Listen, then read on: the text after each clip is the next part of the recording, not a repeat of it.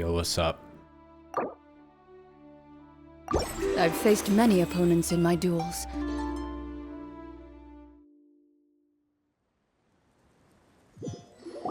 Hey! Wake up! Hey! What's up, Amari? What do you want to remind me about? You're finally awake! Paimon was worried sick! You're finally awake. That's a Skyrim reference. Where are we? No idea. Paimon just woke up and then we were here. Ugh, Paimon's head is all dizzy. The scenery here looks different too. Oh, what should we do, Traveler? Please don't tell Paimon someone abducted us and brought us to some strange place that we could never leave. I have no idea what happened. I literally just started the quest. Calm down. You're right. Better to think of this as the beginning of a new adventure. Whew. Thank goodness you're still here. If Paimon woke up alone, she probably would be trembling in a tree hollow.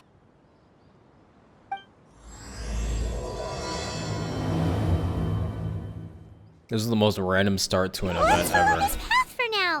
We might be able to meet someone and figure out what this place is all about. I forgot one remembrance boss aside from the last one. Oh. Well. I'll have to see if I can do it.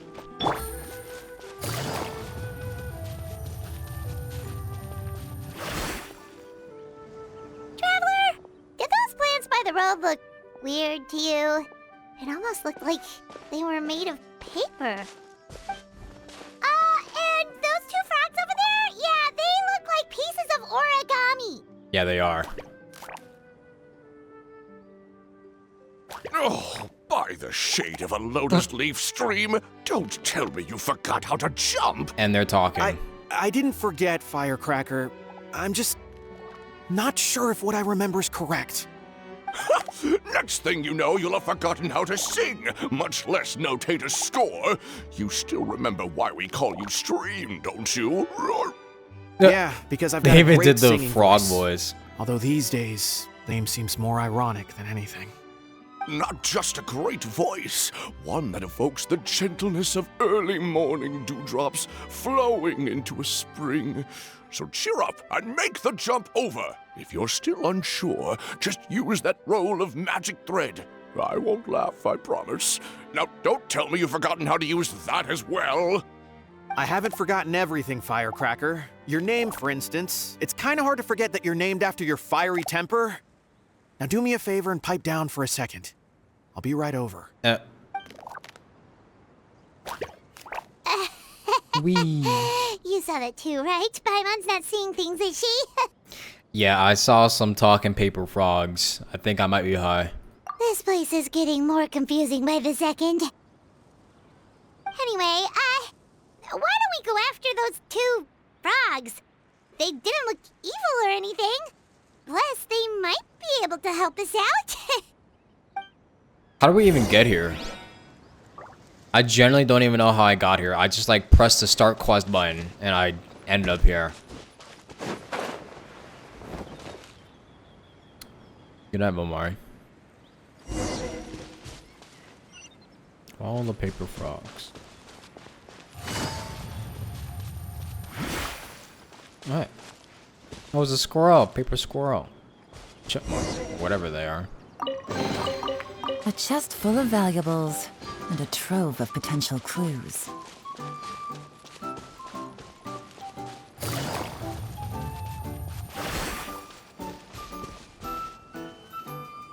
Guess we're not catching up to those frogs. They were so fast. Paimon couldn't even tell where they hopped off to in the end. Excuse me, honored Water. travelers. Did you come from the Cliff of Prophecy, perchance? Bruh. The chubby paper hamster just talked. Chubby? Who are you calling chubby?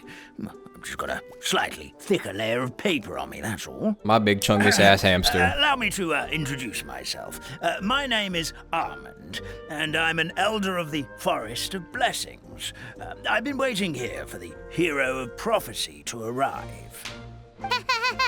Traveler, could you pinch Paimon just to make sure she's not still dreaming? I think I need a pinching as well. Pinching, you say? Well, I can help with that.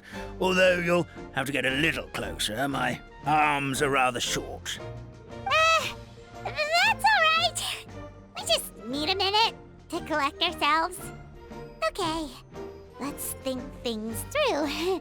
Is that Hammond from Overwatch? This is the world we're familiar with. The talking paper animals and all the paper trees and plants make that pretty clear. The hero from another world, supported by their companions, shall restore peace to the world. That is what the prophecy says. And I'm always the prophesized hero. That's just me. I'm just him, you know. Dearie me, I completely forgot to introduce you to this world, didn't I? And here I am, getting all excited by the arrival of the hero. You'll have to excuse me. This old brain isn't what it once was. All shell and no nut. Oh well, perhaps my once glossy paper has faded past the point of no return. It's okay, really. You can just tell us all about this world now. Let me think. Where should I even begin? Pretty much forgotten everything that happened in the past. You got amnesia. Sorry to hear that. I believe the story circulating along the pulp of this forest goes as follows. A long, long time ago, 3 goddesses created this world and named it Simulanka. The goddess of creation, who presides over matter and magic, created the mountains and rivers and gave us life. Her powers also paved the way for Simulanka to exist in numerous worlds. After the goddess of creation came the goddess of prophecy, with dominion over the stars and the course of fate itself. She induced the sky to spin and the earth to move. Even to this day, her statue still stands tall at the highest point of Constellation Metropole. The final goddess was the goddess of fate, she who reigns over all treasured tales and dearest wishes. She bestowed upon us the fierce and everlasting feelings of love and hate, and showed us the meaning of death and hope. Am I crazy, or does this music sound Amori coded? Whoa, they all seem super impressive. Sounds like they really did a lot. Of course. All new residents of Simulanka come to the forest to thank the goddess of creation for founding this world, and travel to Constellation Metropole to witness the divinations of the goddess of prophecy's numerous oracles. After that, they make their way to the end of the world and tell the goddess of fate about their most cherished dreams. Well, at least that's how it used to be. How it used to be? Did something bad happen? You mentioned something about restoring peace to the world. Oh, yeah. That has to do with the hero you're waiting for, right? Yes, this old brain of mine may have forgotten many things, but I will never forget the day the evil dragon descended upon our forest. Why is it always a dragon? Came down from the skies in an ominous black mist and ravaged our homeland. Its gigantic footprints can still be seen in the kingdom of breezes and bells. We're incredibly fortunate that no one was hurt. Sounds terrifying. Terror doesn't stop there, I'm afraid. Ever since the attack, the Calligraphy Tavern in the forest has been closed. No one knows why, but it's a catastrophe of the highest order for us, forest dwellers. A catastrophe of the highest order? All because a tavern closed? If we were talking about Mondstadt here, Paimon might understand, but is it really all that serious? Good goddess of creation above. We'd take even the greatest flood over the closure of the tavern. Damn, they just like beer that White much. paper will dry out with time. Fallen trees can be restored. But the Calligraphy Tavern is the only source of the magic tonic that sustains all creatures in the forest. They just love alcohol that much. Magic what? magic tonic. It was gifted to the forest by the goddess of creation herself. A special potion that helps us maintain our vitality. And what happens if you stop drinking it? Well, our bodies will gradually crumple and become brittle until they eventually disintegrate entirely. Our colors will fade and we'll start to lose our memory until we can't even remember our own names. Sounds like you. But wait, Grandpa Almond, does that mean you've already... Oh, I'm afraid so. The color has all but completely faded from my paper. To be honest, all I really remember is that I'm supposed to wait here for the hero of prophecy. But I've already forgotten who gave me that order to begin with. Is that why Nutsalon people are pale? Oh, brave pixie. May the goddess of fate reward you and your friend for your kindness. Could it be you're the heroes I've been waiting for all along? Not sure how we know that. Plus, we can't even remember how we got here, so it's not looking too promising. We're trying to find a way back to our world. Well, this is turning out to be quite the conundrum for old Almond Brain here. The prophecy Peanut never Brain. mentioned anything like that. Peanut brain. For now, why don't you come with me to the Hut of Blessings? Our forest fairy lives there. Maybe she'll know what to do. Whoa, a forest fairy? Like one that knows magic? Huh? Oh, you betcha. She's prophesized to join the hero on their journey. Well, then she sounds like exactly the kind of person we need. Please lead the way, Grandpa Almond. Speedrunning final hours. I got like 2 days left to do it. I just want to do it today so I could like continue editing tomorrow. Why are the frogs stuck? Guys, the frogs are stuck.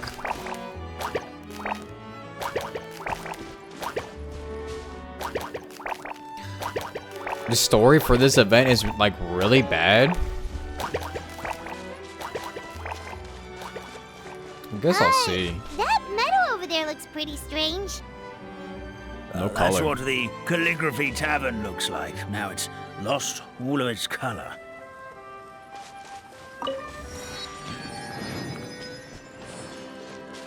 I looked at the runtime for the event on YouTube, but it didn't seem that long. The longest one I saw was like 3.5 hours for all the story parts.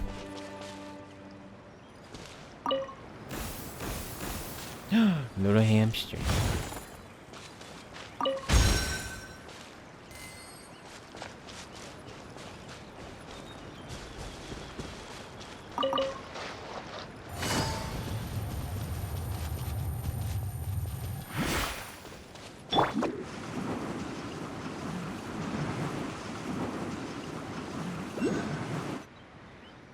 This is the place. If you could just wait a moment, the fairy should be... Traveler! Paimon! Huh? Who's that? Paimon knows that voice! It's really you! Oh shit. What's up, I'm Nilu? so happy to see you! Damn, she just gave us a hug like that. Okay. Well, same here. Sorry. So Nilu Get a little is bit the too excited there, forest fairy? Nilu. Well, you certainly look the part. You forgot you were in Genshin Impacts. Ain't no more than platonic love here. Sorry about that. It's perfect for you. Thank you. To be honest, I'm still getting used to it.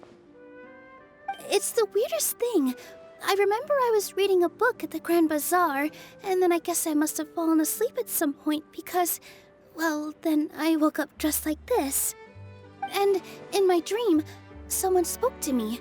They said, "You are the fairy of the Forest of Blessings. Now go, save the forest with your magic." At first, I thought this whole world was just part of the dream, but no matter how hard I tried, I couldn't seem to wake up. I couldn't find anyone I knew from the real world either. Sounds similar to what happened with us. We also have no idea how we got here. Watch it be like another Samsara. Anyway, sorry for my reaction back there. I got a bit too excited when I saw you two. It's okay, we totally understand. We were looking for a way out too. At least we know we're not alone. Oh, blessed be the goddess of fate above. You're already friends with the fairy of the forest. Grandpa Almond, thank you so much for bringing my friends here. Could you let the others know I'm coming? I'll head over right away. Of course, leave it to me. Hey ho, pistachio. Today truly is a blessed day. Okay, Almond. Wow, Nilu. Looks like you made short work of getting to know the locals. Well, when I arrived here yesterday, Grandpa Almond told me all about the state of this world. Since they think of me as their forest fairy, I just felt like I had to try to help them. Oh, so you mean like using some kind of forest magic to repair the tavern? Unfortunately, I don't know how to use the magic of this world. I've tried using my vision, but it doesn't seem to work here. If the Damn, books so stored we're in this hut are powerless. anything to go by, this seems to be the place where the goddess of creation first made the townspeople of this forest. She folded the pages of books into small origami animals, gave them life with her magic, and with time, that's how the Forest of Blessings took shape. Maybe one of the books here could teach us how to use magic. I read them all, but only found one reference to magic. The incantation, abracadabra, means to create what I say. This is a world made up of words, where fantastical powers can be wielded by all. Is that what abracadabra means? Okay, so basically everyone in this world can use magic? That's nice, but still kind of vague. Yeah, from the other books I read, it seems like this goddess really likes to play fast and loose with the details. So, what should we do now? Didn't you say you were going somewhere, Nilu? Oh, yes. I was going to help some of the other residents of the forest. They've been busy making preparations to reopen the tavern, so I thought I could help out. Got it! Guess we should just focus on what we can do for now. This whole thing is making me pretty nervous, actually. It's like I've been pushed on stage without being taught the choreography. Since I'm already wearing the costume, though, I might as well try to play the part. It's what a professional dancer would do. And who knows? Maybe I'll find my own magic along the way. All I can do is try, right? At least Sure. you're optimistic. We'll be there to cheer you on too. Thank you. Then let's go.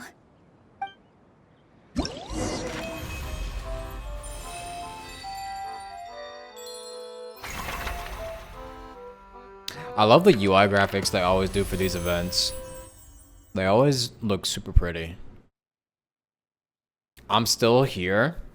Bro, I haven't played this game like in a month. Okay, that's a lie. I mean, I've been doing my dailies and doing the other events, but I haven't like actually played the game seriously in like a month. Boreal Flu.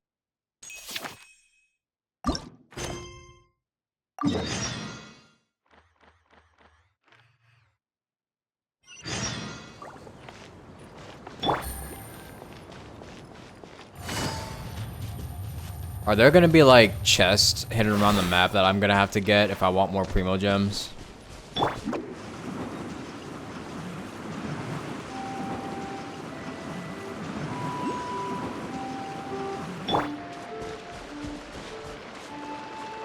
They're the tiny hamsters.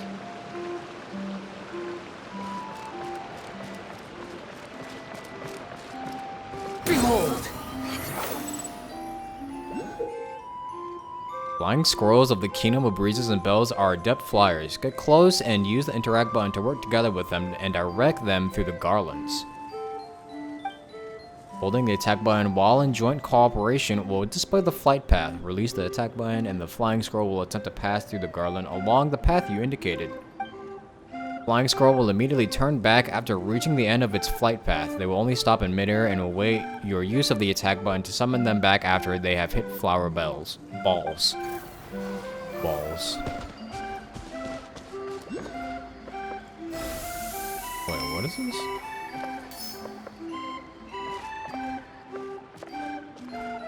Oh.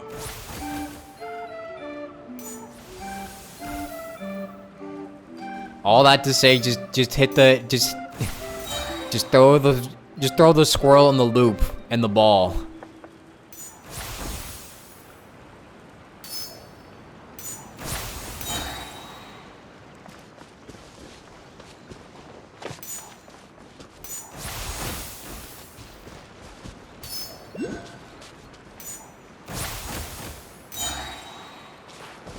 Just put the fries in the bag, bro.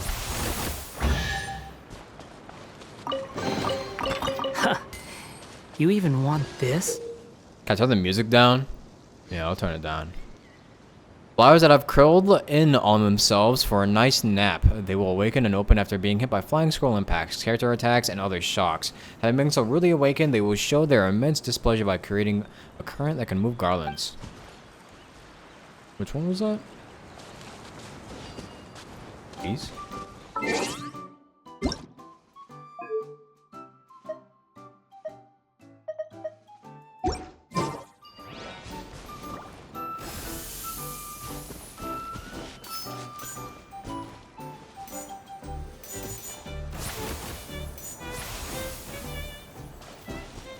Huh.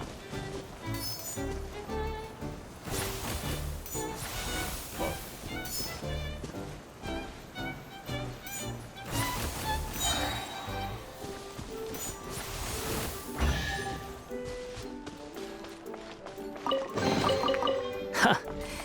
You even want this? The wind rises.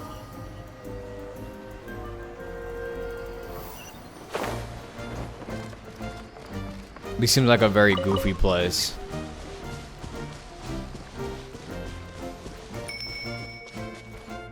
This is your least favorite music in the game? I kind of like it. It's very goofy. Oh my god. Is this a world quest? Damn. I didn't expect to do a world quest. Look forward to witnessing your unmatched powers of flight. I haven't said anything yet. One need to keep cool to fly, dear guest, not all. Cool head will merely dull your senses of the wind. Flying squirrels nowadays are far too timid. What have they forgotten the lessons taught by the blah, blah, blah, blah. They stand in the safe spots declaiming the courage of leaves that dance in the wind, yet are far too frightened to leap into its embrace themselves. How can we protect the kingdom alongside her highness if things keep going this way? Ludicrous, ludicrous, I say. Flying squirrel sure is the energetic type. It's like he really loves flying. I found myself a passage with especially intense wind currents and set up all sorts of devices inside it. One of the bravest, the boldest, and the most bellicose in flight shall best its course. Do you have the required courage? Sure. Right, I should have said I had other things to do. Oh no, is this the right— wait, is this the right quest? I think this is. Oh, it's for the mini game. Oh, I see. Sec. Oh, it's locked. You have to actually do the other quest first. I think? No, I know. There we go. Go back up here.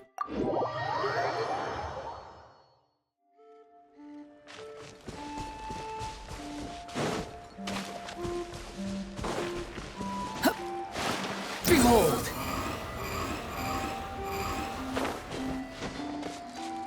I can't wait until I get Xian Yun. The wind rises. C1 Xian Yun's gonna make traversing so much easier. You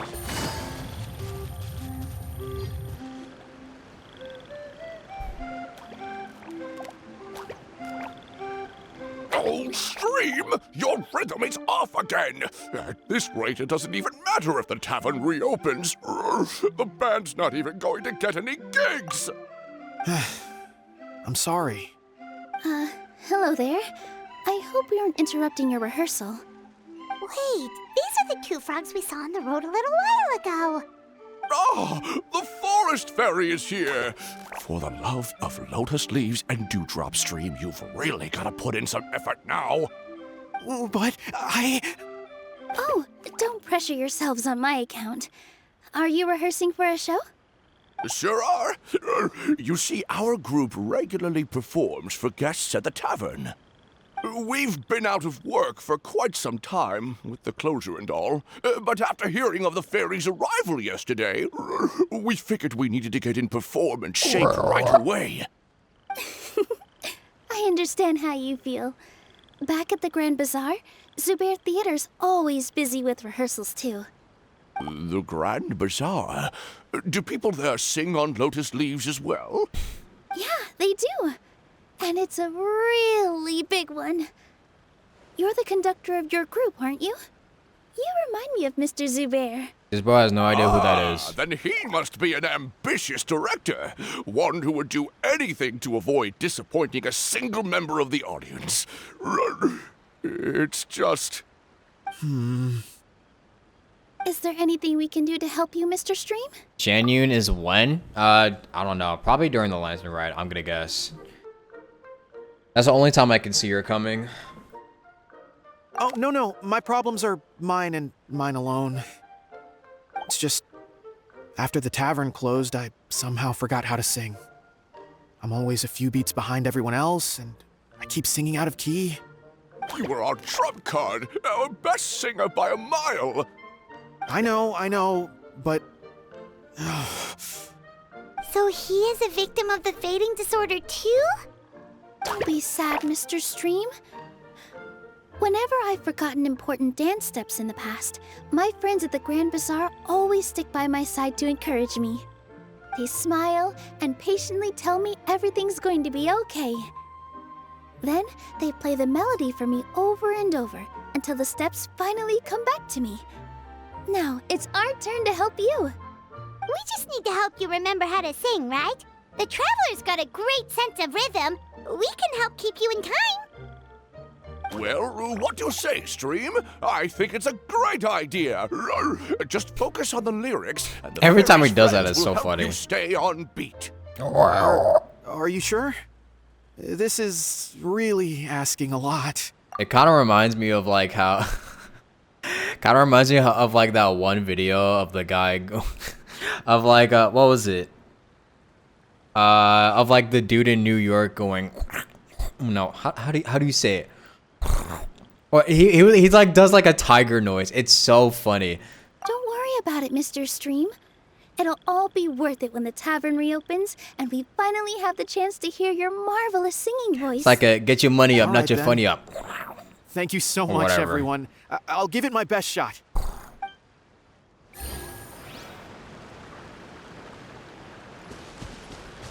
Shenna's gone 500 days without a banner. They just hate her. The Paper Frog Choir will perform sequentially according to the rhythm. Direct the rightmost froggy to jump at the right moment. The rhythm game.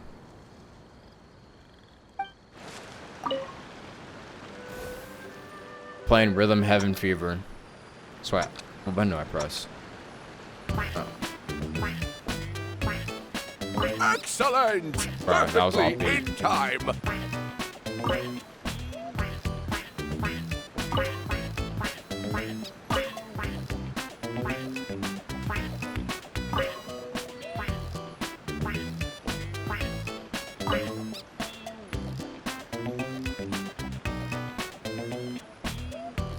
Bruh.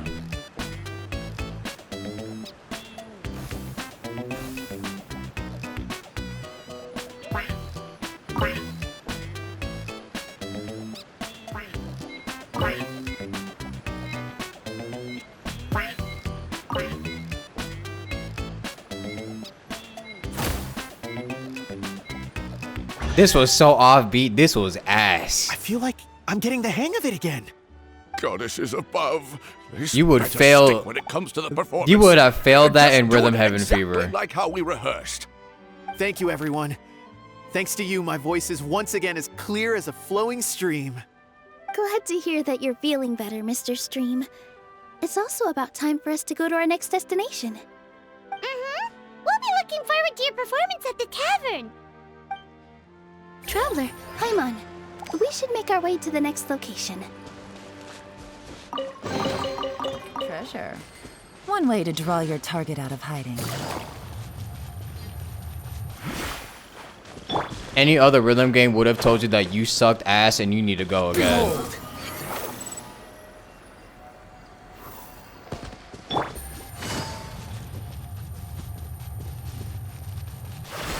Nobody playing DDR on the dev team? They really don't. Look, the forest fairy is here, and she brought her companions. Grandpa Almond was right. They do look promising. Hello there, everyone. I heard you were working on the piping for the calligraphy tavern. Is there anything we can do to help? Oh, we wouldn't dream of troubling you with our petty problems, my lady. Don't you worry. We have it all under control. You sure about that? Because from where Paimon's floating, the piping is looking pretty chaotic. Yes. We have my careless friend to thank for that. Damn. He promised we could leave the pipe connecting to him, and, well, the results speak for themselves. That you're not a real friend. You Hey, just threw him under I the just bus wanted like to that. inspect each pipe. This is the network the magic tonic has to flow through. I was just trying to be thorough, so I disassembled the whole thing. Yeah, and now you've forgotten how to put the thing back together. Have you been eating too many nuts again? Because you are what you eat. Damn, called his ass Fight. fat too? I know everyone wants the tavern to reopen as soon as possible so that the forest can return to normal. So, why don't you let us help out? Yeah, we're here anyway, so we might as well be helpful. We just need to reassemble these pipes, right? Well, if you're offering... Basically, the pipes need to be connected properly to allow the magic tonic to flow through. If you put the wrong pipe in the wrong place, the tonic will get stuck halfway. Attention to detail is key. Says the guy who messed up the whole thing in the first place. Damn, why are you so mean to him? Jesus. Man, it's pretty easy.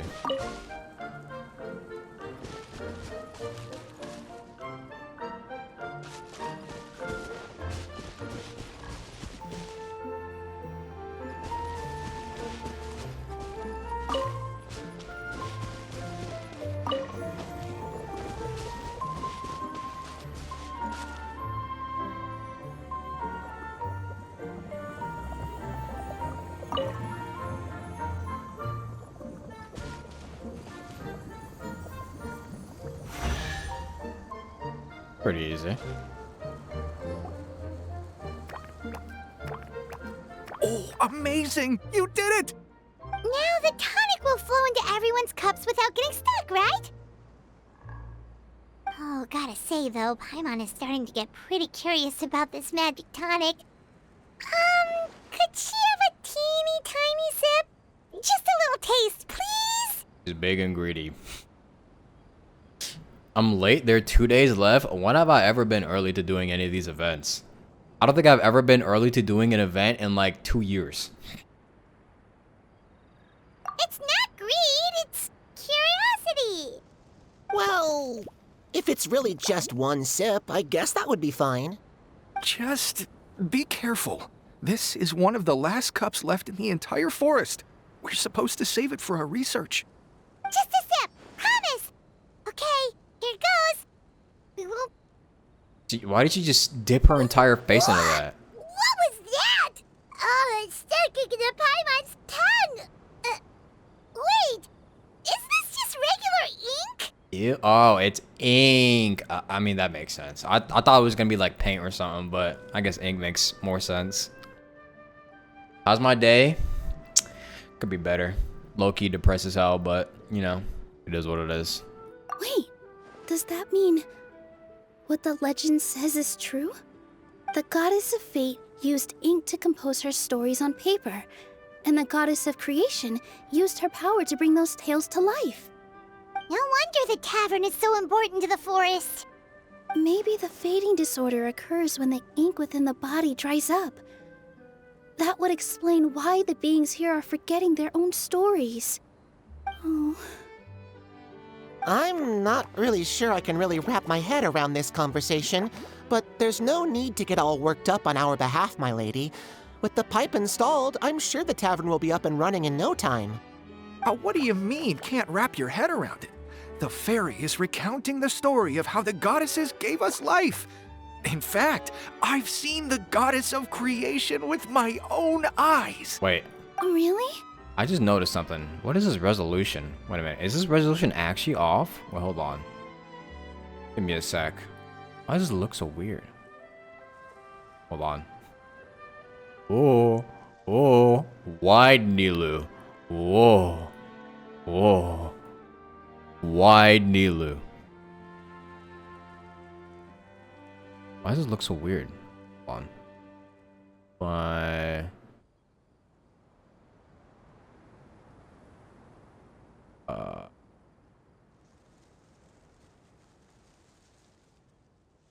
is this like that?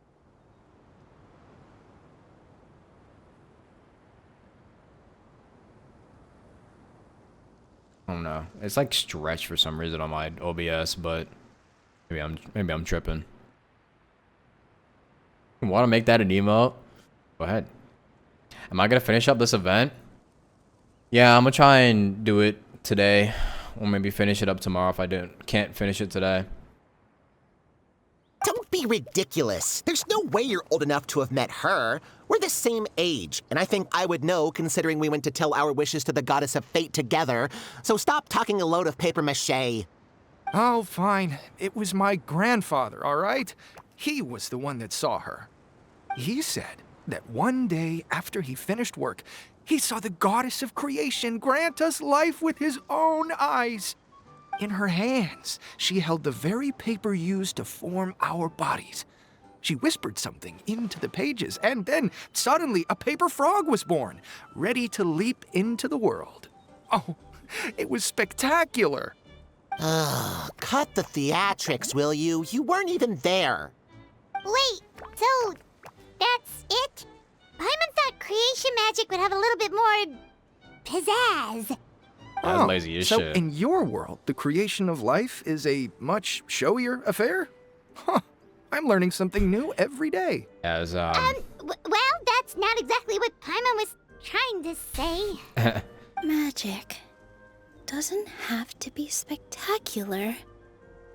That's enough out of you. All your boasting is confusing our kind fairy. Oh, no, it's all right. I actually think I understand the magic of this world a bit better now. Thank you. The honor was all ours, milady. Milady. We've got Tits one fedora. final stop. Let's go. Tits my fedora to you. Easy money.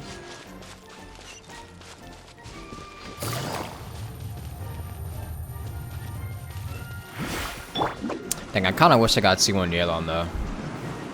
C1 Yelan would have been pretty nice to have.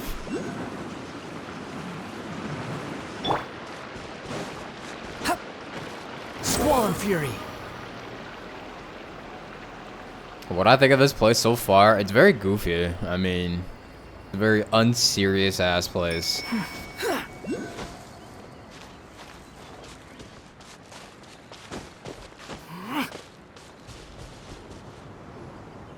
Oh, my dear Citrus.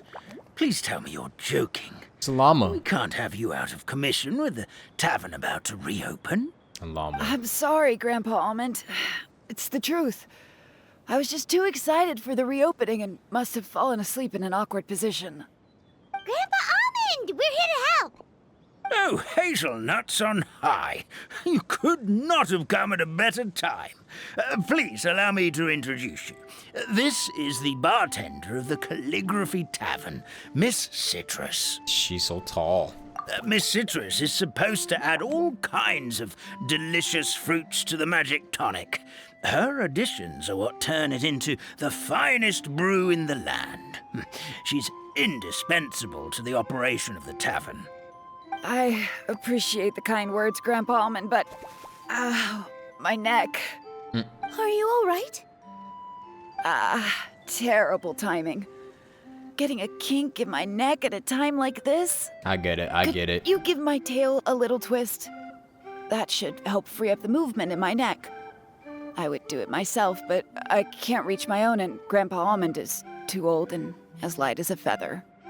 The neck and tail are connected? Of course they're connected. Just like how you can't have a rainbow without rain. Anyway, you just need to position me at the right height to pick the fruits. And then put them in the barrel over there.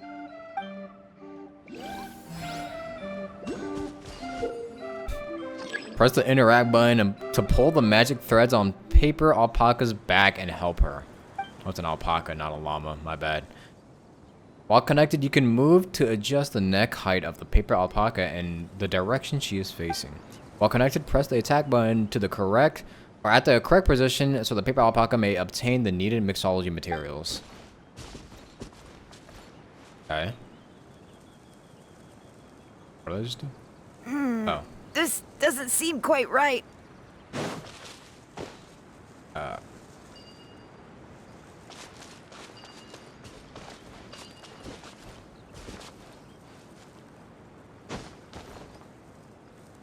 Okay, what was the button again?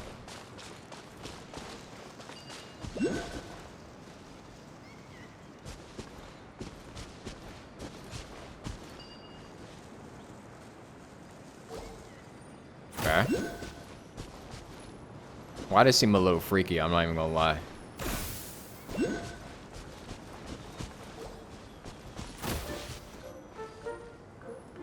gotta go down. There we go. Oh, even further on? Oh, nope, I let her go.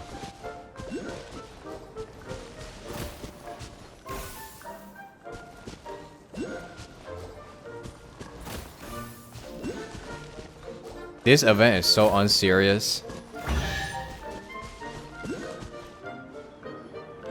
Perfect. My neck feels much better. So there really is some kind of connection between your neck and tail. Thank you so much, everyone.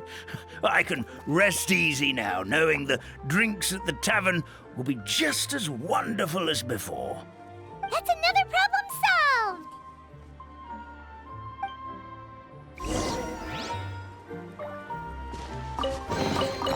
Unnecessary.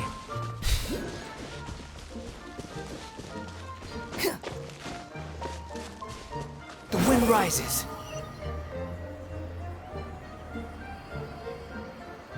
Floating.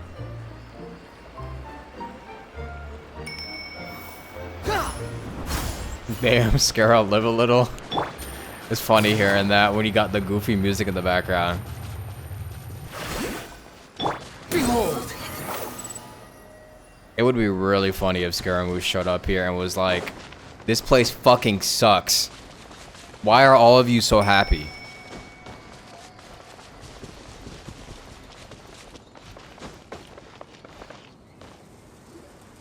Well, since we've taken care of most of the tasks, all we need to do now is reopen the tavern. But we still don't know how to use the magic of this world. We don't even know why the tavern closed in the first place. Oh, what about the method that one hamster mentioned? You should try it, Nilu. You mean the creation magic his grandfather saw outside the Hut of Blessings? I wonder. How exactly did the goddess of creation give them life? Maybe you don't need to understand it. Just give it a try. Everyone here calls you the Forest Fairy. Maybe you have the magic powers already and you just don't know it. In other words, this forest is a stage. And all I need to do is step out into the spotlight? Sounds just like a fairy tale. Well, we are surrounded by talking origami animals and magic potions after all. Almost seems like anything's possible in this place. You're right, Paimon. We won't know anything unless we try. In that case, let's see. Folds it into the shape of a hamster. This is how you do it, right? And she did that effortlessly. I think I got the folds right. A one-to-one copy. Oh, your origami skills are great! I once saw one of our prop people making something similar. It looked really cool, so I took some time during my break to learn the basics. It's not a bad way to stave off sleepiness either. Well, how do you feel? Sense any, magical powers flowing through you? No. No. No? What are we missing? Aren't you supposed to say some magic words? Abracadabra. Zip zam zoo. Magic words? But how am I supposed to know what the goddess said to bring them to life? Doesn't matter what she said, focus on what you want to say. Oh, good point! You're the forest fairy, Nilu! What do you want to say to the new resident of your domain?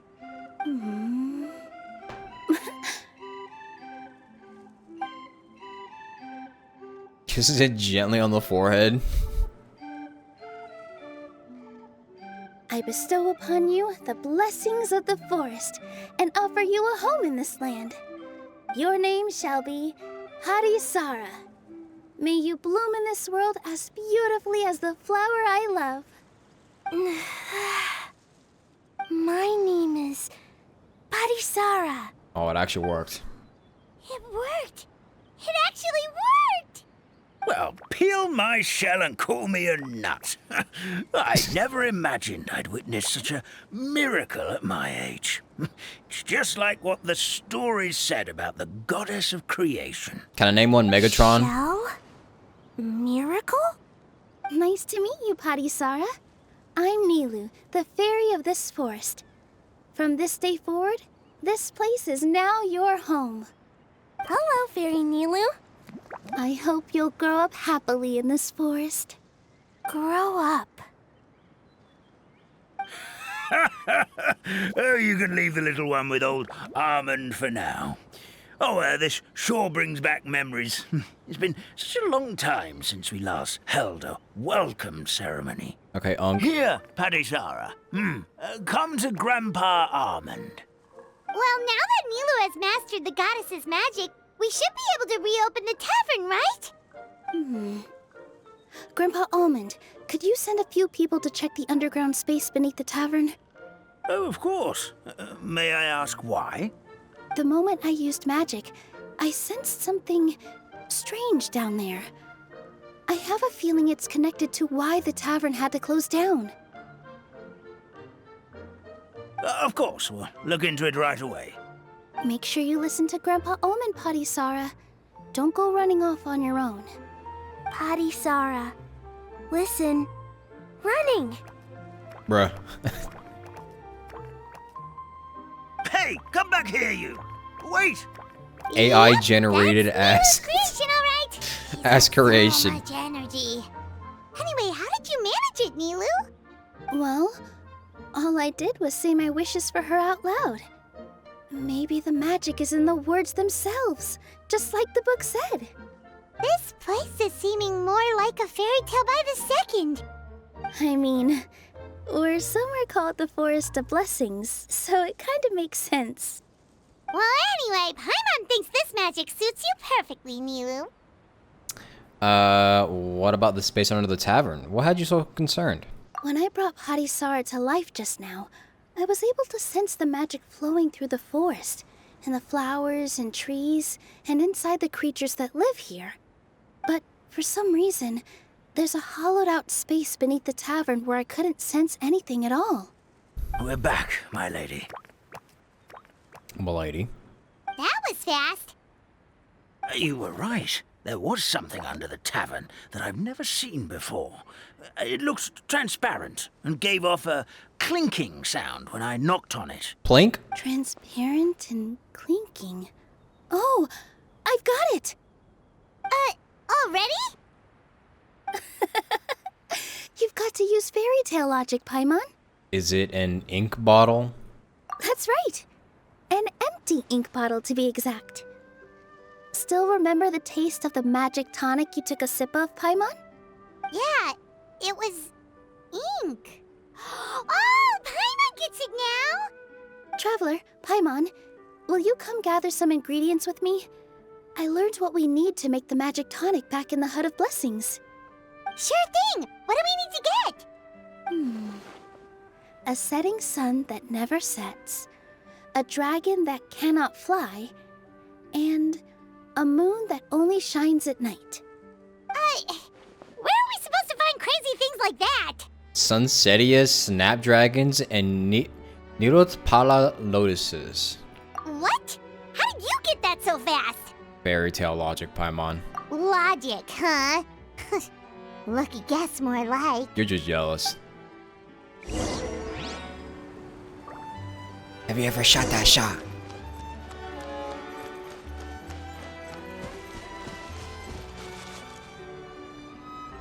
Nu's dress is pretty, but is that really the only reason why she has this dress? It's just because she woke up in it?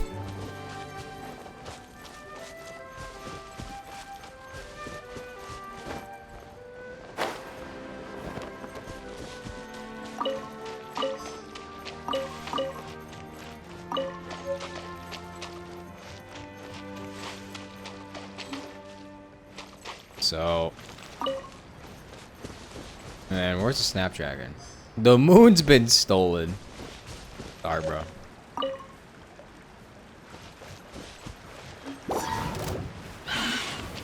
I don't think it's that.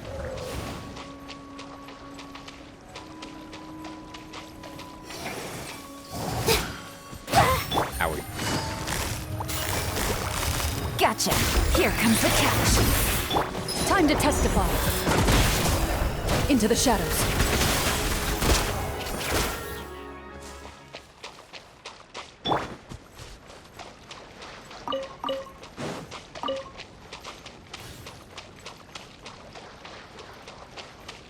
Wait, did we get the Snapdragon? I forgot.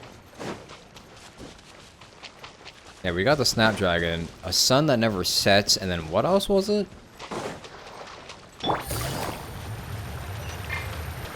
Yeah. That should be everything, right? What should we do now? Let's go back to the Hut of Blessings.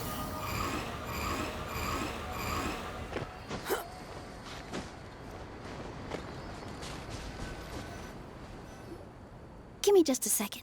I'm gonna go fetch an ink bottle from the other room. Paimon doesn't get it. All the ingredients are super tasty, but somehow the final product turns into ink. Well, anyway, Paimon's not going anywhere near this stuff this time. Not even if you bribed her. Sorry to keep you waiting. Well, what if it's Let's tasty this see. time, though? According to the book, first you do this, then this, and then... It's done! Wow. It's all packaged nicely, too. It's cute. Wow, magic sure makes everything super convenient.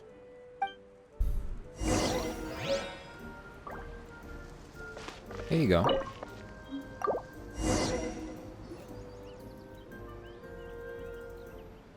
Wow. He looks just like the other one. This is it. This is exactly the magic tonic we need. Grandpa Almond, could you take the concoction to the room underneath the tavern and place it next to the transparent bottle you found? I'll handle the rest.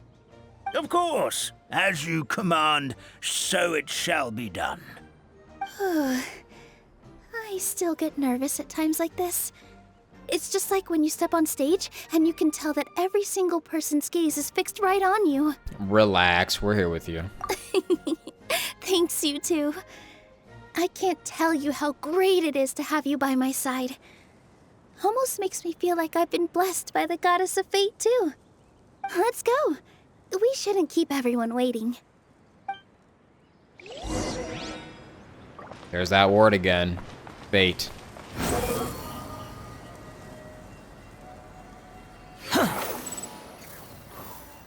Falling. I just died. My bad. Forest, please heed my words and accept my blessings. May your spring of wondrous magic never run dry. And may all who call you their home lead happy, fulfilling lives.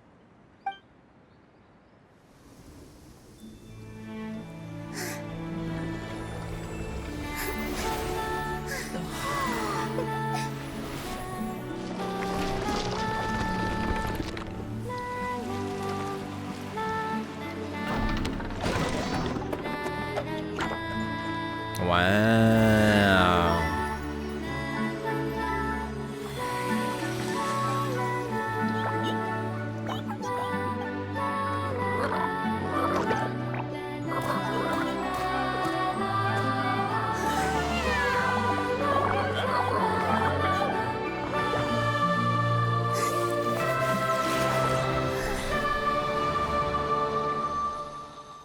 Wow, so pretty.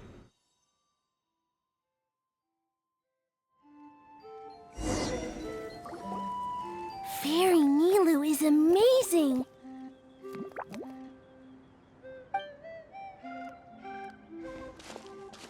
Wow, it's so pretty. What a beautiful tavern. It matches the scenery of the forest perfectly. I was so surprised when it suddenly opened up like that. Just like a pop-up book. Bruh. I remember now. I remember everything. Why does the game pause like It that was me. sometimes? I was the one who went to the top of Constellation Metropole and witnessed the goddess's prophecy. The hero who shall save this world will descend upon the cliff of prophecy. The hero, supported by their companions, shall restore peace to this world.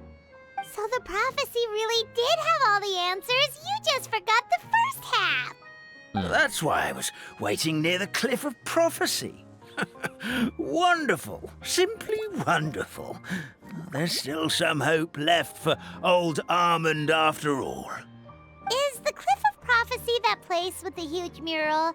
'Cause that is where we woke up, but we don't remember anything about how we got there. Also, we didn't get a change of clothes like Nilu. Are we True. definitely the heroes? If not you, then who else? You've already helped the fairy revitalize our forest. To us, that makes you heroes. Prophesized or not. We're never getting those change of clothes. Alright. Either way, we're going to keep adventuring, even if it's just to figure out how we can get back to our world. We can also help resolve your dragon problem along the way. Yep, we've beaten up plenty of dragons already, so what's one more? True. As expected, the words of the goddess of prophecy always come true. I'll come with you. It can't hurt to have a magical fairy tag along, right? It would be our honor, my lady. Tips Fedora. Heroes and fairies, dragons and new adventures. This is sounding more and more like a fairy tale by the second. I would say your next stop should be Constellation Metropole. It's Simulanka's most prosperous city, just across the sea. Once you've arrived at the Astral Garden at the highest point in the city, maybe you can try seeking divine counsel from the goddess of prophecy herself. Are you leaving, Fairy Nilu? I'm afraid so. There are still other people who need my help. I won't go far, though, and I'll come back to visit the minute I have time to spare. So be a good girl, Patisara, and help out Grandpa Almond whenever you can, all right? Got it! Patisara will wait here for you. That's a good girl, Patisara. I almost forgot. If Constellation Metropole is where you're heading, you'll need to take the Maritime Express. I'll head to the station first thing tomorrow morning and wake up that lazy station master for you. Why don't you take a break for the rest of the day? You should savor the beautiful scenery of the forest before you go. Sounds great! Paimon definitely feels tired after being on the go for so long. There's a spot in the tavern with Paimon's name on it. Oh, sounds like someone's ready to order. Uh-oh. Oh, well, if you're offering. Paimon will take a glass of Buell fruit tonic. But hold the tonic.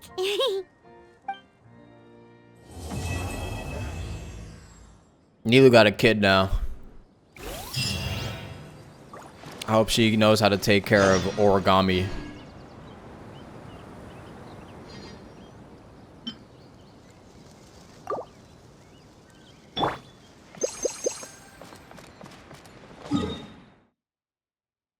was the next one? Oh yeah, wait till the next morning.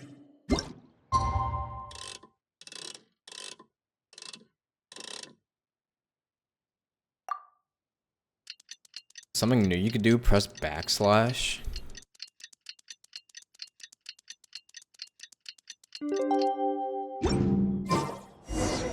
Morning. Guess everything that happened yesterday wasn't just a dream then. Well, it's time for our next fairy tale adventure. We should head to the station Grandpa Almond told us about. Backslash, huh? Oh, you can hide the UI now. Holy shit, finally. Wait, they literally never told us that they did that. Except for in the update that they said they were gonna add it. I didn't even see the patch notes for it. Finally. Alright, I'm gonna use this for the rest of the game now. Good luck, everyone. This game is so casual, I bet you I don't even need to use the UI to play it. Okay, except for if I need to know like where to go.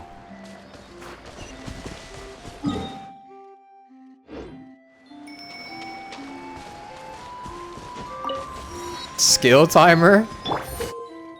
Frogs live in the rain song pond and are adept jumpers. Press the interact button to pull the magic thread on its back and use movement to modify the frog's jump direction and distance. Press the attack button while jumping on the magic thread to make the paper frog jump forth. When the pulling distance exceeds the magic thread's maximum limit, the paper frog will automatically jump forth.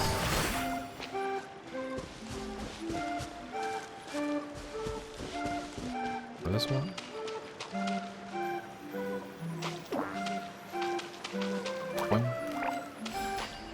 What?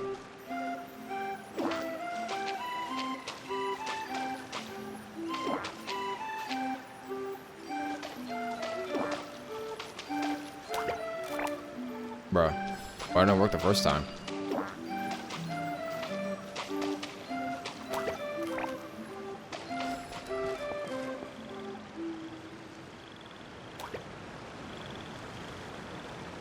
They should leave the map visible? Nah, then there wouldn't be a point to having the no UI. No UI literally just means like nothing. It literally means there should be no UI.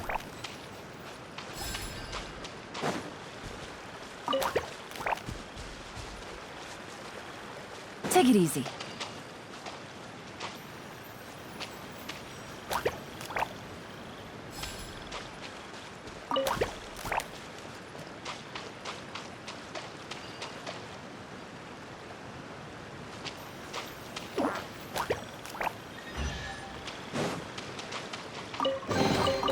Treasure. One way to draw your target out of hiding.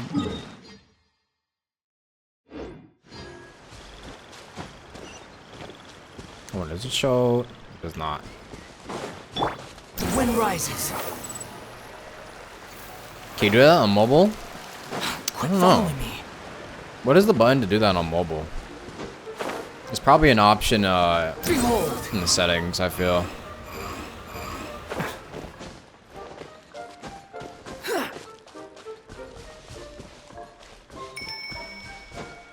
The wind rises.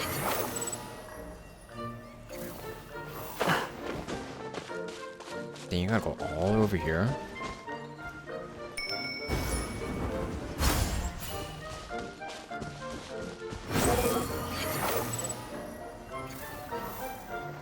Yeah.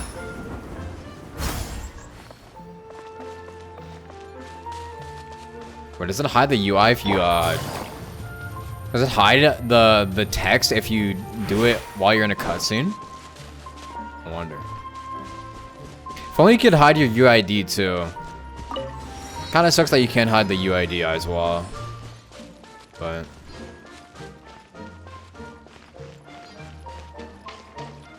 song request? Not right now. Get up, said Jewel. Wait. Time to get to work, you lazy bones. Let me test something. Okay, no.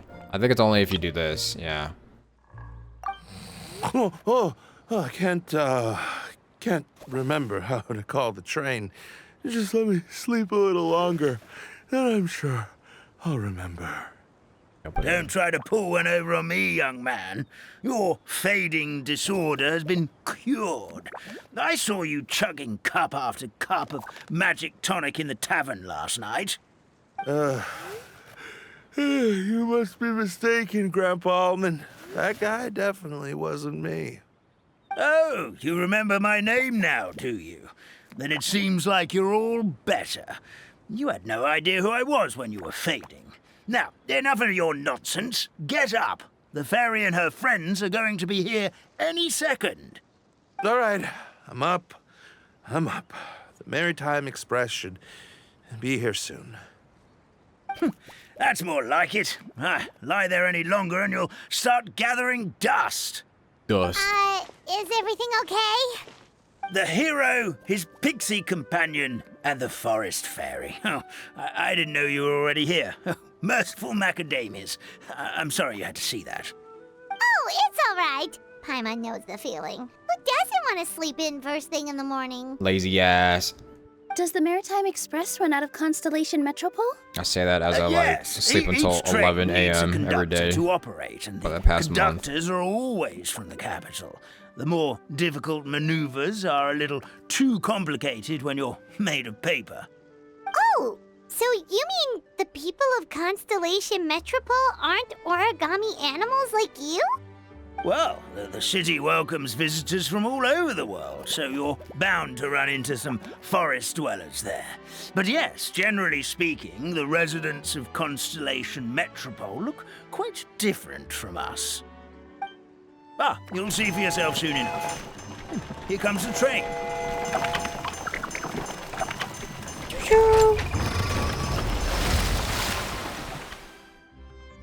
Pleasure to meet you, everyone. My name is Will, and I'll be the conductor for your journey today. I'm assuming you're the ones who called the train. Whoa, it's a little toy man! Yes, we called the train. The hero and the forest fairy need a ride to Constellation Metropole. The hero and the forest fairy. The ones from the prophecy. Okay, am I crazy? Why didn't you say so earlier? We could have prepared a far more luxurious train. I'll just go back and get a better one. Am I crazy, or does this look like something straight out of a Nintendo game? Am I crazy here? This looks like something out of a Nintendo game that I can't put my tongue on. I feel like I've seen this kind of thing before, but I don't know which game. Fuck, I don't remember. That's okay, Mr. Wheel. We're trying to get to the city as fast as possible. We just need you to get us across the sea. In your capable hands, I'm sure we'll get there in no time. Of course, my lady. It would be an honor. Well then, all aboard, sit anywhere you like. We'll get a stunning view of Simulanka no matter where you're seated.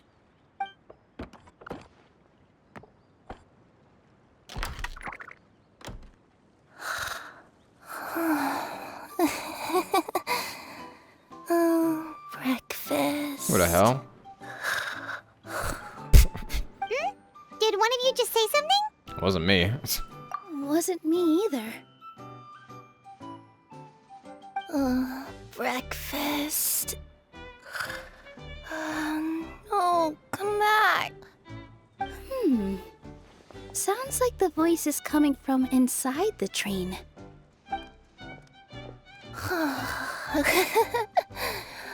Fish. Kirara? Chicken drumsticks. Oh, gotcha. Bruh. Oh. If you don't get your ass up. What's Kirara doing here? Bruh. Eating her own tail. If you don't get your ass up out the train. Oh, let Paimon introduce you. This is Kirara. She's... Oh, wait. Actually, maybe we should wake her up first. So noisy. Is it morning already? Good meowing. Oh, Meow. Morning. Huh? Huh? Traveler! Paimon! It's you? Hi. Which means... Oh, thank goodness. It was all a dream after all.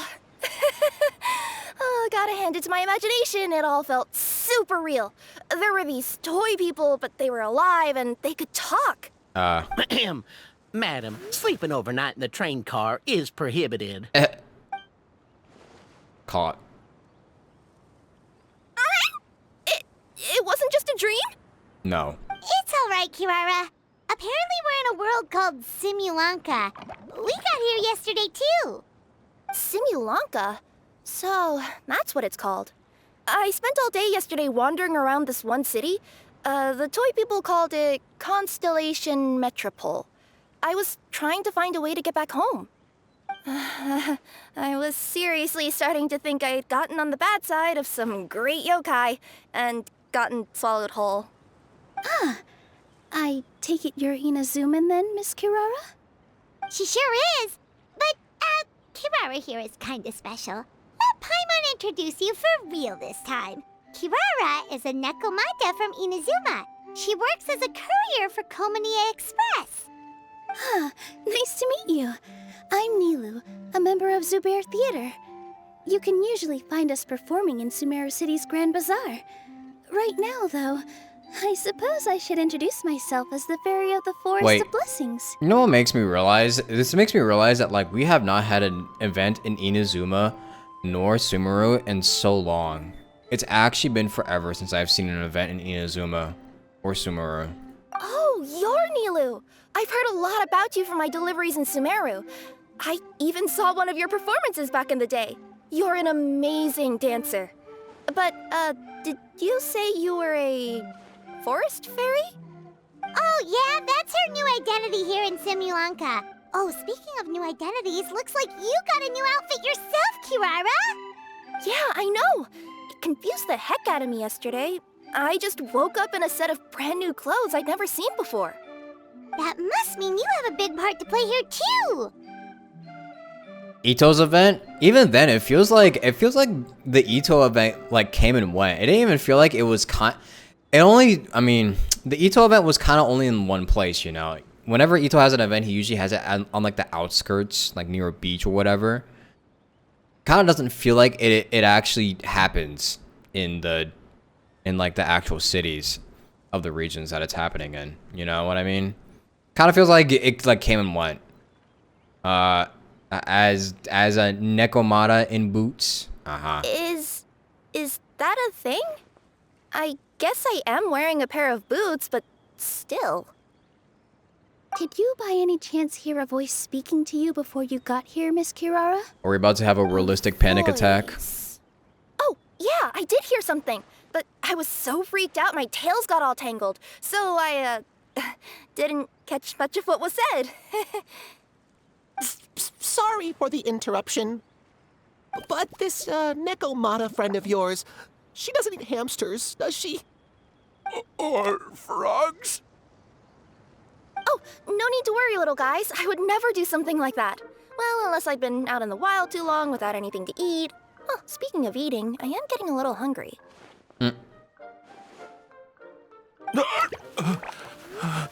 Bruh. You're scaring the kids.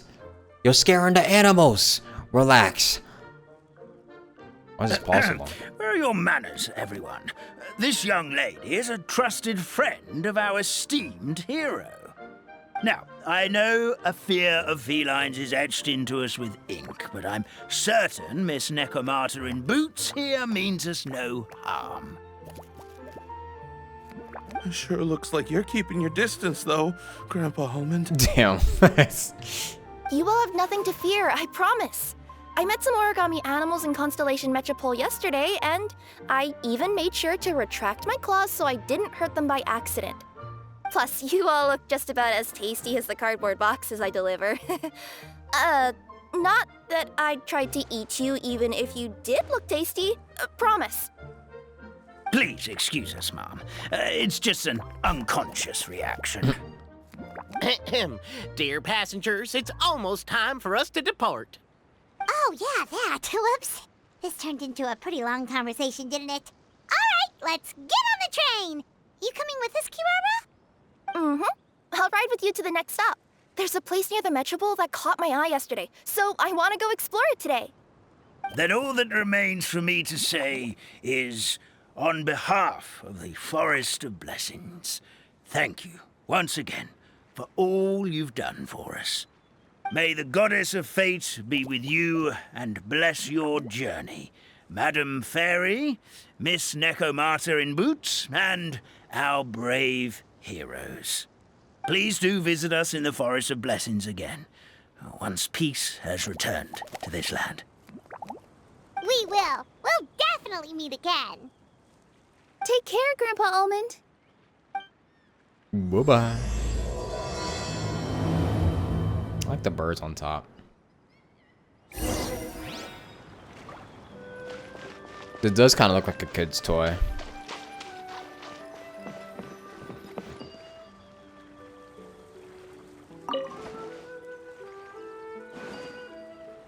So, I have to connect them. How does that happen? Just take it?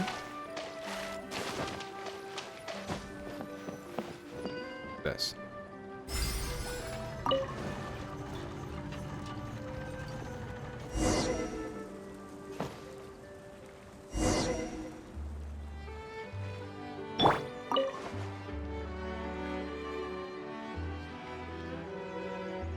Oh, we had to talk to this guy.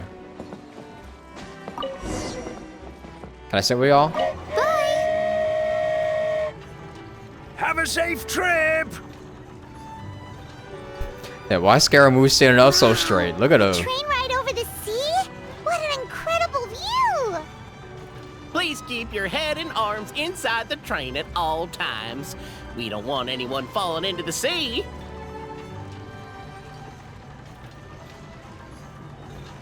There's a train coming the other way too!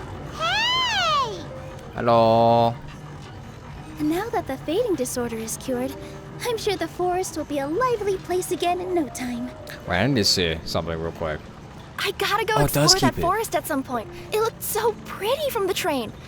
I just hope they, won't be too scared of me. We'll be arriving at our destination shortly. Please prepare to disembark.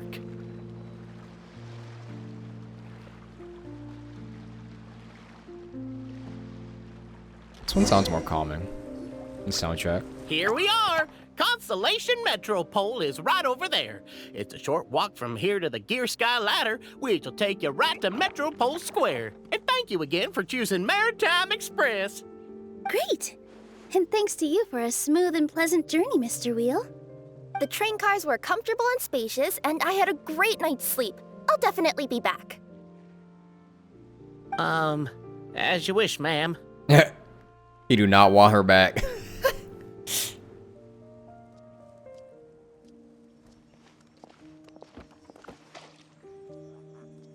Where should we go next? Is that place you wanted to check out nearby? Mm-hmm. I took a walk around yesterday, and it felt like there was something weird about it. So, I think I'll indulge my curiosity and go investigate. Want us to come with you? It's okay. You guys go ahead and visit the Metropole for now. Hopefully, that's where you'll be able to find out some more about this world. I pretty much explored the whole place from the rooftops yesterday, but for some reason, this is the place that caught my attention. You know what I mean, right? Like, when you get a stone stuck in your claw or something, it keeps nagging at you to dig it out, but you can't focus on anything else until you do. True. Don't worry, if you run into any Real. trouble, I'll be there faster than you can say gold-level courier of the Comania Express. Okay, fair enough. We'll head to the Metropole then. Guess this is where we say bye for now. Stay safe, Kirara. Mm-hmm. Don't worry about me. Let's not forget, I'm a yokai. Meow. Is it you or does Kirara's feet look weird?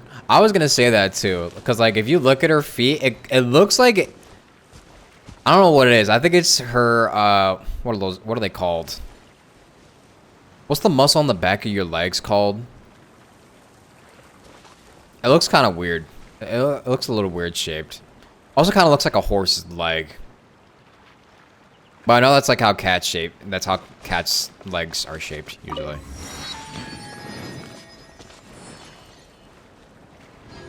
Yeah, her calves. Her calves are a little weirdly shaped, but I think that's just how her legs are. That's how cats' legs are.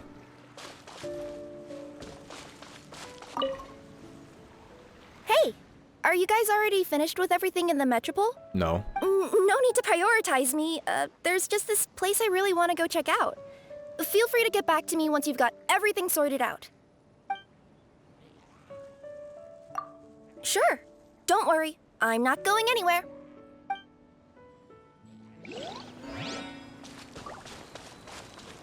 I should do Metropole yet?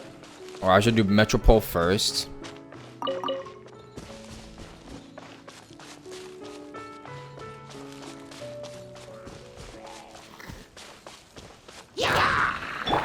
So there's even Hilichurls here.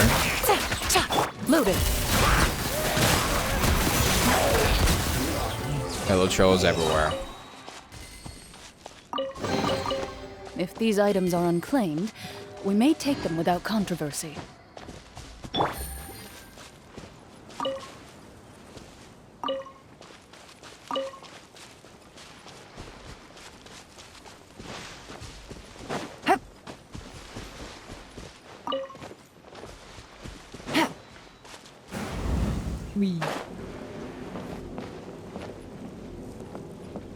Hilichurls can't catch a break, they really can't. Squall Fury. Right. Oh, which ones would I collect? The wind rises. Where are they? Have you ever shot that shot? Oh, it's right here. I think. Oh, it's like the. What they look like.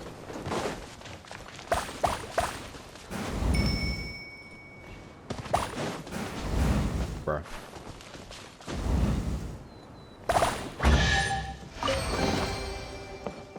Unnecessary.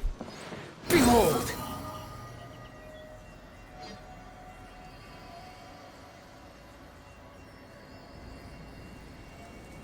So wait, we have Kirara, we have Nilu. A very strange assortment of characters we've got going on here. I wonder who's gonna be next.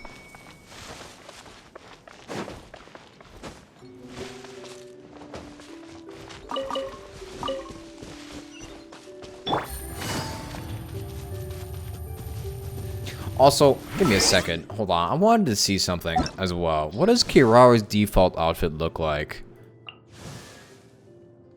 Huh.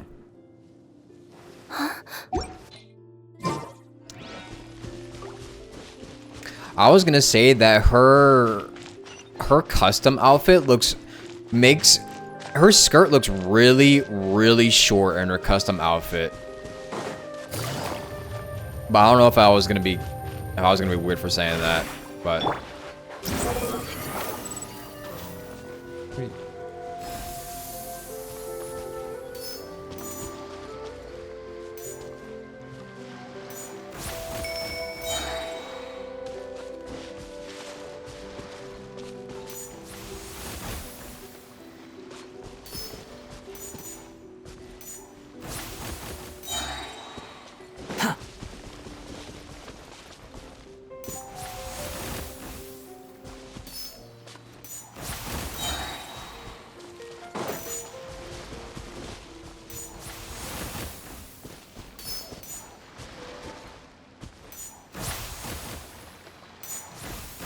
what? What do you mean?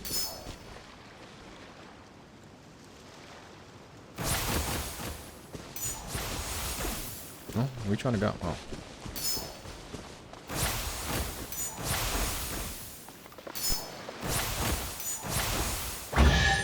Okay. Take it and have fun. Help me! Somebody, please! Eh. Over there! Somebody needs our help! Bro is about to fall over. How is he like? Dude is at a 90-degree angle. Goddess of prophecy above, would you kind souls please help us? What happened here? Why are you all suspended in midair? Bruh. I mean, being stuck in midair still beats falling to the ground and being smashed into a pile of blocks, but I told him to be careful, but... No. Never mind. Now's not the time for that. My good friends, could I trouble you to turn the clockwork key over there? I'll explain everything in a bit. Wait, they doing that one challenge. You know that one challenge in like the 2010s where people were just like stand still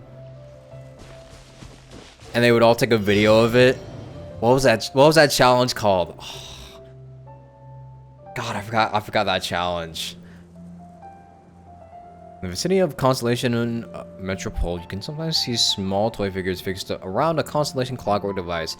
This is a gift from the Goddess of Prophecy to the Metropole, and it can help toy figures who have encountered danger return to the right track. Attack the clockwork device to gradually rewind the surrounding scene.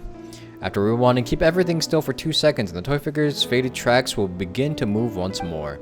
You will find clues in the scene that can interfere with movement. Use this to change the fate of the toy figures.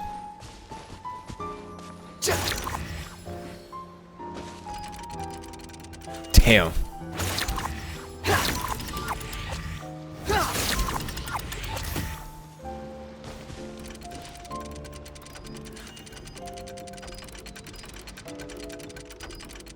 Huh.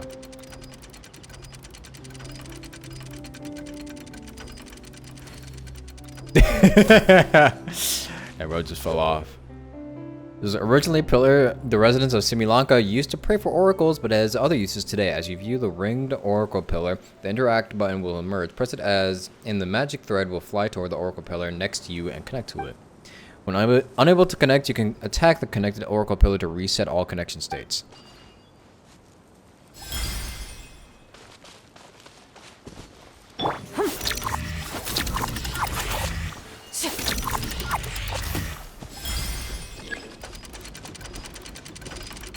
The mannequin challenge? I think so, yeah. Black Beetles in a city. He's still backed up again. Bo just wanted to jump. Oh, thank you. Oh, thank you. What happened there? It almost seemed like we turned back time. I take it this is your first time witnessing the power of the Goddess of Prophecy, then? If so, I can see why you might think that. Basically, this is a gift bestowed upon Constellation Metropole by the Goddess of Prophecy, who rules over the natural course of all things. It helps those who have deviated from their proper path to get back on track. Proper path? Do you mean everything that happens in the Metropole has been planned out since the very beginning? It's fate. Why are you saying that as if it's a bad thing? You're not explaining it clearly. Here, allow me. Of course, all the residents of the Metropole have the freedom to live their own lives. For instance, whether I use olive oil or sesame oil in my morning skincare routine is entirely my choice. Skincare But routine. whenever something disastrous is about to happen, like when I almost got turned into a pile of rubble just now, the goddess's magic will activate in the world around us. So, in other words, it's kind of protection magic? To keep people alive? You could say that. There are other situations in which it activates too, but that's basically correct. Well, in any case, we're glad no one's hurt. Are you heading to the Constellation Metropole? Yep. Do you know where we can find the Gear Sky ladder? Oh, it's just that platform up ahead. The one with the key sticking out. That thing? Are you sure? Yep, that's the one. Pretty much everything in the Metropole runs on tracks and gears. The Goddess of Prophecy watches over it all. Which is to say, all the tracks are fixed. If a machine is set up to move forwards, it'll never move in reverse. This reminds Paimon a lot of Fontaine's clockwork toys. You mean, like those music boxes with dancing figures? I think I've seen one or two from the merchants in Sumeru. Yeah, exactly like that. Anyway, sounds like it's not gonna suddenly fall out of the sky, so Paimon's okay now. Should we get going?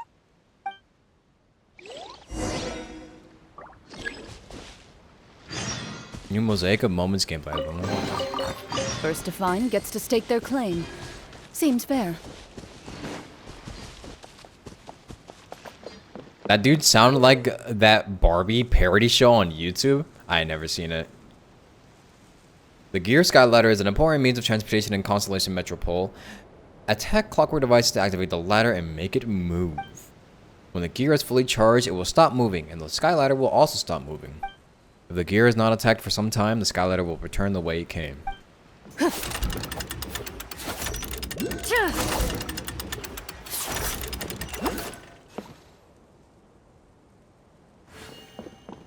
Wow.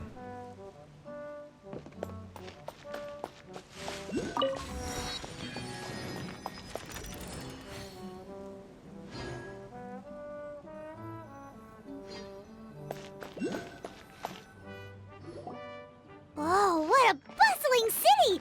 This place is fit for a king!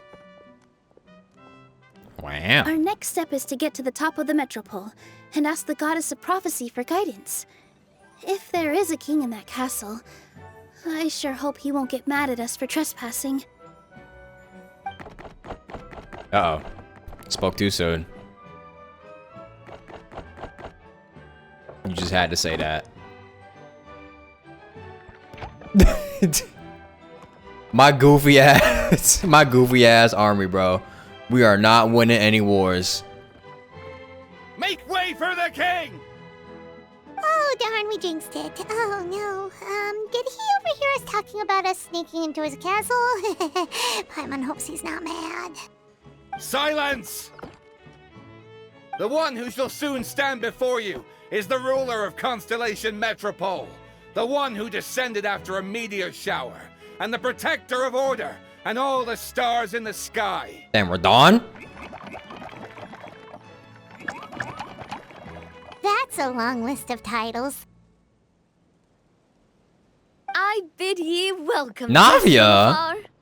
Long have I heard of your grand deeds, O fairy, who restored the lifeblood of the forest. This Mario ass hero mustache. Huh? His Mario mustache. Navia! Hold your foul tongue! How dare you utter Her Majesty's name? Mercy, your majesty. Please forgive our transgression. Nice one, partner. Spectacular improvisation skills. I'd expect no less from you. All right. You can relax now. Allow me to make some introductions. This is the Traveler, and his trusty companion, Paimon. You are personal friends with Her Majesty the King? Please, forgive our grievous mistake. We had no idea. All right. The welcome ceremony is over. Everyone back to your stations. I will personally treat our guests to some royal hospitality. Yes, Your Majesty. I guess she does fit royalty, doesn't she? Your Majesty, we are most grateful for your... Oh, come on. I've already sent them off. So, anyway, how did you guys get here? I don't know. We're gonna ask you the same thing! Also, how are you already king of this nation? And where did you get a crown? Oh, wait, don't say it. You just woke up like this, right? She's her. Sounds like you've answered your own question. But before I woke up, I heard a voice say to me, "You are the king of Constellation Metropole. Now go forth and save your city." A similar thing happened to me. Oh, yeah, sorry. You must be the fairy of the Forest of Blessings, right? Mm-hmm. This is Nilu, a friend that we made during our time in Sumeru. Nice to meet you, Miss Nilu. I'm Navia, the president of Spina di Rosula. If you ever get the chance to go to Fontaine, make sure you come and visit me. I'm based in Poisson. So everyone that... You're taking this all in stride. Aren't you nervous about getting stuck here and never being able to get back home? I wouldn't. Why would I be worried about that? We've faced much bigger problems than this before, and we always pull through. This should be a piece of cake. Real as fuck. That goofy ass. Bro fell Life's over. always full of surprises. You gotta learn to just enjoy it. That sounds like a great outlook on life. She's real as You fuck have for a that. very optimistic spirit. Thanks. I'll take that. Honestly, though, it also puts me at ease to find out that you guys are the fairy and heroes that I've been hearing about in this prophecy. We're kind of veterans at dealing with prophecies by now, aren't we? It feels weird seeing her without a hat. Has anything bad happened in the Metropole? We heard about an evil dragon. Did it make a mess here too? They gave her too small of a crown.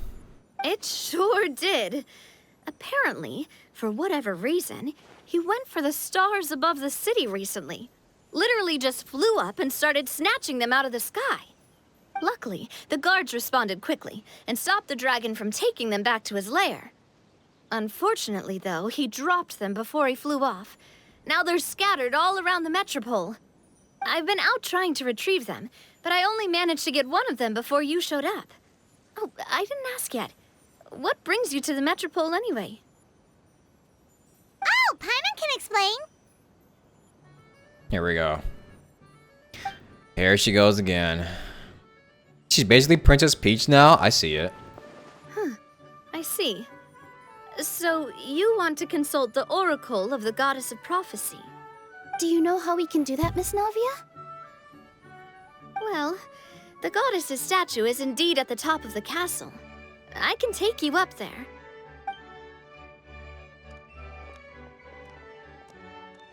However, I've heard from the citizens here that the goddess hasn't given out any new revelations in a very long time. Really? But Grandpa Almond told us that he received his prophecy from the goddess. Oh, that's probably because the prophecy about the hero of Simulanka has been around for a very long time. But recently, people realized that the goddess didn't reveal anything about what's supposed to happen after peace has been restored. Huh. Okay. Still, can't hurt to try your luck. And maybe you can help me get rid of the invaders while we're at it. Invaders? Wait, this makes me realize that, like, if we saw anybody in this story without a hat, it would make them look really, really weird. Like, Navia without a hat, like, seeing her head is, like, it's a little off-putting, I'm not even gonna lie. I mean, it looks fine because she's got, like, a full head of hair, but, like, imagine seeing, who would you say? Chlorinde without a hat. Like, imagine Chlorinde without a hat. Be a little bit strange, you know? Invaders? So the dragon's not your only problem? Oh, got on. Right. The forest isn't the only place where strange things have been happening to the residents. Have you come across the gift from the Goddess of Prophecy yet? Mona without her hat? The Yeah. protection magic that stops them from coming to harm? You just see her We saw it in action. twin tails. Yep, that's the one. Over the past little while, this magic has been triggering far more frequently. We don't know if it's simply because the Metropole has grown a lot more dangerous, or if there's a deeper reason behind it. Some residents find themselves getting stuck in a place and unable to move. Others start repeating the same thing over and over again, like they're trapped in some kind of loop. I like the sounds they make. It's a really good sound If we were design. to use clockwork toys as an analogy, could it be that the tracks have eroded or the gears have slid out of place? That's exactly right, Nilu. That's basically what's happening. Anyway, some of the monsters outside the city saw this as an opportunity to launch an invasion. But we didn't see a single monster on our way here. That's because I already took care of most of them over the past couple of days. Of the remaining few, we trapped some of them inside the castle and chased the rest back out of the city. That's right. Okay, so Girls to get it summarize, done. Not only has the magic here gotten all messed up, but the dragons also knocked some of the stars out of the sky. Plus, there's a bunch of monsters in the city. Bruh. Sounds like there's a lot more to fix here than in the Forest of Blessings. Well, defeating the dragon and the monsters should be straightforward enough. But how do we fix the magic? Supposedly, the goddess has had it all planned out for ages. One of her oldest prophecies says this: "Go and push the gear that connects up to the starry sky. When that time comes, I shall dance and return the tracks beneath my people's feet back to the stars in the sky." Huh? But weren't the tracks the gift that she gave to her people in the first place? Does that mean she plans to take the gift back? That's what the prophecy seems to be saying, yes. So, as a result, some people are against turning the gear, despite what the prophecy says, since they fear a future where they no longer enjoy the goddess's protection. But letting this drag on isn't the answer either, is it? No, and I think they know that. But they're just too afraid to take that final, terrifying step. They're still hoping there might be an alternative solution. Now, we could ignore their objections and go turn the gear ourselves. But... You want to be considerate of their feelings? You want to let them make that choice for themselves, I guess. Exactly. You know me well. And that's why you're my partner. I want to get as many people on my side as possible. At the end of the day, this is their city, and they should have the right to decide its future. Ooh, spoken like a true wise king, Navia. I am the boss of Spina di Rosula, after all. This may be my first time as a king, but there are a few similarities between the two roles.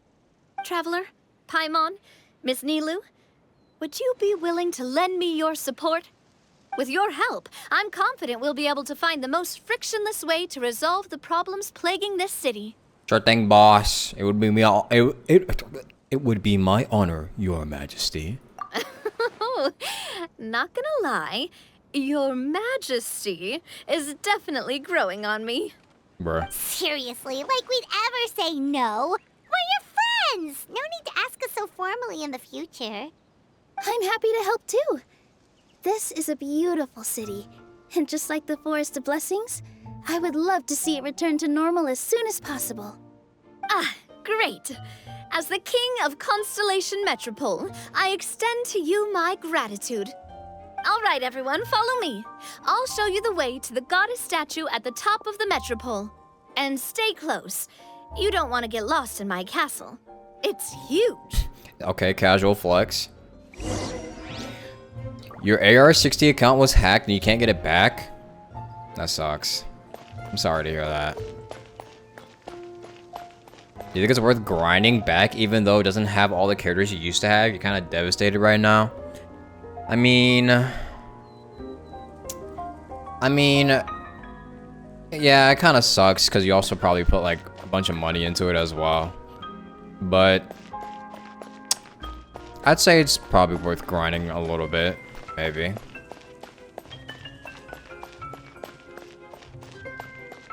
I don't know. I've never had my accounts hacked or anything like that. If these items are unclaimed, we may take them without controversy. But if you enjoy playing the game and you want to, you know, get to a point where you'd probably enjoy the game like you once did when you had that account, maybe it's worth grinding a little bit. But it kind of sucks that it won't give it back. Why won't they give it back? Huh? What's this? Wait. This looks like the star I found earlier. I told the guards to place it near the goddess statue. Maybe they ran into some trouble up there.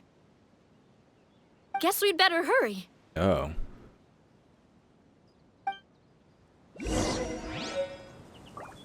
Can't get your receipts in your bank account?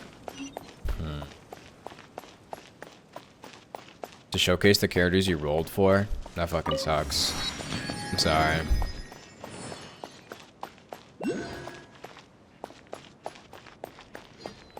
Ready.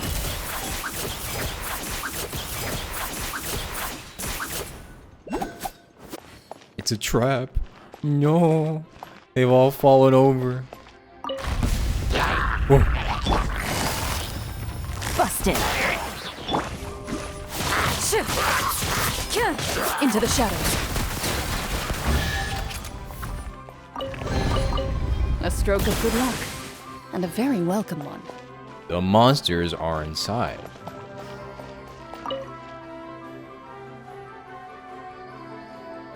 I cannot let them out. But so are my companions. Could you help me? Leave it to me.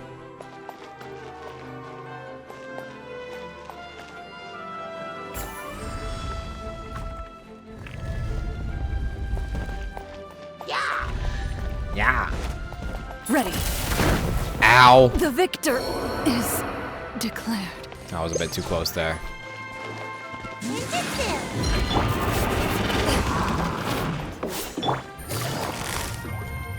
Where's the other one? Oh. Game's up. Time's over. The wind rises.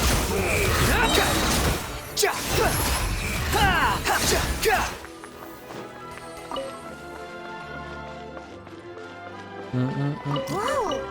Why is the star on top of a mechanism? Uh-oh! More monsters incoming!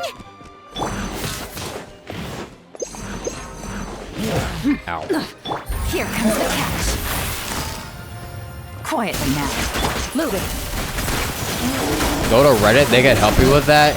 Yeah, Reddit's good for like helping people out if they're not condescending about it. 50-50 chance that Reddit is condescending about it, but they could help if they decide to. If these items are unclaimed, we may take them without controversy.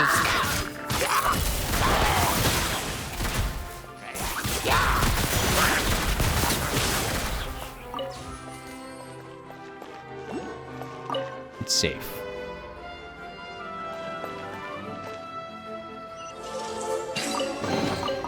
A stroke of good luck, and a very welcome one. Ready.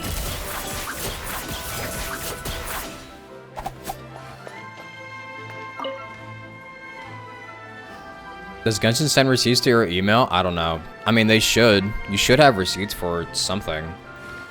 I've never spent money on the game, so I don't know, but they should send like a receipt to your mail. I think every company does that.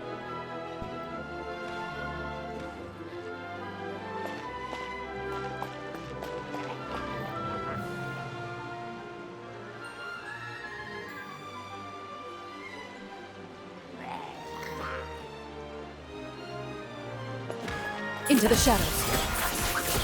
Look what's over here first.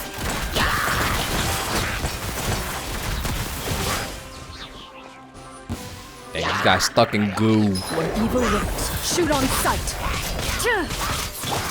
Gotcha. Bro gooned a bit too hard.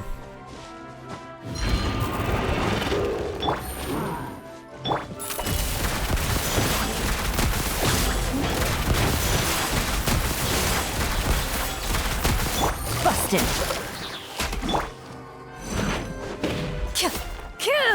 Bro, I love Invincible Rock.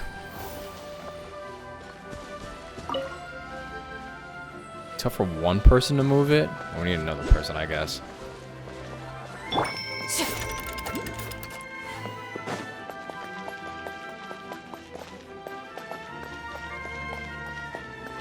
Ready. Oh, we're going even higher though. Hold on. We need to go back down here. Squall and Fury.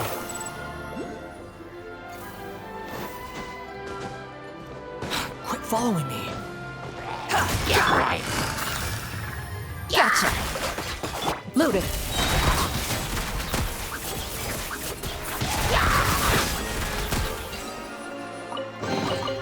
A stroke of good luck, and a very welcome one. Clorinda is so cool. She really is. I kind of wish they kept the original cooldown time. Feels like they for really E. didn't want to give that to us. Or rather, the E duration length. Okay, that's the right way, actually. Hold on. She would have been really good if they kept her original E time, but...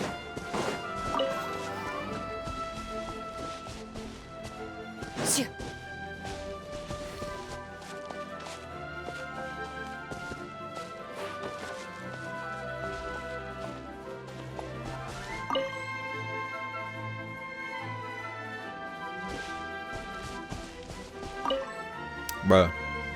Pull him down with me, come on. Pull him down. Oh, hell nah.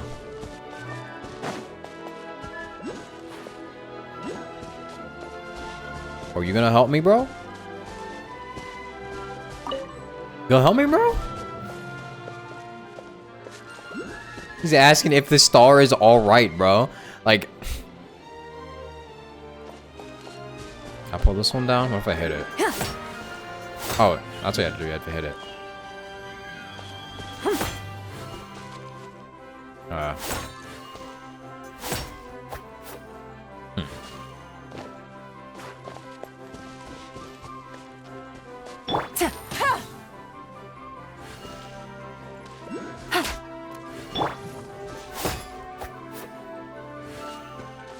We have to light it.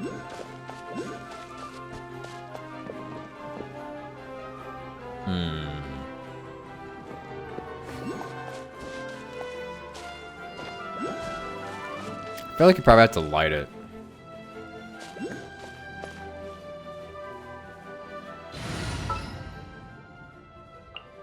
No need to fret.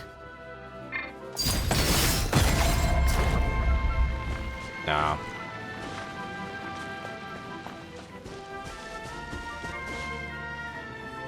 Bro, how do you do this? God, toast. Behold! Oh, you could do it like that. Oh. They had to use this thing to get him down.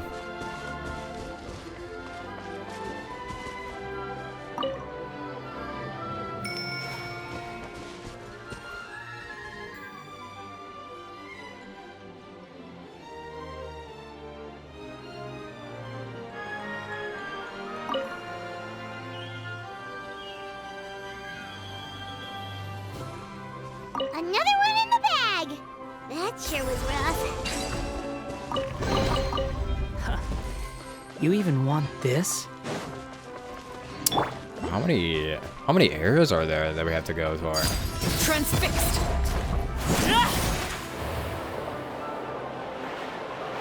What is that weapon for Alekino? One of our best free-to-play weapons. Squall and Fury. Busted.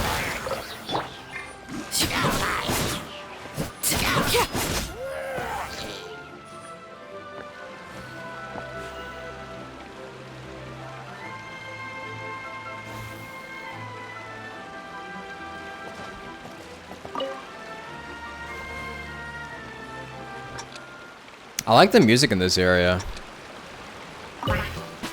Oh.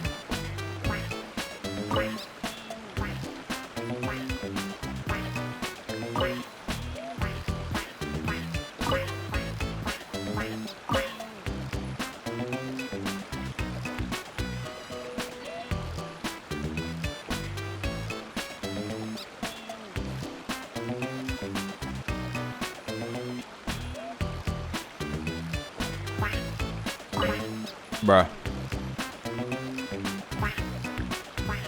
Bruh. Oop, I fucked up.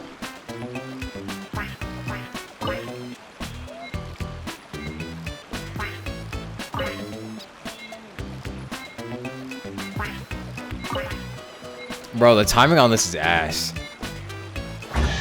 There's like barely a rhythm to the song for it, bro. What greater pleasure is there than the unexpected?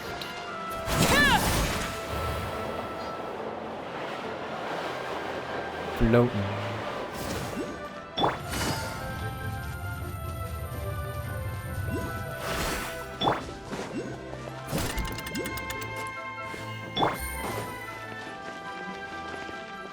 I'm kind of glad I got Arlecchino, because her exploration gimmick is actually kind of fun.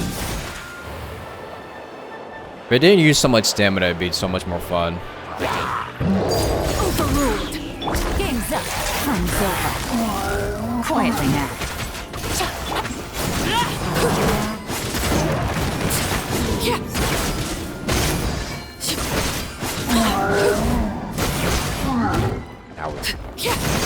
Transfixed. Behold.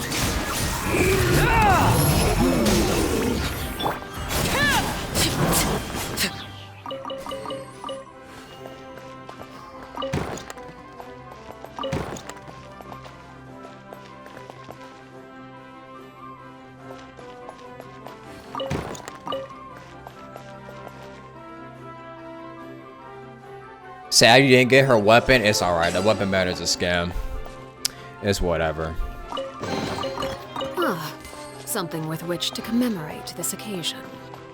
Weapon banner before the next patch will always be remembered as a fucking scam and a half.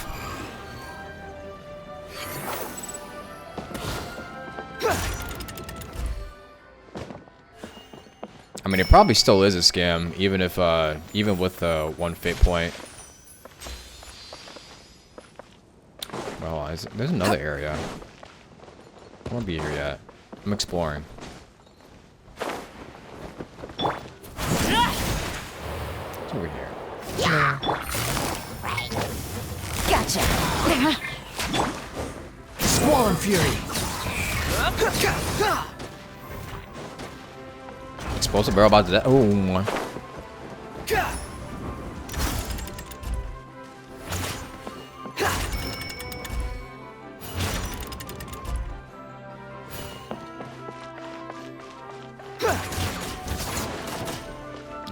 Behold. I mean, it's over here actually.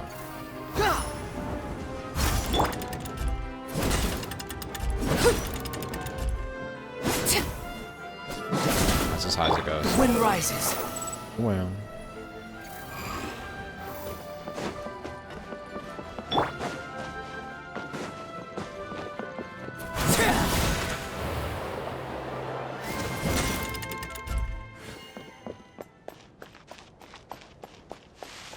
What do you mean next patch? Are they revising it? I don't know if it's coming next patch, but the weapon banner, instead of requiring 2 fate points in order for you to get the guaranteed weapon, like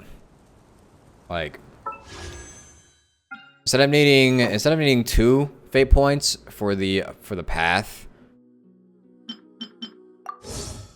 it'll be 1 now. Yeah, it basically just works like the limited banner instead.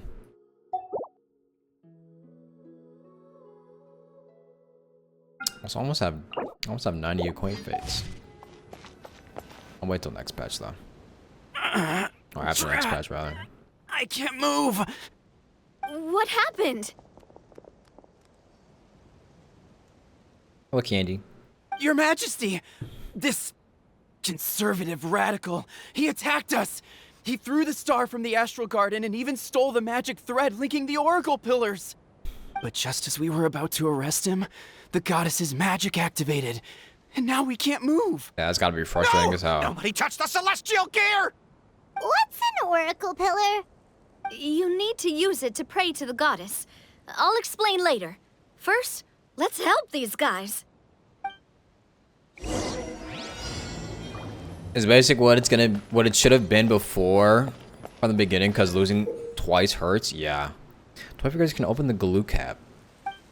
Attack to spray forth a super glue.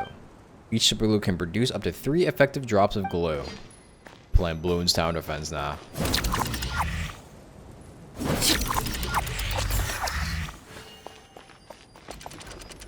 Ah. There we go.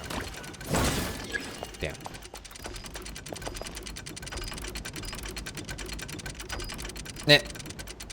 Caught his ass. Stop right there, I forgot what it's called. Oh, cool reel. Hey,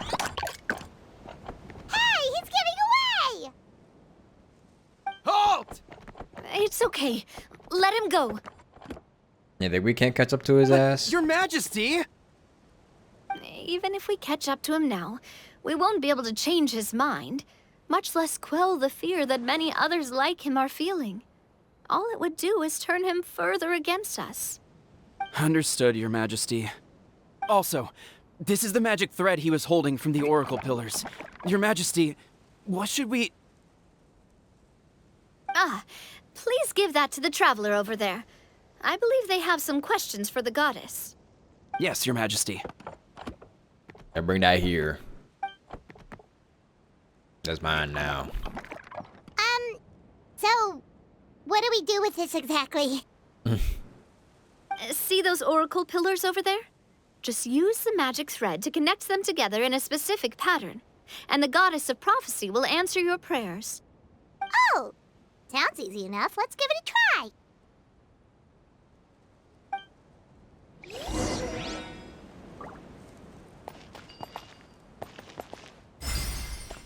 It's like a star.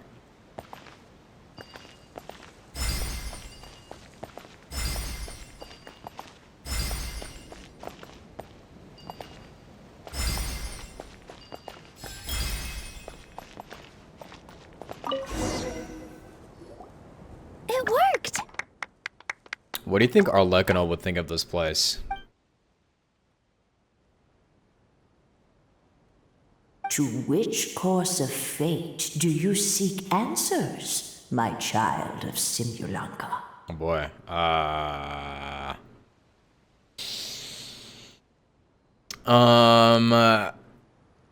What about Simulanka's future?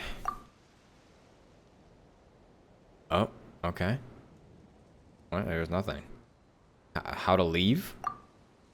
Nothing. Defeat the dragon? The hero from another world, supported by their companions, shall restore peace to this world. Okay. What about resolving the crisis? Go and push the gear that connects up to the starry sky. When that time comes, I shall dance and return the tracks beneath my people's feet back to the stars in the sky. Okay. She literally doesn't know anything else, I guess. Alright. So, Miss Navia was right. The goddess of prophecy didn't tell us anything about the future. Fair enough. Guess we'll just have to play it by ear. If we want to push the celestial gear... Then first, we have to restore the sky back to its original state by putting the stars back in their positions. Let me do a quick count. All right. Adding in the ones we picked up on the way here, I think that's all of them. Let's go hang these stars back up in the sky. In the sky? How do we get up there? You don't see the strings? Oh, I got us covered. We will, of course, be taking the Aerial Express. Alright, you were trying to avoid that. Train? You were trying to avoid saying astral, weren't you? You already took a train that runs on water. Is a flying train really that much weirder? Well, at least the Maritime Express still runs on a track. Oh, come on. Don't worry about it. This train has been blessed by the goddess of prophecy. Its whole purpose is to protect the Metropole skies. You most It took definitely me a could have lot of called effort it the to find Astral it, you know. Express. Come on now. I don't think anyone's used it in, like, 100 years. 100 years? Are you sure it's safe? Let's not forget that the goddess of prophecy's magic has been going haywire recently. Well, it's not like we have any other options. Unless you want to do the honors, Paimon. Fancy flying up there on your own? True. No, thank you. It's way too high up. Oh, wait, Nilu. You've got a feel for how magic works here. Can you do your thing and sense if this train is a real deal? I can try. Yes, I can sense traces of magic, but it's different from the kind I felt in the forest, so I don't know. Okay, fine. Guess there's only one way to find out. That's the spirit. I'll come with you. Miss Nilu, will you be joining us? I think I'll stay behind. That way, if something does go wrong, you'll have someone on the ground to get you some help. That makes sense. If the train does break down, you can make us a giant origami crane to come bail us out. Or if a crane's too difficult, a finch could work. Wait, but did you notice that we just got some Paimon lore? She can't fly up too high. For some odd reason. Best of luck! A finch, huh? I think I know how to fold one of those.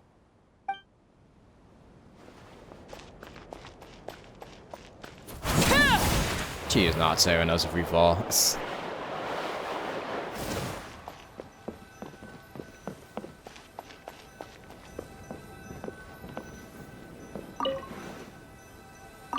The Aerial Express. Choo-choo.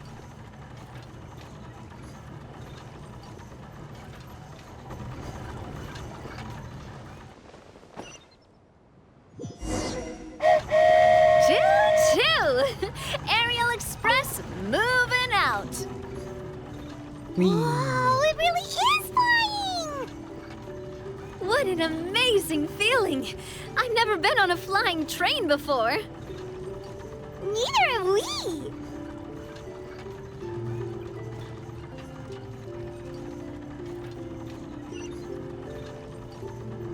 Oh, what was there? That should do it. On to the next location. Choo-choo!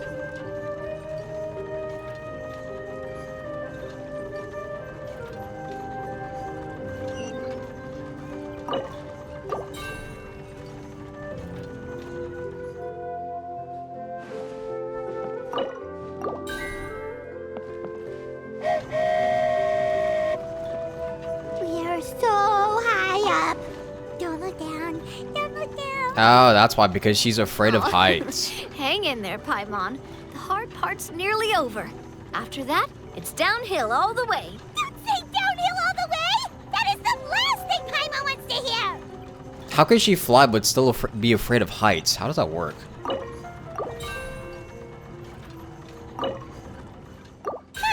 We're finally done. Okay, let's get back down while this train is still working. You could poke the ducky in front, can you?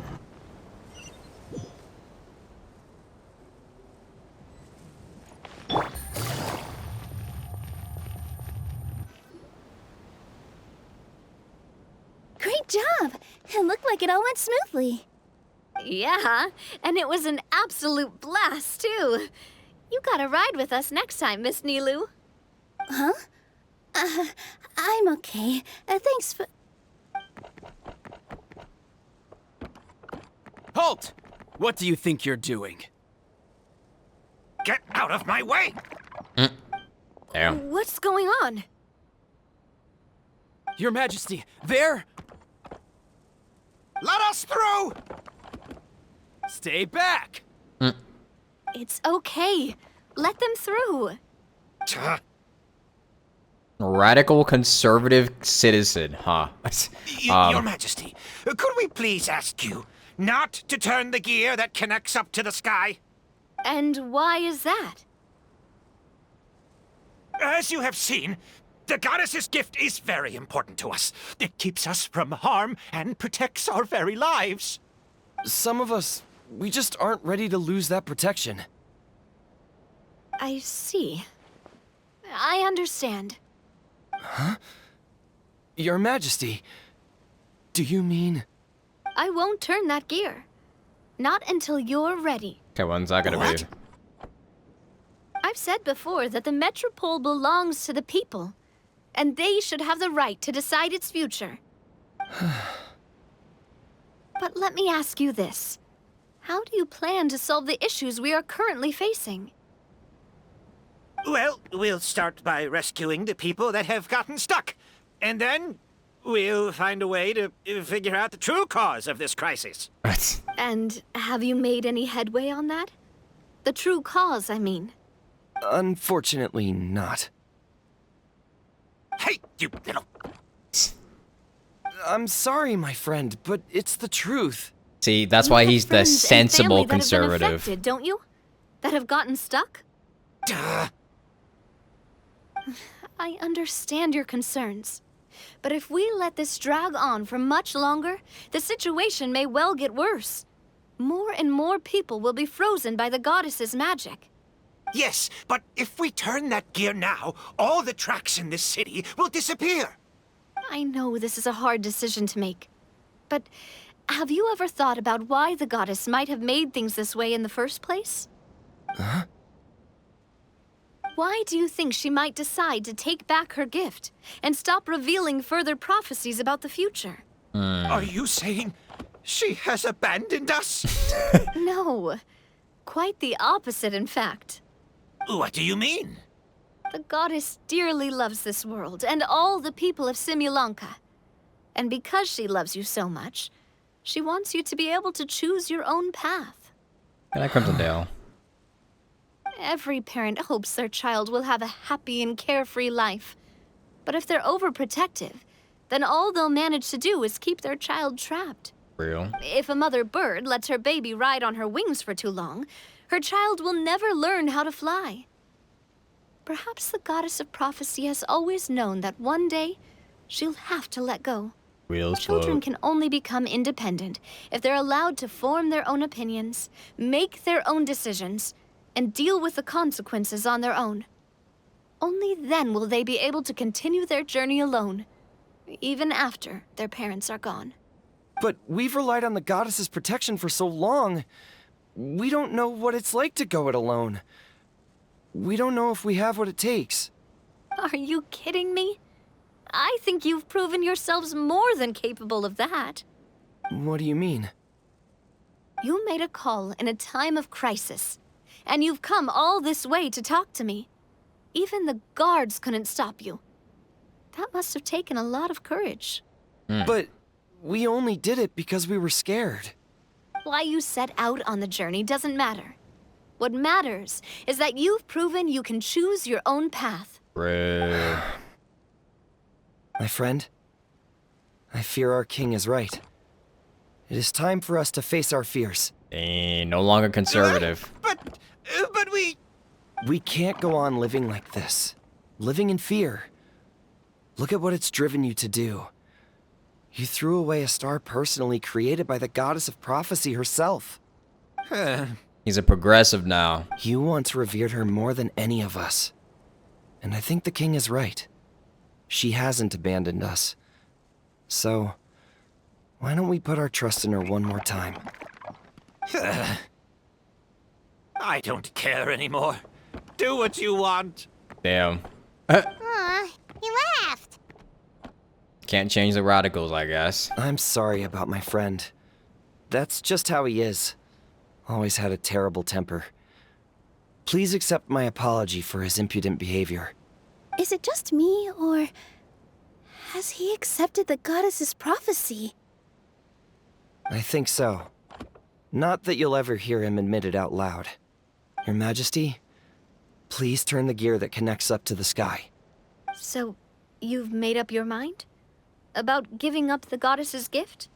Yes, I've made up my mind. But maybe losing the gift isn't what this is about anymore. Because we've gained something too. You have given us courage. Well said. I am proud of your decision. That's our King Navia. Gather around, everyone, and join me as we make the night sky of this wonderful city turn once more.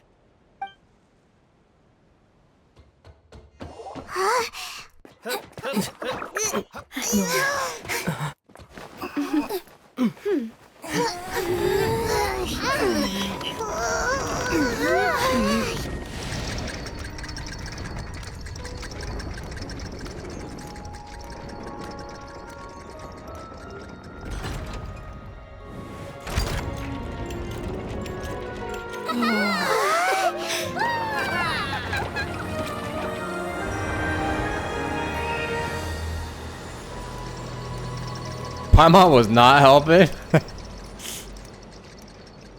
Oh, wow, the Disney logo.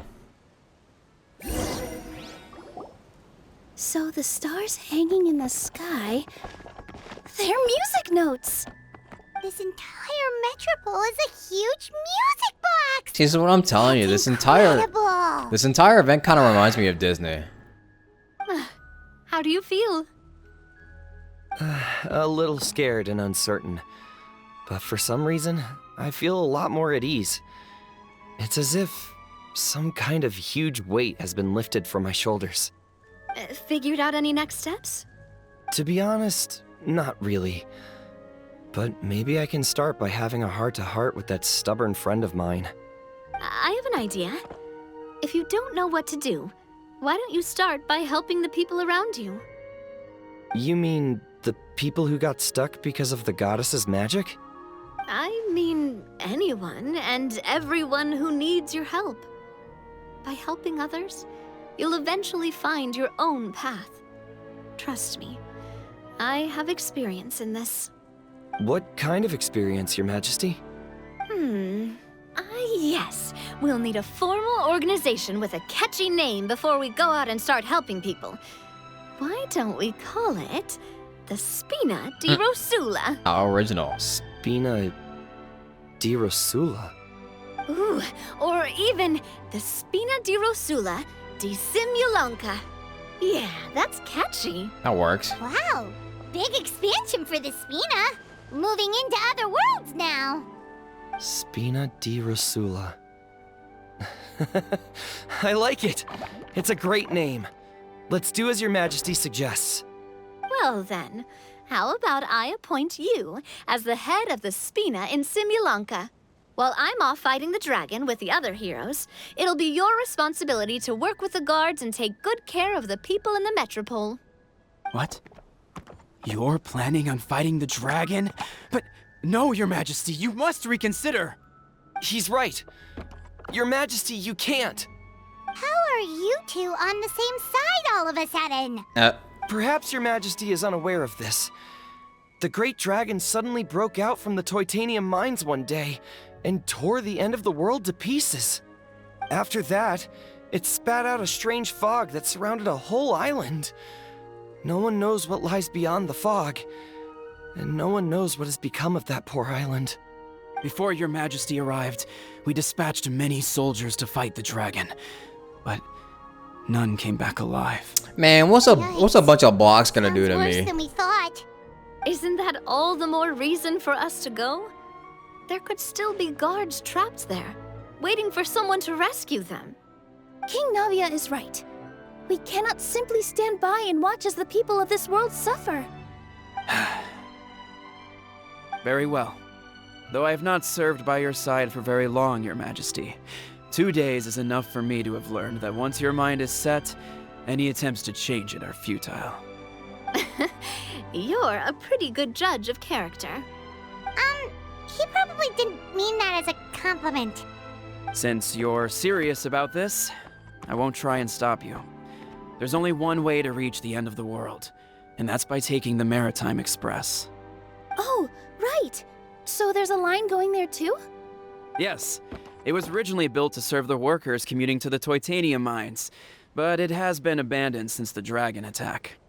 I'll tell the conductor to wait for you at the platform by the side gate to the Metropole first thing tomorrow morning. You're embarking on an extremely dangerous adventure. Please be careful, Your Majesty and friends. Oh, thank you for your concern. While I'm gone, I leave the Metropole in your capable hands. Yeah. Yes, Your Majesty. Just call me boss from now on. That's what everyone in the Spina calls me, and it's what I'm used to. Your Majesty. Yes, boss, Your Majesty. So, the plan for tomorrow is journey across the ocean, make it to the end of the world, and defeat a dragon. Whew, that's an adventure and a half. Do all storybook heroes have to work this hard? Yes. What do you think I'm doing? At least we'll get to see some amazing scenery along the way, right? Besides, we'll have each other. It'll be a shared experience that we'll never forget. Plus, we're pretty well equipped for a classic heroes versus dragon story. We got Miss Nilu as our magic caster, and I guess I'm the melee warrior who leads the charge? Yeah. Paimon can definitely see that. Anyway, those are tomorrow's problems. Right now, all Paimon wants is to eat a proper meal, because worst case scenario, if Paimon ends up getting eaten by a dragon, she wants to do it on a full stomach. And something about the end of the world doesn't sound like a great place for food options. Well, the origami animals in the forest only drink magic tonic. What do the toy people here in Constellation Metropole eat? That's true. What do they eat? Vegetable oil and sawdust, I think. Bruh. Vegetable oil. Yummy.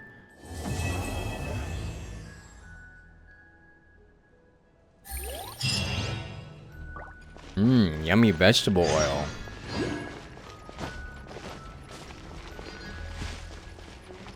Who will be the knight in shining armor? I wonder.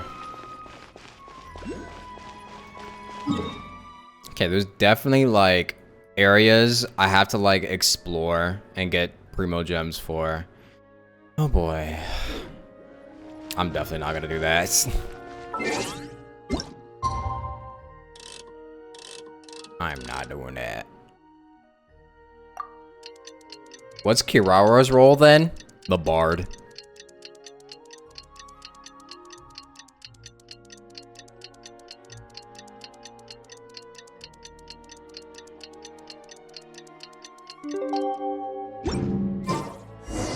The Rogue? Actually, that makes more sense, yeah. How are you feeling? Nervous? Paimon's curious to see what this end of the world place is like. Come on, let's go meet the others at the station. Yeah, I think Rogue makes more sense, actually.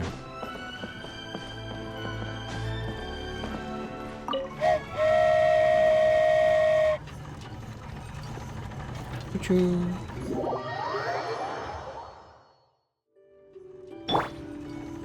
I want to try and hit the ducky.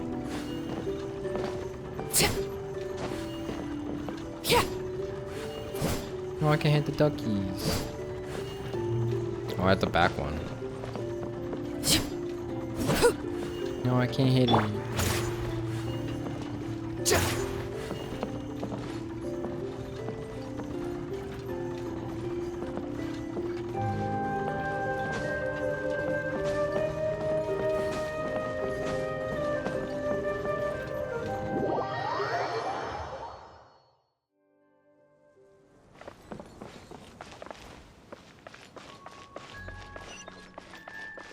Behold! Waiting for 5.0 to drop to start Genshin again and to get your free 10 pulls.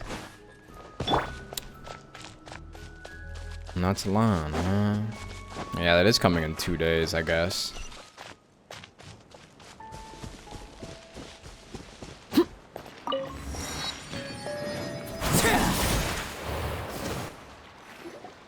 Carriage inspection, check.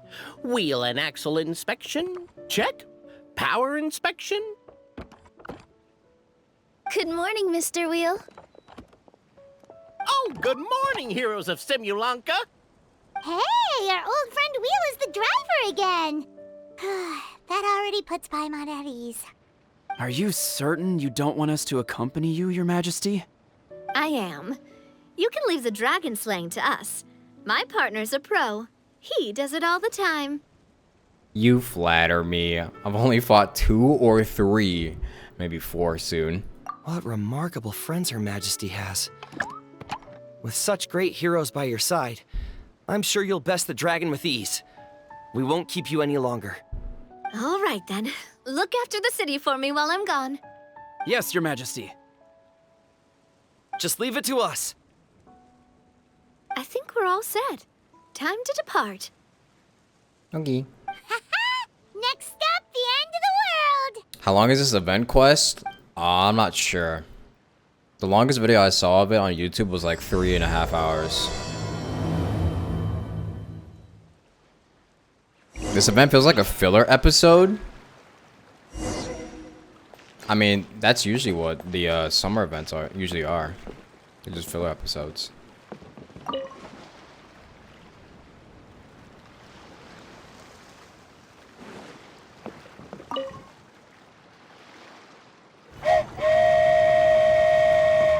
Oh, wait, I can put... It turns around. That's cute.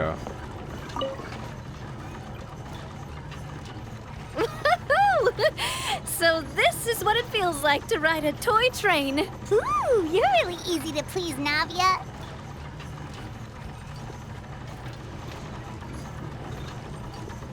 Why are they both staring at me like that? Looks like the fog ahead is getting thicker. Monka.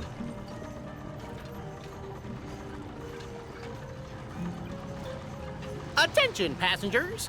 We've arrived at the transfer point. All change, please, all change. So we've got to switch trains, right? Huh? What's that? It looks like... Haley Churls, they've taken over that platform! Huh? we do? Kill him. Just find somewhere to hide, Mr. Wheel. We'll take care of them. I wonder what we actually canonically do to the Hilichurls. Do we just, like, slaughter them in front of their eyes?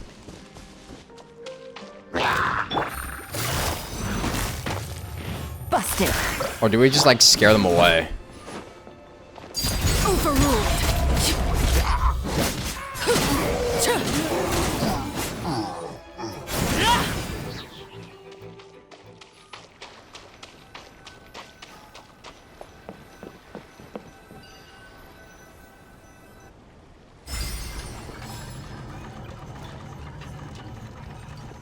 Just a beating. Quietly now. Things are about to get dicey.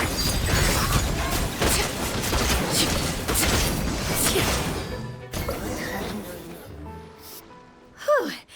That's all of them. Thank you so much for your help, everyone. Now, let me take a look at the train. Yes, sir.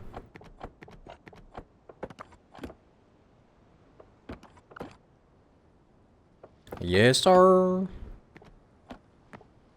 The carriage is a little scratched up, but there doesn't seem to be any real damage. And the engine's still operating normally, so I think we're good to go. Wonderful. Let's keep going then. They were supposed to die out a long time ago. Yeah, I mean, we could just be putting them out of their misery, maybe. That's a little...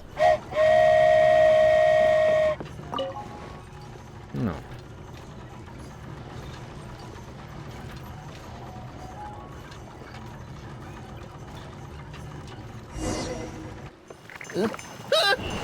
Uh-oh.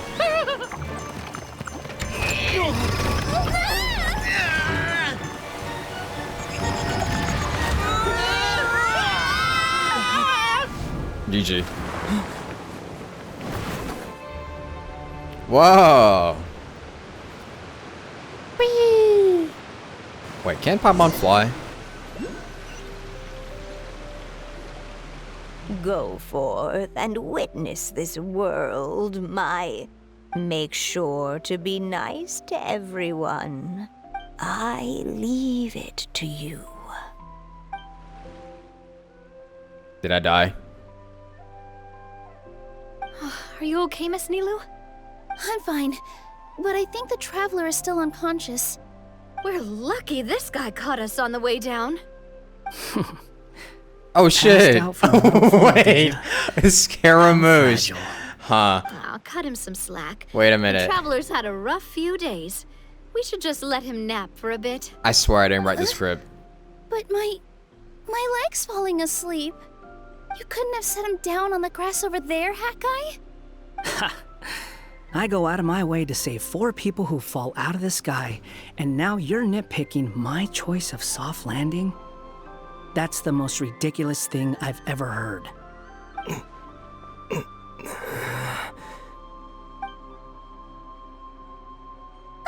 He's awake. Morning, sunshine. You were having a nice little dream there, weren't you? Not gonna lie, it was kind of adorable. What happened? You and your friends fell from the top of that waterfall, and you passed out along the way. Guess someone couldn't keep it together. Sorry to break it to you, but crashing into the ground doesn't take you to another world. That kind of thing only happens in those stupid light novels they sell in Inazuma. Oh, you sure about that? Also, he kind of, set you down in Nilu's lap, so that's where you've been napping all this Bro, time. what are they? So what are they trying to? What are they trying to insinuate with the Traveler and Nilu? they're really pushing it here. Sorry. Oh, no. It's all right. I'm just glad you're okay. You didn't hit your head, did you? Is the dizziness gone? I feel a lot better, but it seemed like someone was talking in my head just now. Really? What did they say? Go forth and witness this world. Be nice to everyone. The fog you see around here can have a hallucinatory effect. Apparently, it's the work of that dragon. Maybe you inhaled some while you were freaking out on your way down. Traveler, Nilu, do you know this hat guy person? Oh yeah, he's a student at the academia. We met during the last Interdarshan Championship. He was representing the Vahumana Darshan. Well then, hello there, friend. I'm Navia, the president of Spina di Rosula. It's very nice to meet you. So, should I just call you Hat Guy as well? Don Seems Sombrero. like that's what everyone's calling you. Sure. Whatever. Wait, Hat Guy. What's that sword around He's your got a waist? sword. It's so cute. An unwelcome encumbrance, that's what. I've had it ever since I woke up here. Tried to toss it, but no matter what I do, it always reappears. Such a pain. Anyway, if any of you want the hero sword, you can have it. Wait, it's called what? Sorry, the traveler can't take it. He's not allowed to. The hero's sword. Meant to be wielded by the hero. I know. Me of all people, right? The irony. What? You're the hero of this world? Will you calm down? It's just a dumb title. Oh, it's just that this entire time, we thought we were the heroes of Bro, we're just spectators. We're actually spectators in this story. Well, They're calling out their own if it writing. means that much to you, you're welcome to claim the title. You'd be doing me a favor. I'm good, actually. Bro, he even rejects it. He doesn't even want to be the hero of the story. He just wants to find his... He's just a spectator in the story the entire time. They're literally admitting it, like, right here. They don't want him to actually be the hero. They just have him be here. That's not the point! The real question is, if you're the hero, then where the heck have you been all this time? Looking for a way out. I heard there's a boat in this area that can bring you to another world. So I came to investigate. But look at the state of things around here. The lighthouse collapsed. The boat won't budge. I say we try to find a different way out. Huh. Paimon's guessing a voice told you what you were supposed to do here. That's what happened with Navia and Nilu, at least. You expect me to take orders from some disembodied voice? Yeah. Hey, wait, where are you going? To find the so-called source of this world's misfortune. The dragon responsible for this whole mess. Wait, we came here to fight the dragon as well. Why don't we go together? No thanks. I work alone. Grab that dragon scale over there before you leave. It'll come in handy later. A dragon scale? Where? How did you know about it? What's it for? And... Have you ever considered keeping your questions to yourself? Because if you actually expect me to answer them all, we'll be here until the next Interdarshan Championship. He said we were all thinking. Paimon thought you might have learned some manners by now, but clearly not!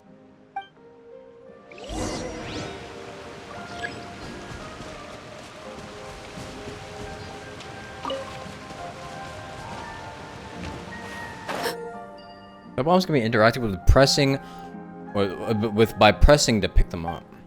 Place bombs on special titanium blocks to destroy them. Bombs.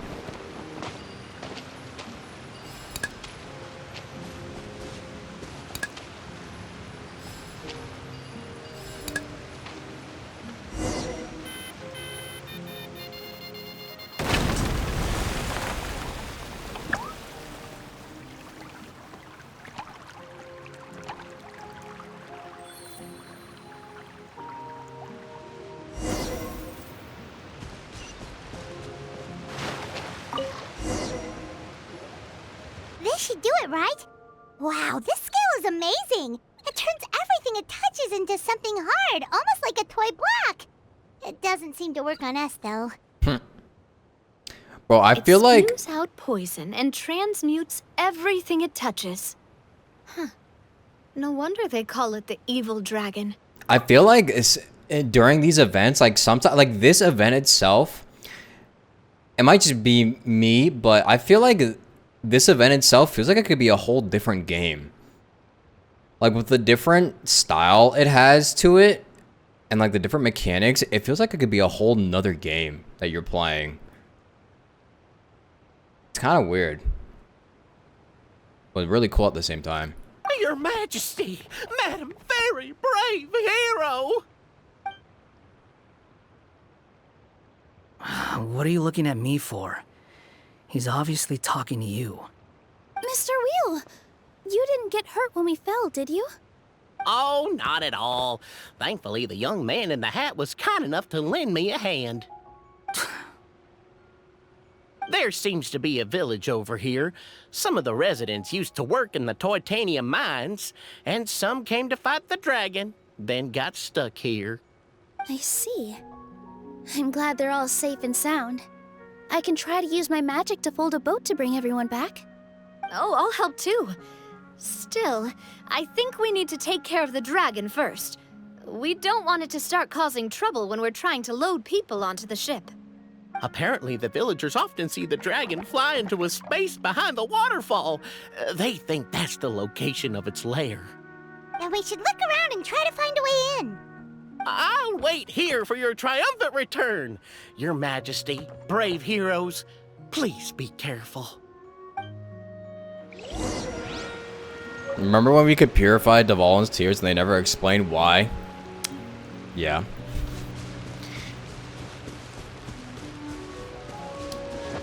That was definitely a thing that they did and never explained. Most summer events could be a different game, but they delete it after every patch. Yeah. I mean, I kind of feel like they usually use the different summer events to just test out stuff that could show up within the future. Because they did that for the first Golden Apple Archipelago. I think they also did it for the second one as well.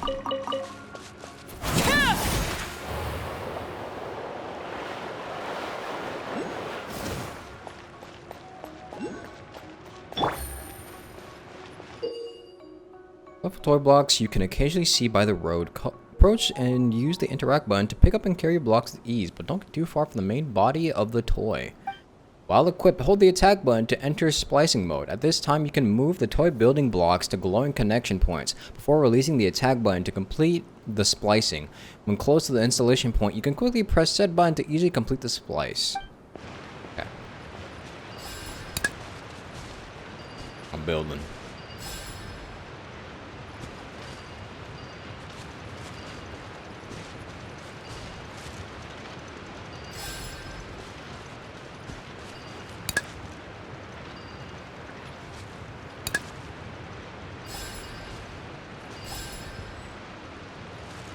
Me build.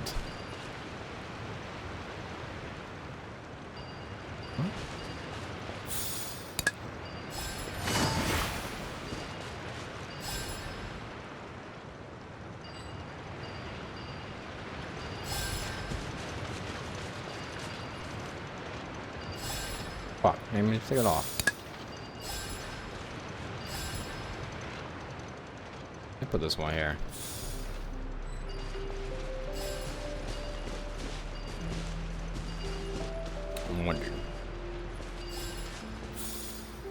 No. Fuck. That one there.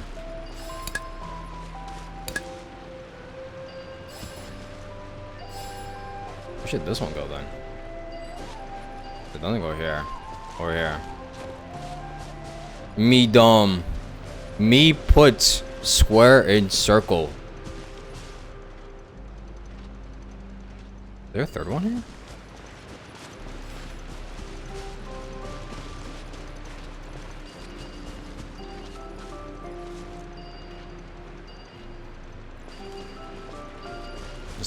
There's no fourth one here. I mean, I'm just gonna assume it's like this instead, but oh. Easy money. Yeah, that makes more sense.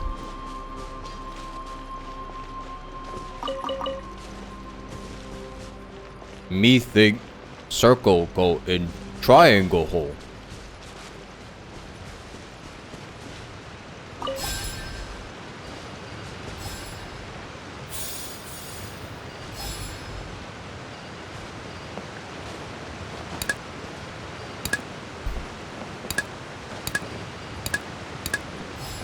Fuck.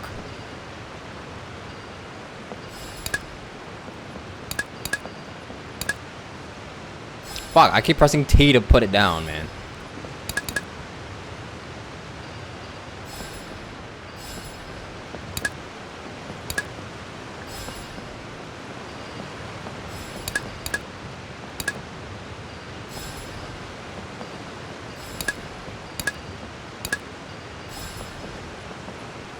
Yay.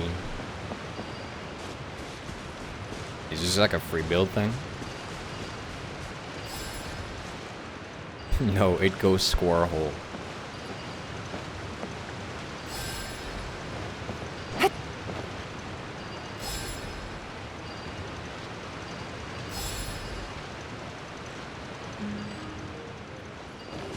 Connection point? No. I mean, I guess. Can you put one on the duck? I can put it on the side, actually. See this side.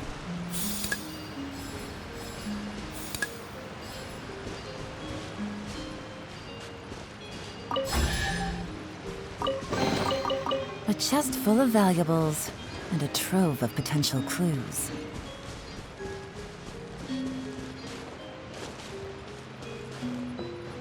We got eggs.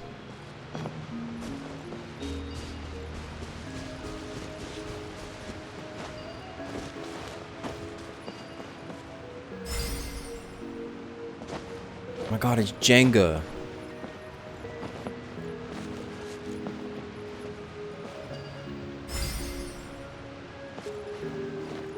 It's just like Jenga. I like look up. I heard one. Or was it? Aha.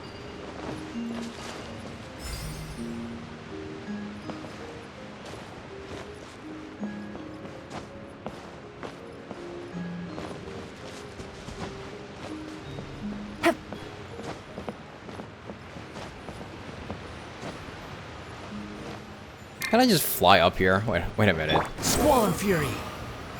I have the cheat code character. It's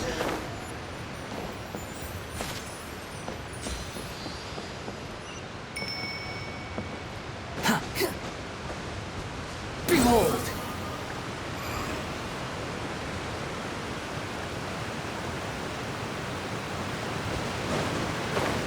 Why did you realize that I have Yelan? I didn't wish for her on stream. That's why. Some people might not know. Well, we made it, but with the force of this waterfall, there's no way we're getting through. I wished for her off stream, but people might not Take know out that. the dragon scale. Wait! No. Paimon doesn't need to ask you anything. The dragon scale can turn anything it touches into toy blocks, so... Aha! You want to use it to block off the water! Bruh. See? Paimon can figure things out all on her own.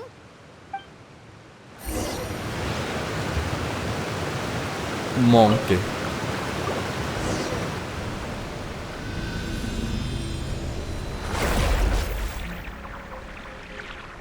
Wow.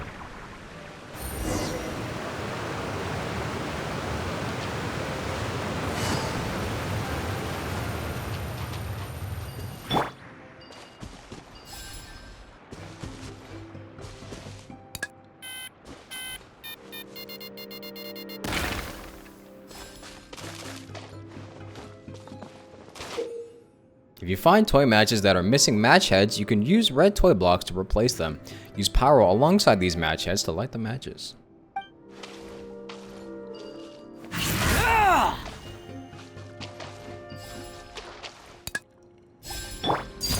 Laid bare.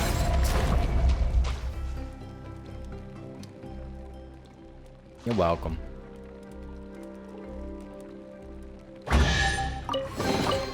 What greater pleasure is there than the unexpected? 5.0 preload is up. What's wrong, Nilu? Go ahead and download that if you need to. Nothing.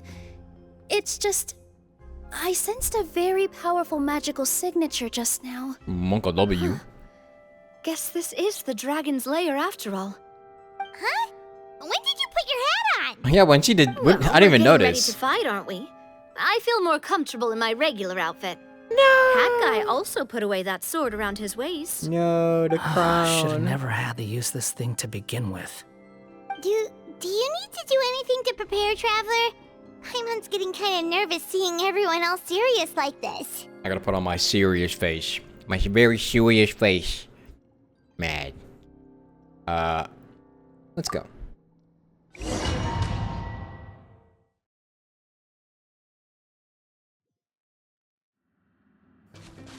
I got the trial for everybody. Only person I don't have is Nilu. Also, where did Kirara go? Oh, looks like we're not the first ones to make it in here. Charge. Wait, hold on! Let's fight the dragon together! They're already gone! Let's try to catch up!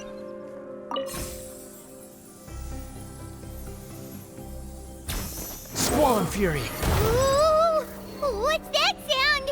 Is it an earthquake? Where'd they go? Reckless idiots. Why didn't I name him Songo, man? Maybe I should use my rename thing to get to rename him. Songo is so corny of a name.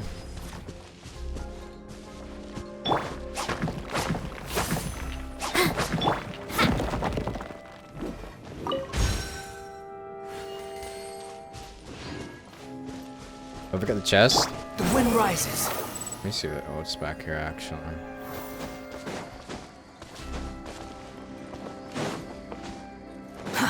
Too slow. Rises. Behold!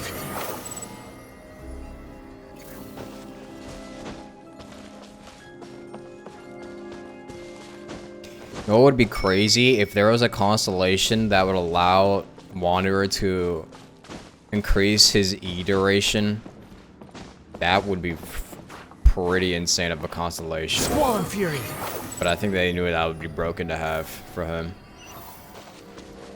Quit following me.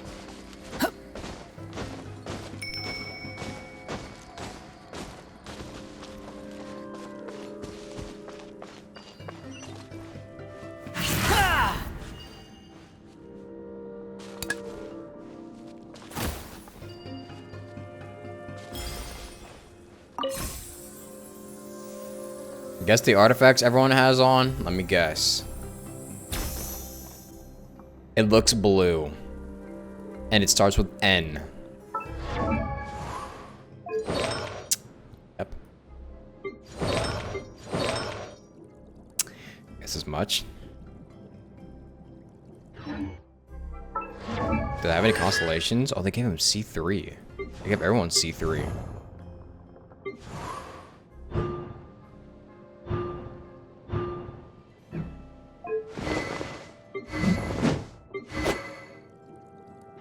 I can use Navia's axe. Haha! Haha. Right. Feeling lucky? Haha! Positions. How do you use Nilu properly?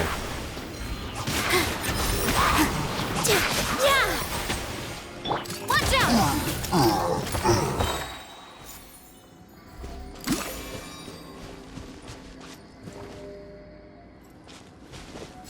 Where's the block? Oh, there we go.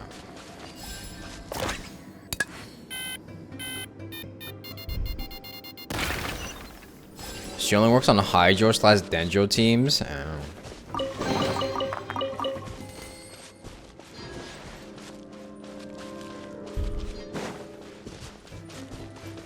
The wind rises.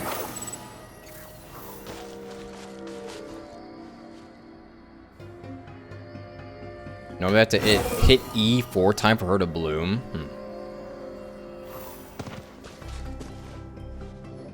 3 DPS with no synergy. It's... This space is completely empty.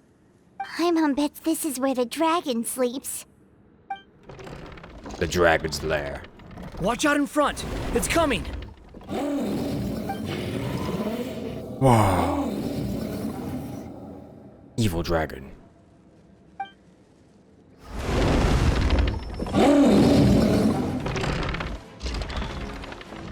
Whoa, that dragon is huge! And it just attacked us without warning! I'm floating. What a boss battle. Oh shoot. Oh, the side still. You're dead. Ow. The wind rises.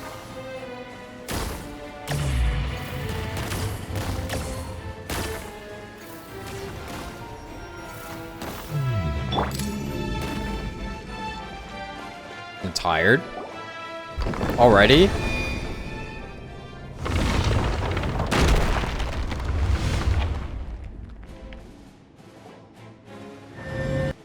As the ground beneath your feet crumbles away, you feel a sense of weightlessness as you fall into the black mist below. We died again. He's here. Ah, another new soul has joined this world. But are you sure his fate will be as you described? Of course. My predictions are never wrong. I just don't like that kind of story. Then you need only do as you said, and let him find his own story within your fairy tale. Does that have to do with the witches? Yeah, I was thinking... You're right. Then listen closely, my child. Your name is... This makes me think of Hexen Circle.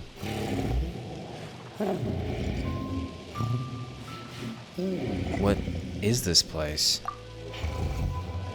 Is that water? Is it the dragon?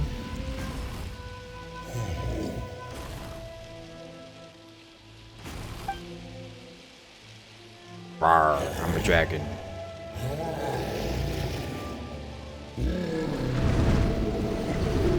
Rawr XD.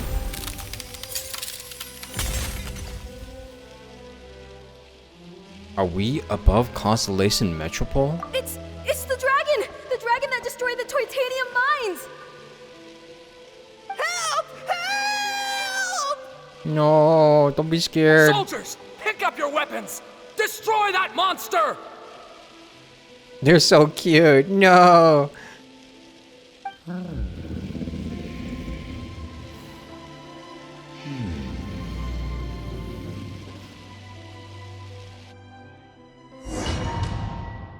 No.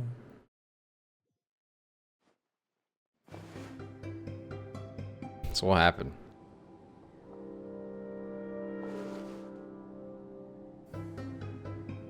Huh? Did Scarabouche not save our fall this time?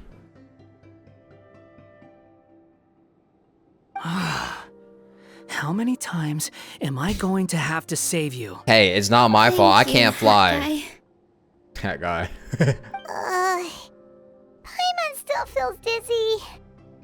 Hey, did any of you also see something strange? Hey, it's not my fault the traveler doesn't know how to use his animal power to fly. The dragon's memories. Sounds like we all saw the same thing just now. Well, we definitely saw a different side to the story. Watching it all unfold, Paimon couldn't help but feel bad for the dragon. This world might be a lot more complicated than we thought. The next time we encounter the dragon, how about we try talking to him instead of fighting? That sounds like a good plan. But maybe we should figure out where we ended up first. Huh. If the world above is a fairy tale realm, then maybe we've fallen into the next page of the book. Just keep walking and don't fall behind. Hey, wait for us! Does he catch all of us? He does. He's just that guy. Traveler could do that if he just fucking locked in. Wanderer's animal powers are basically the Traveler if he locked the fuck in.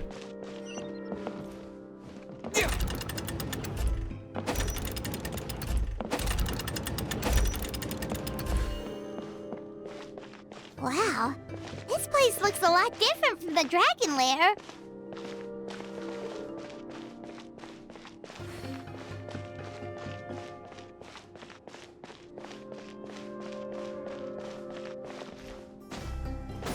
Ooh.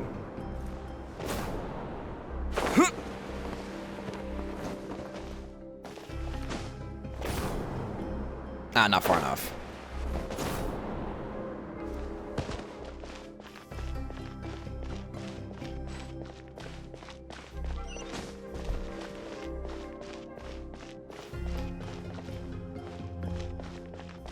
At least the Traveler can do Rasengan, yeah, that he never uses after the 2.0 patches.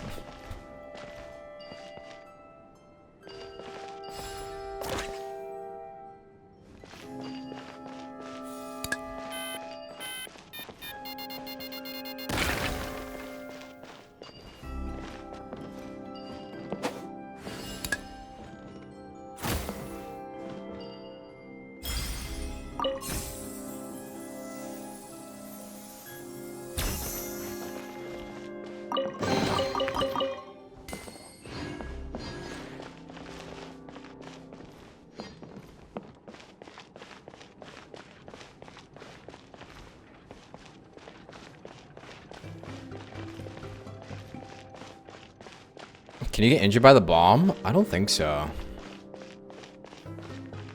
What adventure rank am I? 60. Feeling lucky?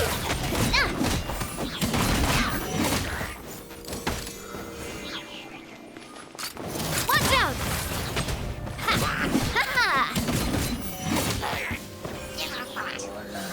This one's got your name on it! Spring forth! Propagate! With all my strength! Dance with the waves! Squall Fury!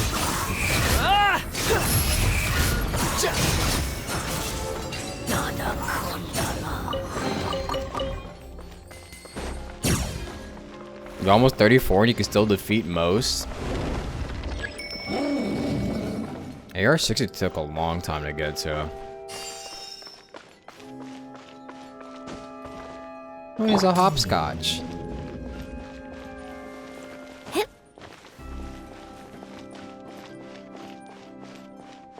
I never played hopscotch when I was a kid. I don't know how the game works.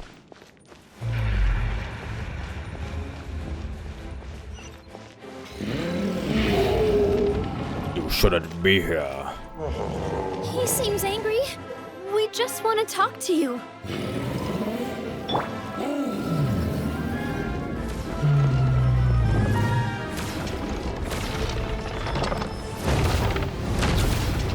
Uh-oh.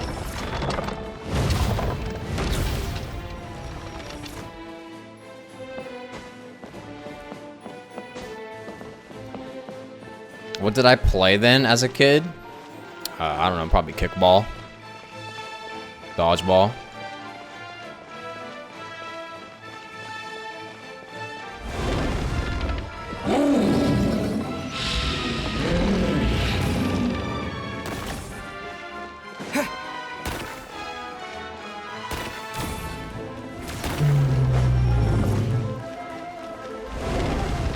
Bro, this shit is a baby game, bro. Give me a challenge. I'm playing a baby game right now.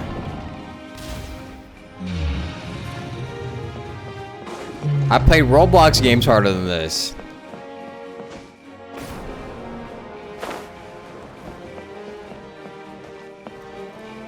I think they saw all the people complaining about about how hard the previous ones were, and they were like, alright, fine.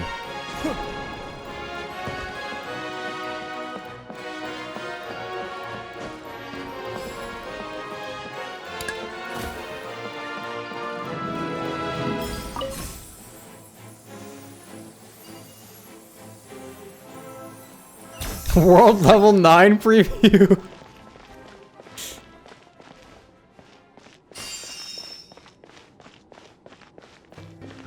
World level 9. You have to fight 15 seconds more in the overworld battles. Our home! It was destroyed by that evil dragon! The stars! It flew away with the Metropole stars! Oh no! They're cutting off. We didn't get eaten by the dragon? The dragon just dropped us off here? That guy! That guy. You're getting too far away! He's just up ahead. He's like, catch up. Is he trying to lure us somewhere? Well, I'd say we were the ones who backed him into a corner. But we just want to ask him a few questions about his past. He's had year after year of people coming here to try to take his head. If you ask me, his reaction is perfectly normal. True. Maybe there's still something we can do to calm him down? I wouldn't count on it. Maybe his earlier attacks were just a warning. But now, he's actually getting serious. Prepare for a final battle. Sometimes, it takes a little force for someone to finally wake up. That guy trying to find a skip button. He's just trying to get this shit done so he could go back home. You do not want to be here.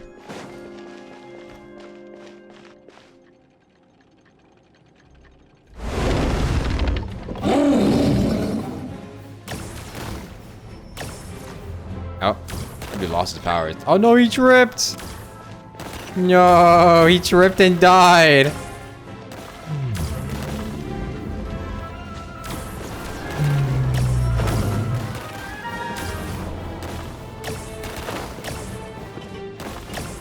Some explosives, huh? Come over there.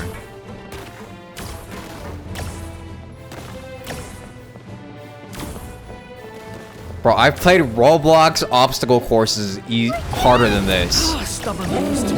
You really want to get beat up that bad?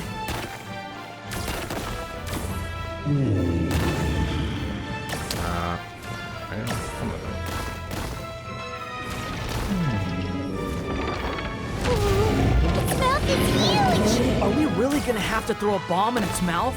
Really? Eat that. Come on.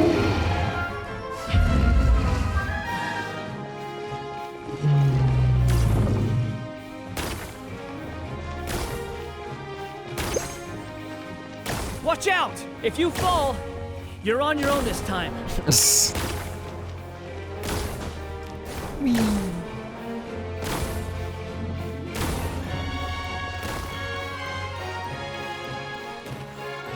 Oh, it's top down now.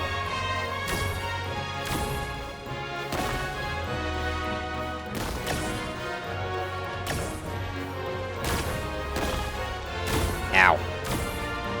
Ow. Ow. Oh, I just got an iframe.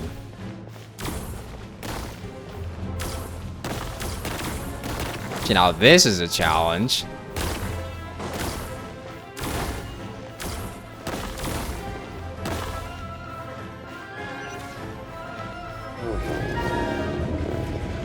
No one else there.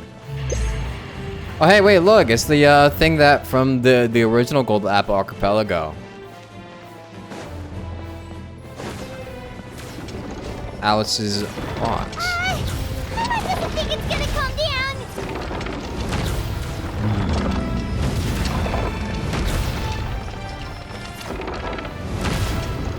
No! No! He died!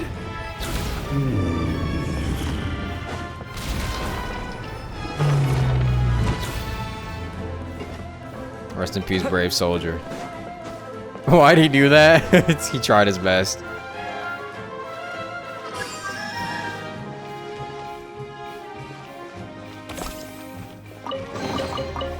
gopher supplies. Oh, that's cute.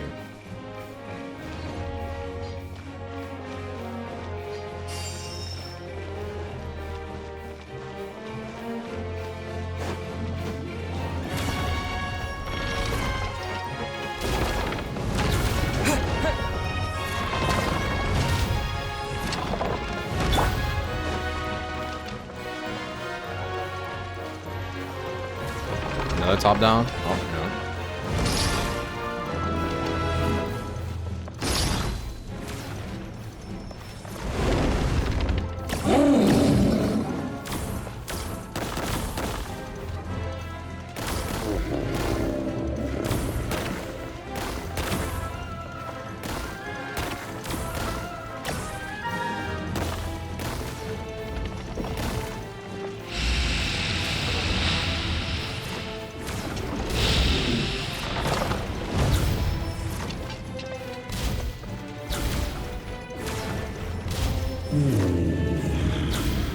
Is he gonna hit the middle anytime soon?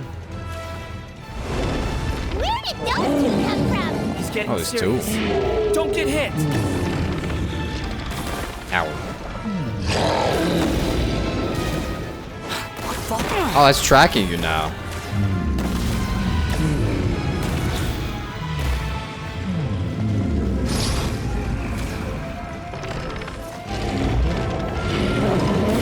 Uh-oh, it's a mega attack. There's a bomb over there! Just like before! Throw the bomb right into its mouth! That one? That one? No. Oh.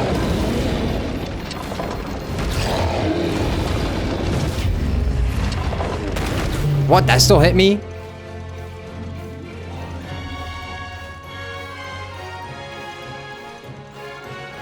Now's our chance! Get him. Wait! What? Now you want to talk no jutsu?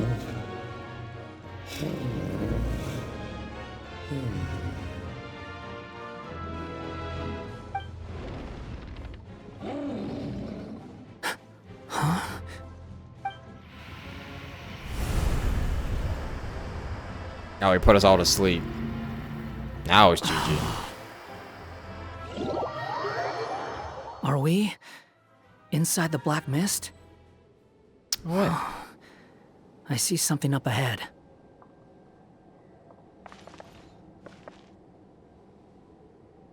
Are you sure you want to create this child, Em? Even after what I told you about his fate. Okay, these are definitely... This definitely has something to do with Hex and He will be Circle. abandoned by his creator, and eventually... I know, B. You've told me already. That sad story with the disappointing ending. It's what happened in the real world, isn't it? But that's exactly why I want to change things. In a different world, his story can have a happier ending. That child, his heart is so full of love. I understand, Anya. But know that if you give him that name, his fate in Simulanka is destined to parallel that of his real-world namesake. But there's still a chance, right? Maybe it's a shot in the dark, but I have to try. He deserves a better life. Although, he might need the help of others when the time comes. All right, my dear. The choice is yours. Since you're so persistent, let me tell you a secret. More boring fate talk. He's like, been here, done that. I already know this guy's fake and everything. Get on with it.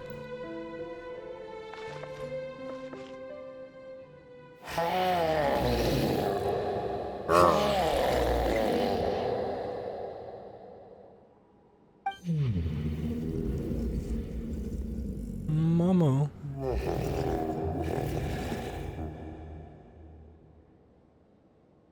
I'm sorry, my child.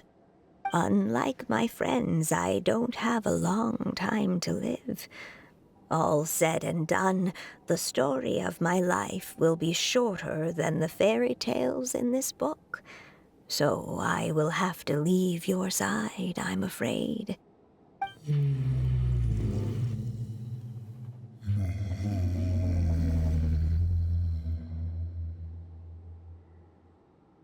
It's okay. It's okay. Once I'm gone, I will become a star in Simulanka and watch over you from above. If you ever feel lonely, just look up towards the sky.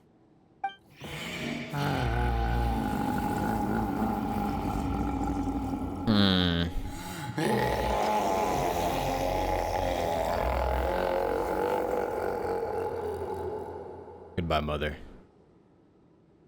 Go forth and witness this world, my child.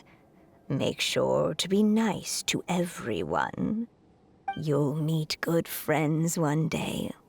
I'm sure of it. That is my wish for your future. As for this world, I leave it to you.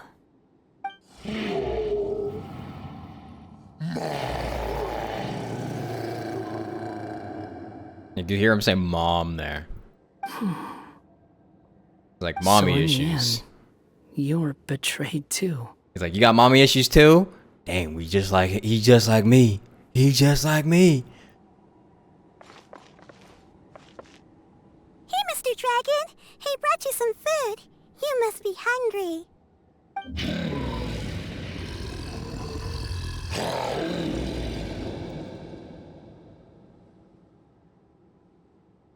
Shh! Quiet!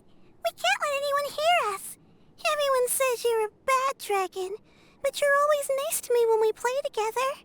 You always help me pick flowers way up high that I can't reach.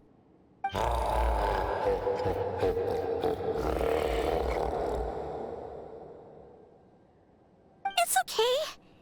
Just keep hiding here, and tomorrow I'll... Oh no, my child! Bruh. Help! Somebody help me! Save my child! The dragon's trying to kidnap her! Oh, hell no. Mom! It's not like that! Listen to me!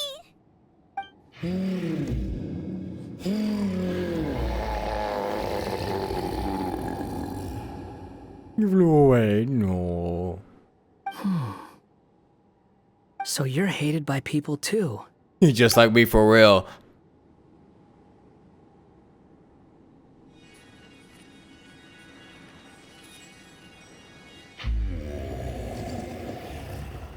Have you noticed how these stars always appear whenever there's something related to fate?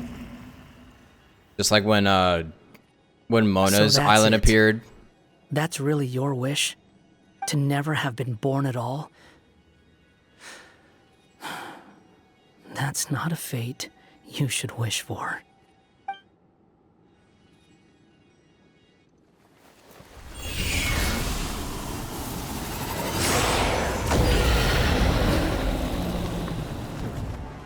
Nobody can define who you are. Or deny the true feelings of your heart.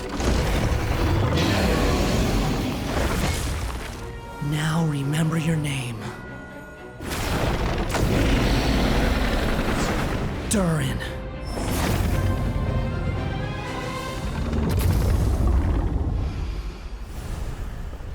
Durin.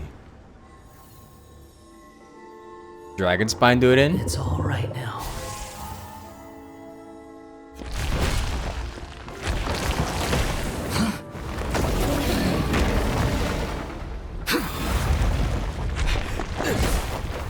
Dragon spine mentioned after 3 years. Oh my god, Kirara!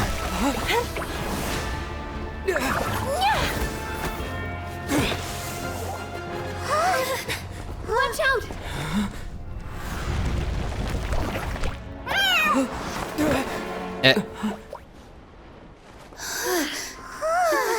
Nya.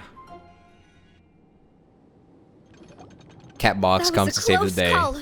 Are you guys all right? Yep, all thanks to Kirara. Back in Constellation Metropole, I heard people saying you'd gone to fight the dragon, so I followed you here. Right when I managed to catch up, I saw you fall through that hole.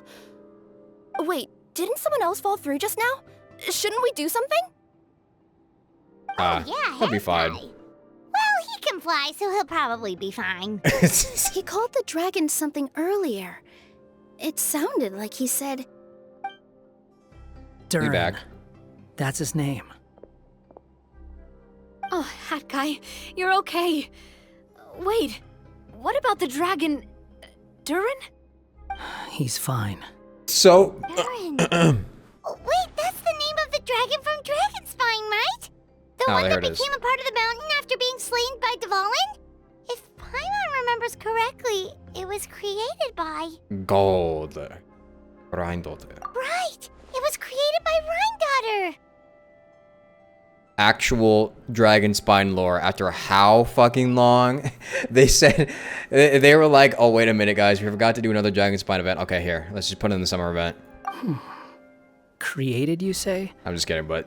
So, It's funny after this long we actually get there? dragon spine lore. You've been acting weird ever since the end of the fight.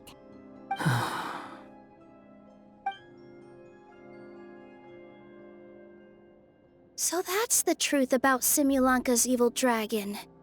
What we saw in the mist weren't hallucinations, but the dragon's memories. Everything I heard during my fall must have been things said to Durin in the past. I thought it was strange. The people around the Broken Sea are clearly stranded, but I never heard any stories about the dragon attacking the village. The people we met along the way are probably workers from the Toitanium mines, or guards who came here to claim the dragon's head.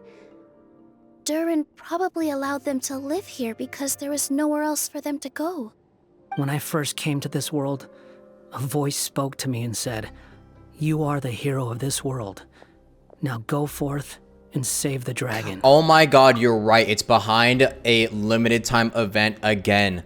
Why do they do this? Why do they keep doing that? Are they... They're really trying to piss people off with that. Who is the person behind this voice anyway? And why did they bring us all here? Come with me. The answer to all this can be found below. You know, maybe they should take notes from Star Roll again and steal a feature they have, you know? The one that allows them to play past events.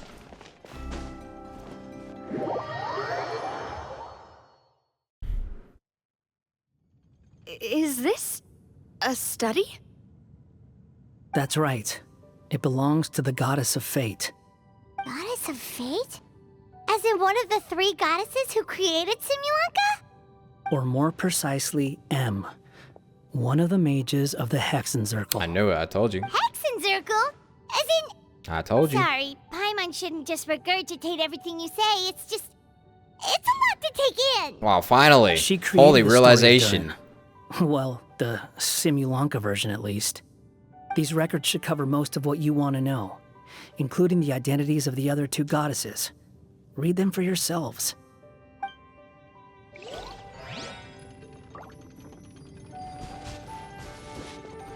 Genshin does limited time events in order to be able to voice them and be able to remove them shortly after to save every player's space on the game files. I mean, they could do that, but like, there should be an option.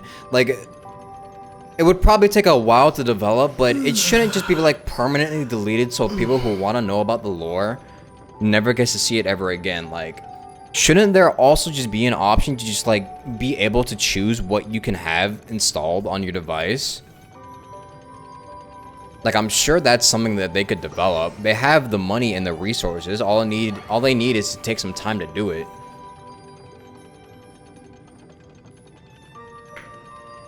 Unpopular opinion, Genshin needs to get off mobile. Based, I fear. Holy based.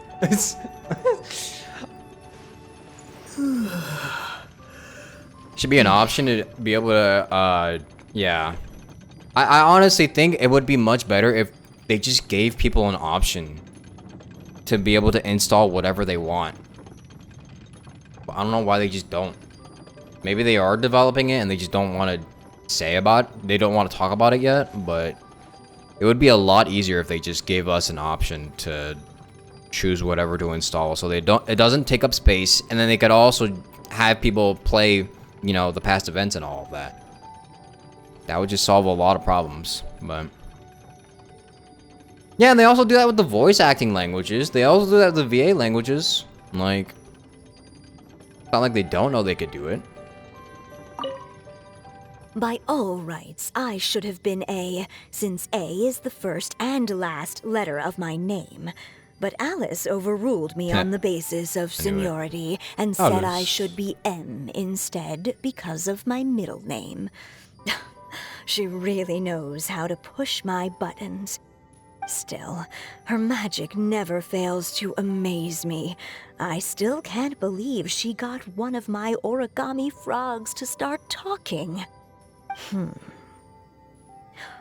Why don't I write a story with origami animals as the main characters? Let's see. Once upon a time, in a magical forest, there lived a group of animals made of paper. Barbie loves looking into the future, so she used her powers to map out the fates of all living things in Simulanka. But knowing the ending in advance takes all the fun out of the story. I think I'll make a bet with her. I believe that one day, the people of Simulanka will decide to carve their own destiny. Apparently, she wants to build a statue of herself in the capital city. Bruh. Always looking to add some pizzazz. Did I beat the Elder Ring DLC? No, I haven't yet. I'm gonna try to eventually, though. I'm just doing this event first. My dear sisters, I fear my pen shall soon run dry. Even now, as I write this letter to you, my dexterity is all but failing me. Thank you for enjoying my stories and for creating this world for me. Yeah, because didn't they say one of the Heckin Circle members have passed away? Wonderful youth I could have asked for. I always feel so young when we're together. A says that even after I'm gone, the goddess of fate in Simulanka will continue to exist and carry on granting people's wishes. It makes me glad.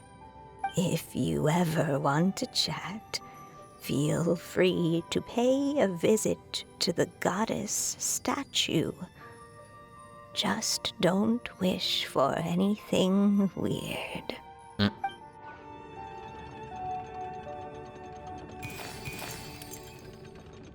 It's Simulanka Durin. And he's looking up at something. A star. This must have been after M passed away. This looks like a mine. Maybe the Toitania miners dug too deep? So deep that they dug right through to the world on the next page. Yeah. Nice. Now that you mention it, this miner's lamp looks really similar to the star on the previous page. The Forest of Blessings. This book has been recording Simulanka's history all along. Look at the size of those footprints. If that's every time he lands, then no wonder people are so terrified of him. So that's why you took the stars. Because you missed your mom. My mom.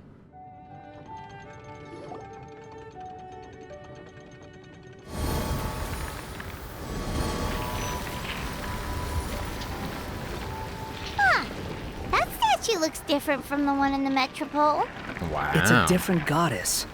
This one is the goddess of fate.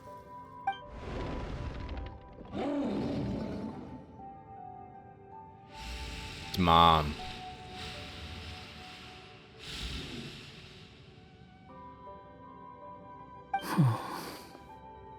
It's all right now, Durin. Nobody here wants to hurt you. So does this mean that that's what gold looked like? Don't say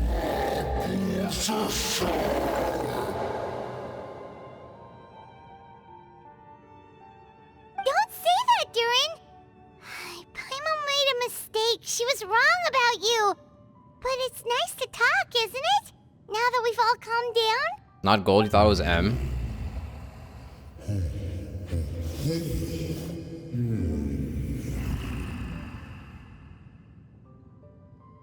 So that's why you made that wish?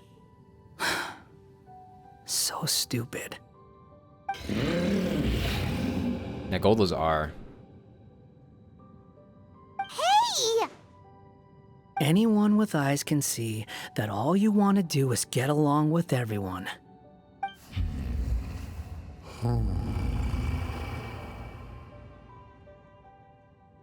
You just want to make friends, people to play with, to talk to, people who accept you, or at least accept your apology.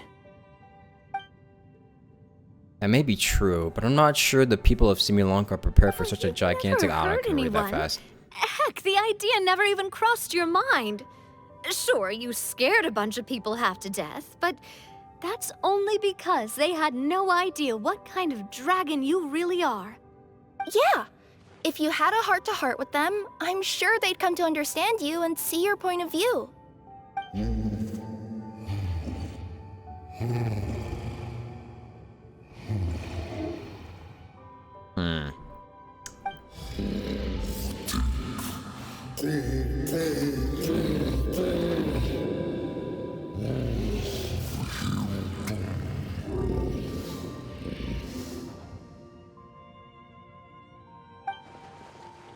Is there no way for them to coexist even if they come to an understanding? The curse. Huh? Nilu? Is it your true wish to live side by side with the people of Simulanka? It just leaves, okay.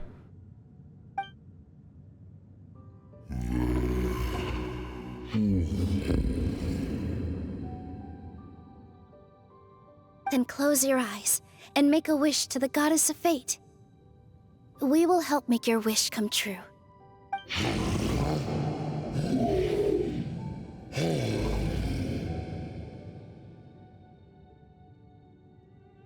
Just trust me.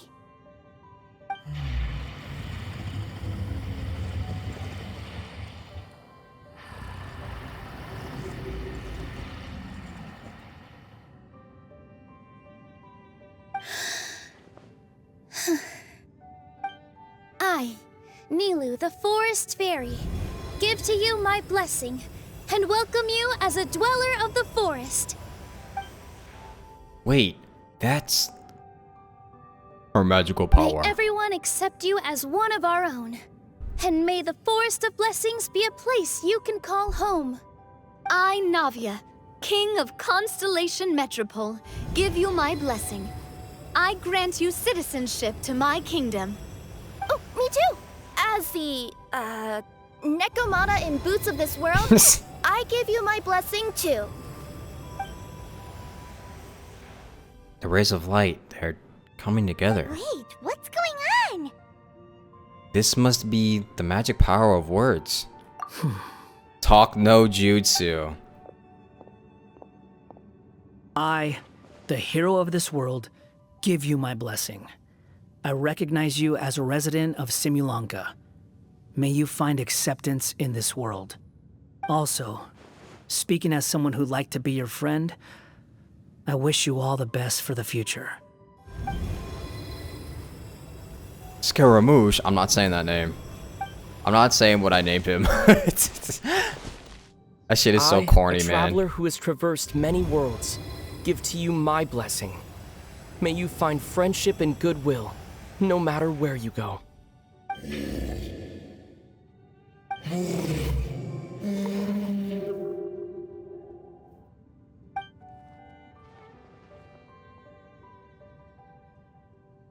As for this world, I leave it to you. Holy flashbang. Huh? What? Why are you all staring at me? Watch it be an NPC. Oh no, it's a little dragon. Claws? Are these my claws? And my wings? My tail? Oh, it's a dragon. Does this mean? He's cute. Wow, you look so cute. Quite a radical transformation. Not that there was anything wrong with the way you looked before, of course. It's just, you get what I mean. How do you feel? Are you happy with your new appearance? Does anyone have a flower with them? Or even just some water or paper from this world? Oh, I do actually. Here you go. Don't let Devalin see this. Nom. They're not changing. I can touch things without changing them. Hey, that's great! One more flying friend for Paimon. Now the residents of Simulanka won't be scared of you anymore. But what about all the things that I did before? That's simple. Just go out there and atone. You could fill in the footprints you left on the ground, or help the people around the broken sea get home. Okay. And you'll come along and help me, right, Hat Guy? Huh? Why would I do that? Because you said you wanted to be my friend. Yeah, be his friend. You little... Gah. Well, maybe I spoke too soon. Be his friend, weird champ. Huh? But I thought... Look, you made him cry. Come on. All right, fine. I'll go with you. There we go. There we go. Really? Yes, really. Lying to you would be no fun anyway. Oh, thank you! You're the first friend to call me by my name! Let's go back up. I'm about to suffocate down here. Oh, it feels so good to finally see Hat Guy meet his match. Don't be so insensitive. Yeah, okay. Paimon just never thought we'd see the day, that's all. All right, let's also head back up then. Don't be scared, Durin. We'll be right by your side. Thank you for your blessings, everyone! Oh, this is the happiest day I've had in a really long time!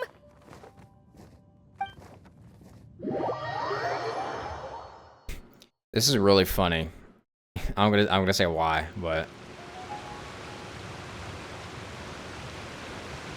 Ta-da! Surprise, everyone! oh hey, A talking street lamp! another Hex and Circle member. Street lamp? Oh my! You mean you still don't remember me after all the times we've spoken? Is this Alice? I know that voice! It's Mom's friend! It's more clear now. I didn't recognize it at first because it sounds so much more clear. Hi, Alice. Hello there, traveler and friends. And Durin, it's good to see you. You've changed quite a lot. In fact, you look so different that perhaps I should call you Mini Durin. Mini Durin, huh? Yeah, I like the sound of that. It's nice being smaller. You must be one of the 3 goddesses of this world. Are you the goddess of creation? Yep, that's right. But although it's the most impressive sounding of the 3, to be honest, we all made an equal contribution toward the founding of this world. If you've ever read any of M's stories, you'll know just how enchanting the worlds are that she writes about. So enchanting that I just had to step inside and explore it for real. So I got B involved, and with M's consent, created the world of Simulanka. Whoa, whoa, whoa! You're getting a little ahead of yourself. First things first, would you mind explaining what you're doing here? In fact, no! What are we even doing here? She just likes to mess with us every summer. Don't worry, all will be revealed. After everything you accomplished on your journey, you're free to ask me anything you want. Let's start with your first question then. I'm here because I sensed a great magic power emanating from the book just now. She just and be I couldn't creating resist shit. the urge to peek inside and check it out. That must have been when we all gave Mini Durin our blessings, right? Yes, exactly. In the world of fairy tales, words and emotions often carry far more power than any spell. It's all thanks to your magic that Minnie Durin was able to take this form. Come say hi to me, little one. Oh, look at you. You're as cute as a button. So, what about us? Was it always part of the plan that we'd come here? Plan isn't the word I'd use.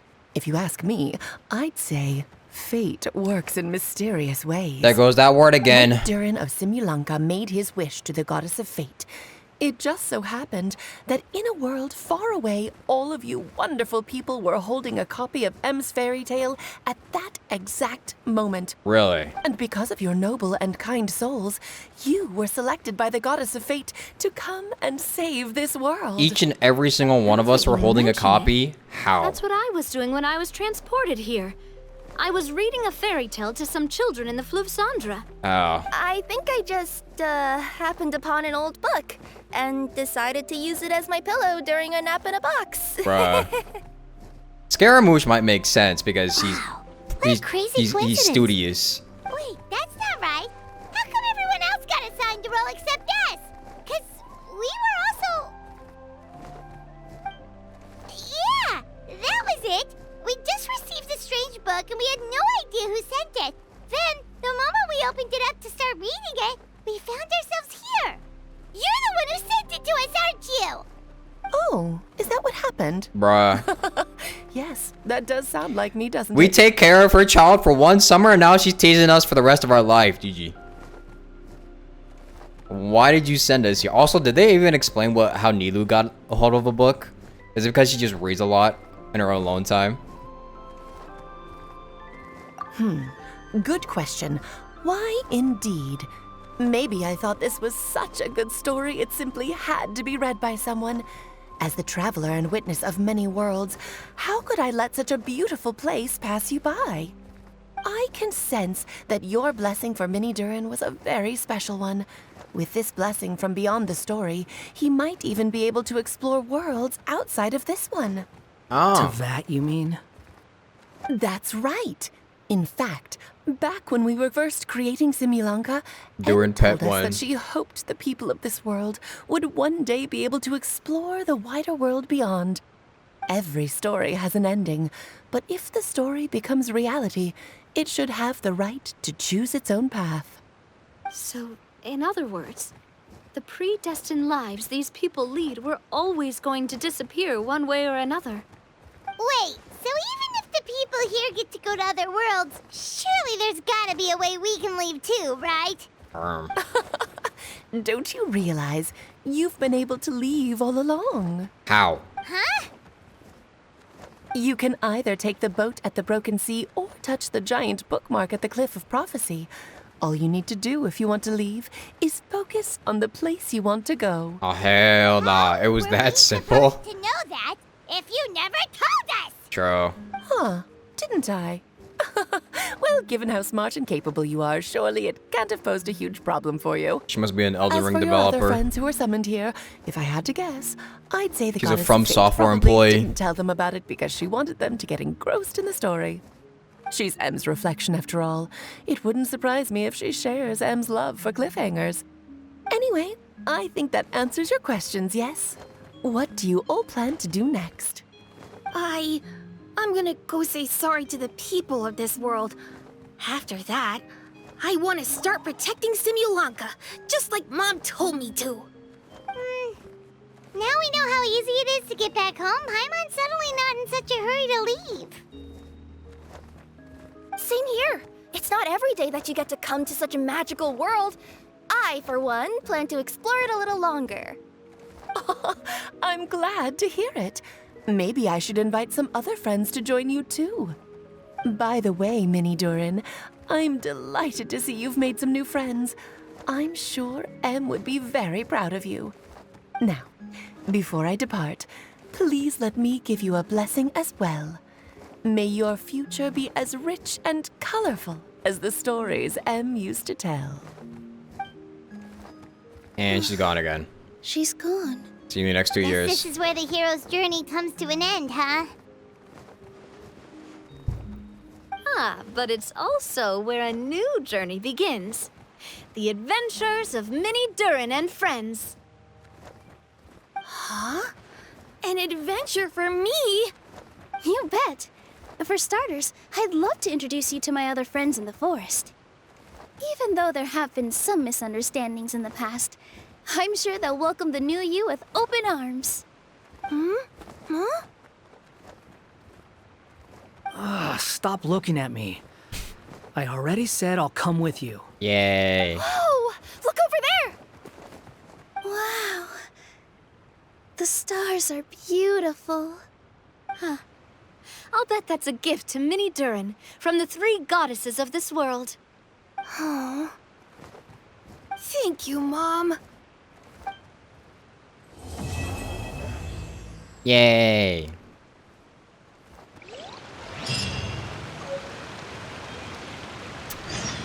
Also, someone said there's a dev room. I don't know where the dev room is at. This is so funny because this entire lore about a Durin that will possibly be in Teyvat in the future gets introduced in a limited event. So when we end up seeing Durin in Teyvat in the future and he's with Scaramouche, they're just gonna have to explain that shit just casually. I wonder how they're gonna do that.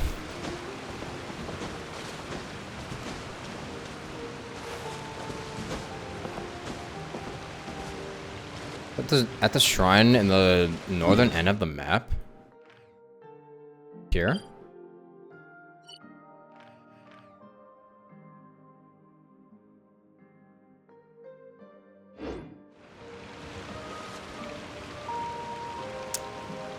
Bro, they just literally lore dumped on us again in a summer event. Why do they keep doing this?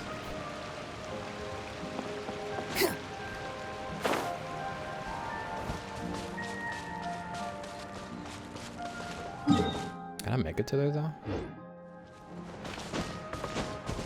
Quit following me.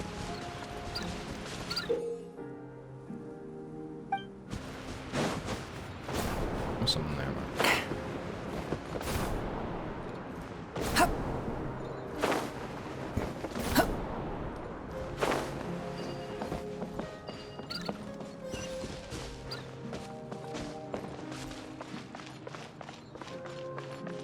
I went into the epilogue.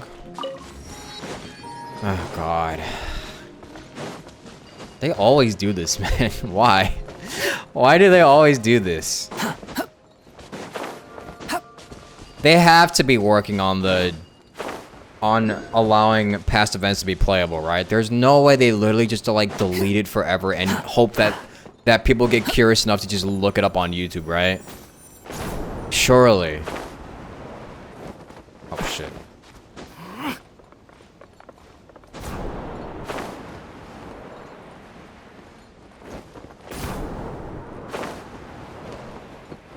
The recent dev discussion had past events icon on the map. That brings me hope. A shred of hope.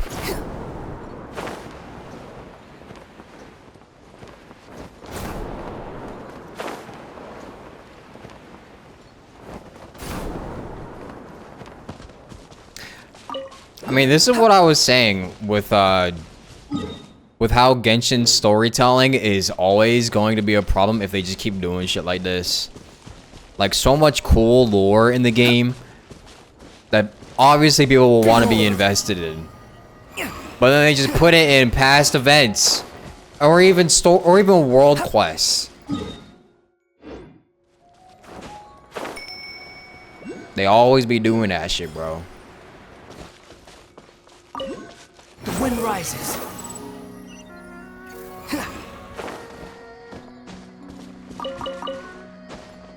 I'm definitely gonna have to do all of this later. Squall and Fury.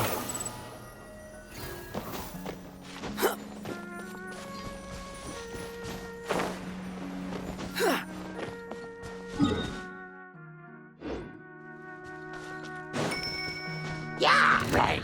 Yeah.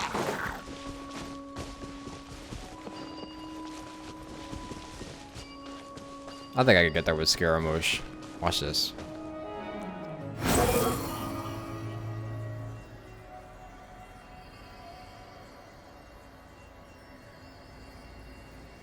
Cheat code character.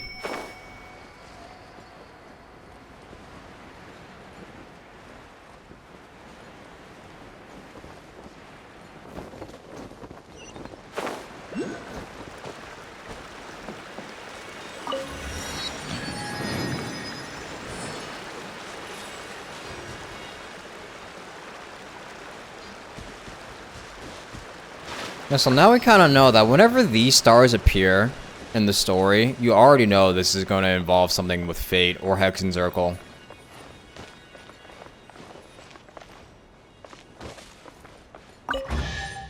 Offer here your weapon, bright. Offer here your weapon, bright. Dispel the what? What's that say? Fuck. Dispel the dense days as light does night. Unnecessary. Unnecessary.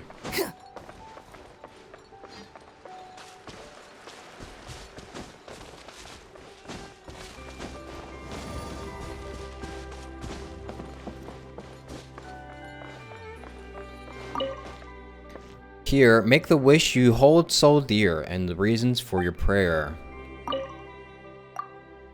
You must make clear.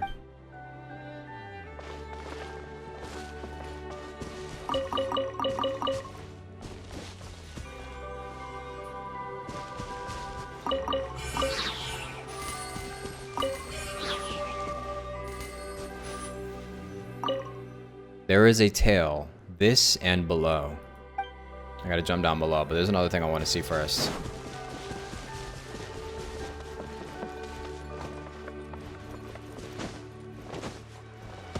The statues are involved in a world quest? I didn't know that. No. Too slow.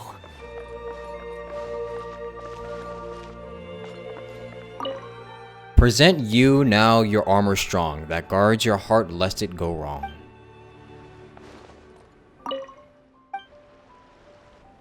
Mist or beast?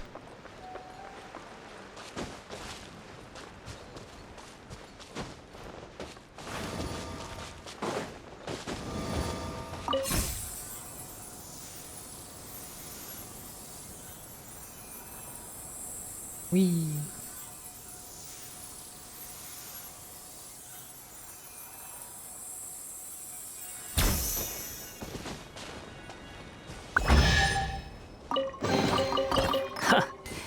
You even want this?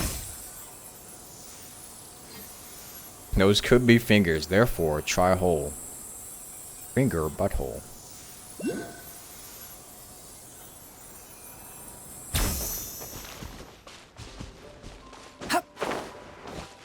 Okay, let's go jump.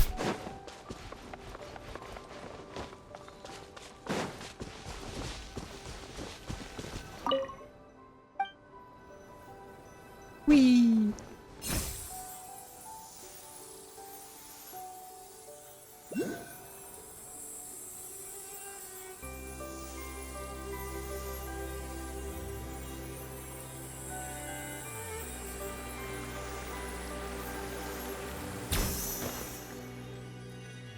Wow.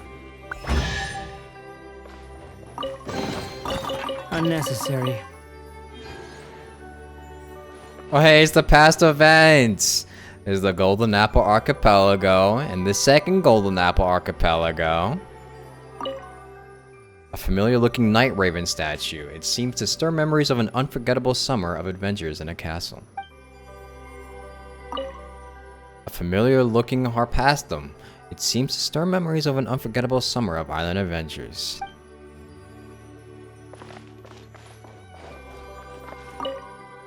A familiar looking choo-choo cart. It seems to stir memories of an unforgettable summer of adventures in a domain.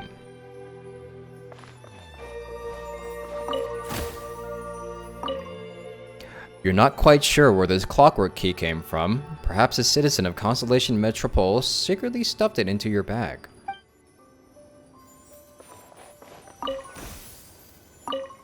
You're not quite sure where this flowering came from. Perhaps an inhabitant of the Forest of Blessings secretly stuffed it into your bag.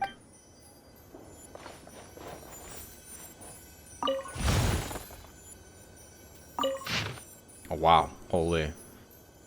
An incomplete manuscript. Long ago, in an era where the mountains were filled with precious treasures, the stars were joined together in long snakes, and the dreams of the night abounded in color.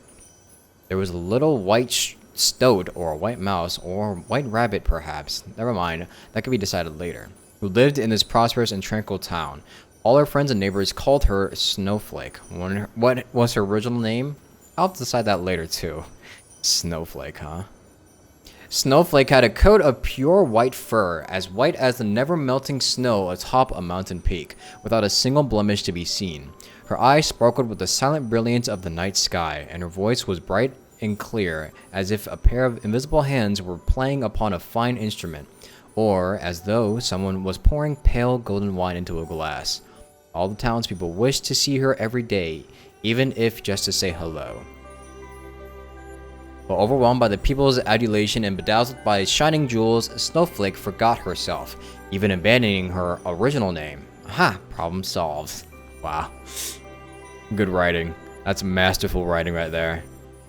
What about my greeting gifts? Said Miss Snowflake, too lazy to open the door fully, with naught but the ruby bracelet on her slender wrist shining brightly through the crack. A troubled look came over the visitor's face, and with a bang, the little door was shut once more. The pure, noble, and highly revered Miss Snowflake returned to her dressing table to await the coming of her next sincere admirer. Her dream was to find herself the perfect husband, but clearly only someone who already possessed the most precious treasure in the world could possibly be deserving of her hand in marriage. Okay. That day, a certain wandering Mr. Cat paid a visit to their town. He came from a faraway kingdom in the north and wore a coat of thick, well-groomed fur. Perhaps you might even say overgroomed, in fact. For if you got close, you could even smell what he had eaten for his last meal. My cat is currently sitting on top of me, licking itself. It has a really fishy smell. This is some masterful writing, bruh. There was a wisdom in his emerald green eyes that was beyond anything common folk could hope to attain. Kind-hearted townspeople welcomed the traveler warmly. Within the time it took him to drink 3 cups of ale, he had already heard about all towns' noteworthy goings on. No less than 5 different weather forecasts for the following day. Among all the news, what most interested him was that relating to Snowflake. Where may I meet this beautiful lady? Ah, if I were you, I wouldn't bother. Why is that? Miss Snowflake has a penchant for rare treasures. Over the past 2 years, she has become more and more particular. Unless you are in the possession of vast wealth already, you may as well give up on the idea sooner rather than later, for your own good. Hearing that, Mr. Cat's green eyes twinkled. Is there a skip button? Cause you ain't reading all that? Man. Don't worry, I'll read it for you. For all the lore wanters. Knock, knock, knock. Mr. Cat knocked on Miss Snowflake's door. To him, her house seemed a little on the small side. My greeting gift? A pair of listless eyes looked out at Mr. Cat through a crack in the door. Of course, I have prepared the most magnificent gift for the esteemed Miss Snowflake, which I trust will only make you more beautiful than you already are. This necklace is inlaid with agate from the north, pearls from the southern seas, and amber from the west, Amber mentioned. It is my clan's greatest treasure. Entrusted by my elders, I have traveled the world in search of the most beautiful, noble person to present it to. It is an honor to meet you, Miss Snowflake. I believe that you must be the one I seek. Please accept my gift. Wow. Bro, raising the standards. GG. I can't do that. A flash of dazzling color shined out from the crack in the door as the reflection of the opulent necklace sparkled in Miss Snowflake's eyes. Not bad, not bad. Just about up to my standards, said Miss Snowflake proudly. After meeting you, I am now convinced that all jewelry will pale in comparison with your unparalleled beauty, but please, allow me to help you put it on. Mr. Cat bowed sincerely, then took a step inside, nearly getting stuck in the cracked open door as he did so. I will now perform a ceremony of blessings and prayer for you, that this gift might still shine as brightly as the moonlight once I am gone. Please go ahead. Intoxicated by his praise, Miss Snowflake exposed her flawless alabaster neck. From that day forth, no one ever saw Miss Snowflake again. Some said she had grown tired of the mundanity of life in the town and set out on a journey to find treasure alone, whereas others were convinced that she had finally found the husband that she'd been waiting for, living happily ever after with that Mr. Cat from afar. For someone passing Mr. Cat as he left town caught a whiff of Miss Snowflake's delicate perfume on his fur coat. Maybe this story isn't suitable for children either. I'll have to think it over. Bruh. Mail.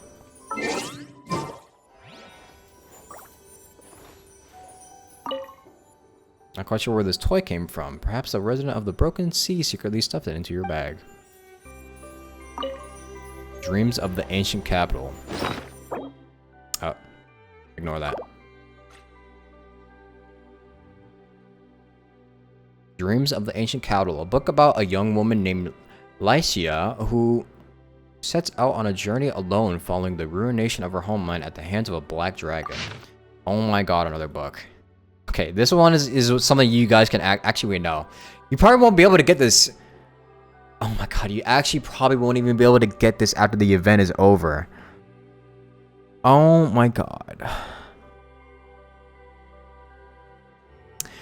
Well, I'll read it. A book about a young woman named Lycia who sets out on a journey alone following the ruination of her homeland at the hands of a black dragon.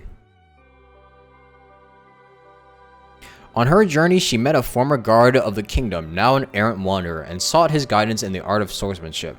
But the guard had long since given up hope. Drink water? I'll actually drink water.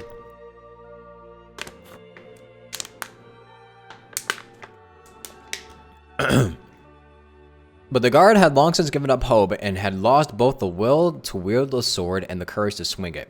I cannot fill a bottle with hope and give it to you, said Lycia. But I do remember a song from my childhood. It sings of how spring is as fleeting as a shooting star, and it taught me to cherish every flower still in blossom about my feet.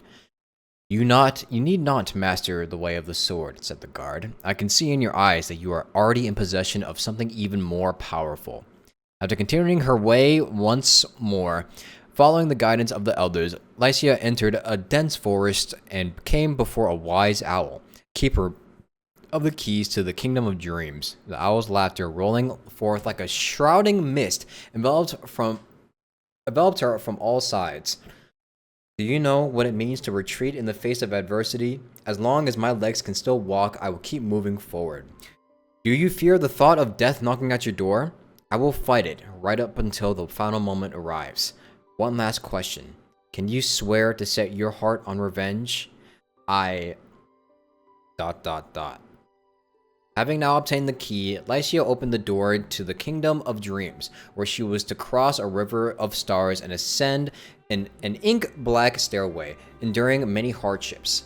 Finally, she confessed the reason for her coming before the goddess of dreams, and, in exchange for a lock of her golden hair, learned the magic of luring someone into a dream. Then, she declared that she would take revenge upon the Black Dragon. In the beginning, the Black Dragon only knew black and white, but under the magic spell, it dreamed of 1,001 different worlds, each far more vibrant and vivid than fire and brimstone. If worlds like these strike your fancy as well, said Lycia, I will turn back the dial of the night sky, reversing all the stars in their courses, returning things to the day before you arrived in my hometown. ... At the story's end, Lycia awoke from the previous night's dream to the familiar sights of her hometown outside the window. The birds were singing and the flowers were in bloom, and all was at peace. From the little door of the wooden cabin, there came a gentle knocking. Opening the door, Lycia beheld a black-haired stranger standing outside. I cannot distinguish the color of your hair, the man said, but I suppose it must be golden, just like the color of the stars in my dream. ... Note at the back of the book. You really like writing stories about dragons, don't you? Gonna be real honest with y'all, I don't know what the fuck these stories are even supposed to represent or have a relation to with Teyvat, but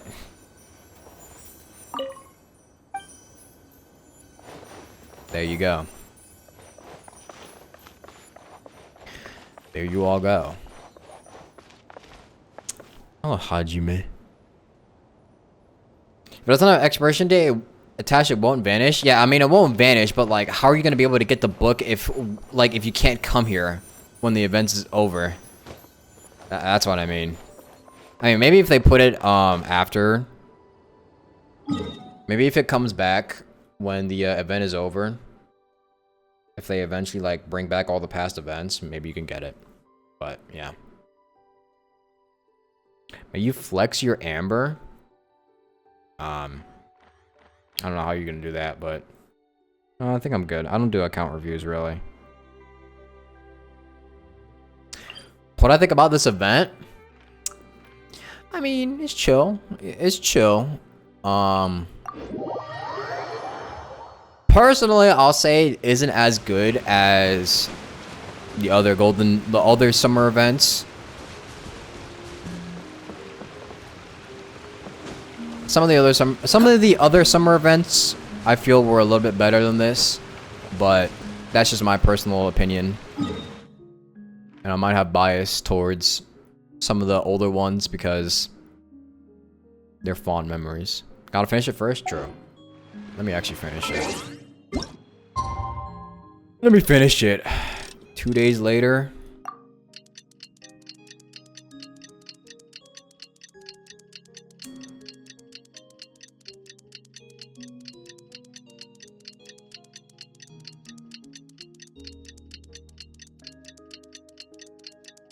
The summer event always foreshadows the next region in some fashion. True.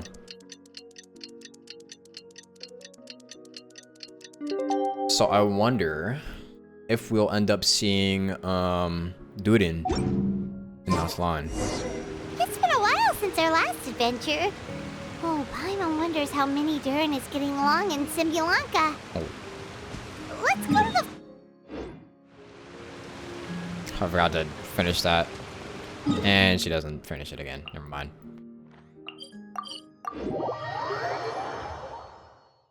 These books are probably relevant in contextualizing Teyvat as a whole in the future? Probably. Something about that last book. The last few lines in the second book I read will definitely come up in the future, especially with the golden hair references. Kaya and Jade! Here's your 2 magic tonics. What the hell? Why, thank you, young lady. And might I add that you're looking quite lovely today. Jean, come on, take a seat and let's have a drink. I ordered one for you as well. But is this really appropriate? I mean... Still worried about Klee? Relax. Albedo's with her. No, Klee's not coming. No, this would have been a perfect place for her. Kaya and Master Jean! What are you two doing here? Yeah, what are you two doing here? Oh, look who it is. The Traveler and Paimon. You must be the pleasant surprise that Miss Alice told us about. Greetings to you both. This is one place I didn't expect to run into you two. Long time no see. see. The locals here have been talking non-stop about some brave heroes who saved the world. Let me guess. You two have been up to your old tricks. Yeah. Well, not just us. We only played a small part. You could say we were 2 members of the Heroes Adventure Team. We were spectators. Still sounds mighty impressive to me. Again. As ever, our honorary knight is making us proud wherever they roam. Did I hear you talking about Alice and Klee? That's right. We received a letter of invitation from Miss Alice, proposing that we take Klee for a vacation in Fairyland when work dies down. I wasn't sure what she meant by Fairyland at first, but if my eyes are not deceiving me, she was being quite literal. Yeah. Klee ran off excitedly as soon as we arrived. I'm a little worried so she about is her, here. But Albedo insisted he would look after her while we do our own thing. We could hardly say no to such a considerate offer. So I took it upon myself to bring Jean to the nearest tavern we could find. Yeah, I'm sure you're gonna enjoy those drinks. For a drink, huh? Alcoholics. Well, we are on vacation. It's only fair that we get to indulge ourselves a little. You're right. I should make an effort to relax and unwind. It's what Miss Alice would want, after all. Yes, please drink it. Oh, wait, Kaya? Don't tell him about the ink. What exactly did you order from the bar? No, don't tell him. The house special, of course. Oh, come on. Best way to get a taste of the local culture. Don't tell him, don't tell him. Why are you making that face, Paimon? Nothing. I was just perpetually amused by your lifestyle, that's all. Go on, drink up. Something tells me I need to tread carefully here. Let's see, it's got a lovely color, but how about the taste? Tasty, huh? Yummy. Jane, don't drink it. I think maybe I'll pass. But it's such a shame to waste it. All right, Paimon. Well played. Maybe we should give this to Diluc Got too. burned too, if it's any consolation. It's nothing personal. Oh, by the way, we weren't the only ones who got invited here. I saw Kale earlier. Kale! She didn't see me, though. She was making a beeline for that big tree. Kale. The Kingdom of Breezes and Bells, you mean? Oh, this is turning into a huge reunion. Maybe we should go say hi to her. Yeah, we've got Klee, All right. Albedo, Kale. I'll give her my regards. Will do. Enjoy your vacation. Thank you. Enjoy your time here, too. They're bringing in all the people that we haven't seen in, like, centuries. Swollen Fury. Too slow.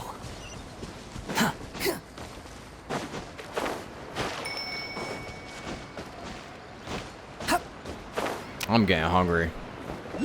I think I might have to do the mini games like off stream or maybe tomorrow. I'm getting hungry. As soon as I finish this story, I am logging off. I am Big Chungus.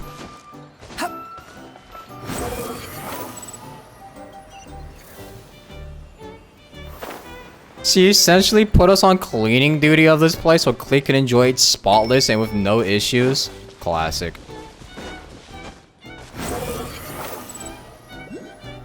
We are literally the child proofers of Alice's creations.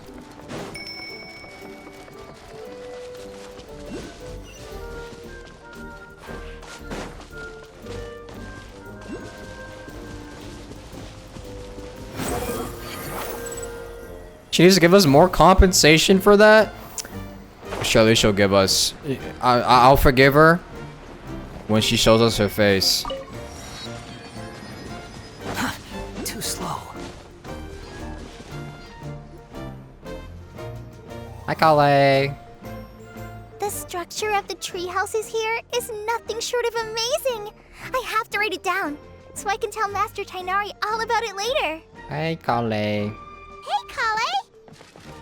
What's up? You scared me. Traveler and Paimon, you got invited here too? Yup. Yep. Well, they sort of skipped the invitation part, but anyway, what you doing out here? Something caught your eye? Oh, yeah. I'm trying to observe and summarize the structures of the trees here, and also the animals that live here. Well, the residents, I guess? I still can't get over the fact that they're all someone's origami handiwork. Yeah, pretty cool, Once huh? a forest ranger, always a forest ranger, huh? Not sure you'll be able to apply much of what you learn here back home, though, with this being a magical world and everything. Huh? What? Over there, by the giant footprint. Have those houses always been there? What houses? Oh, those? The local flying squirrels told me that they were built by a small dragon and some guy wearing a hat. Oh. Oh, that must have been Minnie Durin and Hat Guy. Any idea where they went? Supposedly, after building the houses, they went to somewhere called, Constellation Metropole? Did I say that right? Yeah. Yep, you got it. Oh, also, when the locals mentioned the dragon, did they seem at all, did they say how they felt about him at all? Now that you mention it, The atmosphere changed a little when they talked about him. Oh no. Please be nice to him. They mentioned some stuff along the lines of past misunderstandings and welcoming new members. Yes. I only just got here, so I know very little about what has happened in the past. They seemed genuinely grateful for the houses, though, and said they were going to plan a welcome party. Oh, thank goodness. Whew. Sounds like the forest has begun to accept him. It's a step in the right direction. Everyone be nice to Durin. Are you looking for that small dragon? Yeah, he's a new friend we made after we arrived here. No way! Really? I'm getting more and more interested in your story. No. I've got to save it for next time. For now, I've got to make the most out of my time in this wonderful world. Oh, there's no rush. Just take it slow and enjoy yourself. Like Kaya. Oh, he sends his regards, by the way. Bruh. Oh, Mr. Kaya is here too? Then I've got to go say hi to him. Well, right now he's at the tavern and he probably won't be leaving until he's drunk. Not that he'll ever reach that point because his alcohol tolerance is so high. Basically, it's Kaya. You know where to find him. They're gonna run this world supply dry. You make a good point, Paimon. Then I'll focus on exploring for now and go catch up with him later. Shall we go pay a visit to the Metropole Traveler? Maybe Minnie, Durin, and Hatkai are still there. Oh, right. By the way, something pretty interesting has been happening in Sumeru recently. Master Trinari has been working really hard on it, so if you have time, definitely go and check it out. Ooh. Sounds good. Teaser for a Sumeru event? Ooh. That's a Sumeru event teaser. Alright, take it easy, Kale. Of course. See you later.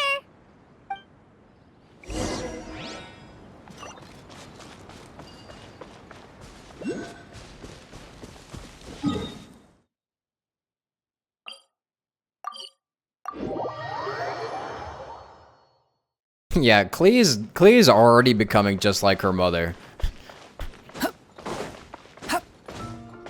She is almost just as destructive as her mother, except she doesn't know how destructive she is. Quit following me.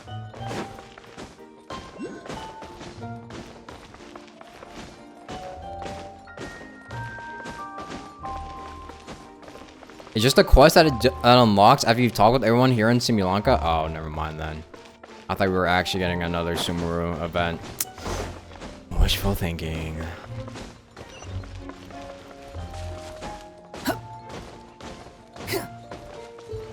And it's unvoiced? No significant lore? Bruh. Really funny interactions between several main characters. I'll have to play that on my own time. I haven't done a world quest in so long, dude. I've just not had the motivation to do a world quest. Okay. Hi, Mona! Mona Magistus. What? Are my eyes deceiving me? No. There is no way. I can't believe it. Hey, Mona! We heard you muttering from a long way away. What's up? Oh, is your scry glass acting up again? Oh, it's you, the saviors of this world. My scry glass is fine, but I'm not sure I can say the same about my eyes. Look at this statue. Yeah, what about it? What? Is it broken or something? Looks fine to Paimon. That's your master, right? AKA the goddess of prophecy? I refuse to believe it. There's no way that old hag looks anything like this. Maybe she did when she was younger. When she was younger? Oh, actually, now that you mention it, this does remind me of the fashionista phase she wrote about in her diary. Oh, God. She can't hear me, can she? I swear I just got chills down my spine. I would assume she could. It's probably a little rude to talk about her right under her statue. Yeah, it's GG for But you. how do you know it's a statue of her if you never saw her as a young She about to get woman? hit with a bunch of explosive blocks. I did a quick scry when I came into this world, and when I saw the stars' reflections, I was at a loss for words. It looks like fate in Simulanka is based directly on Tevat. A projection of real-world fate to form an image of reality. Or in layman's terms, basically, the creator made this world inside a mirror or a lake, and this world is the reflection. Wait, what? Still sounds pretty impressive. The more I scried, the more familiar everything looked. It's her work, there's no doubt about it. Even so, everything's far more complex than I'd imagined. Trying to decipher it all is giving me quite a headache. I also asked the locals about her. They call her she who has dominion over the stars and the course of fate itself. Not even a pretense of humility. Clearly, she let the role of creator goddess get to her head. Not that I'm surprised in the least, of course. It certainly matches the tone of her diary. Anyway, we should change the topic. She gets so worked up over her master. Have you seen a small dragon around by any chance? He's about the same size as Paimon, but with tiny little wings. Ah, you mean the one that caused all that trouble? I haven't seen him for myself, but I heard that he came to the Metropole not long ago to formally apologize for his actions.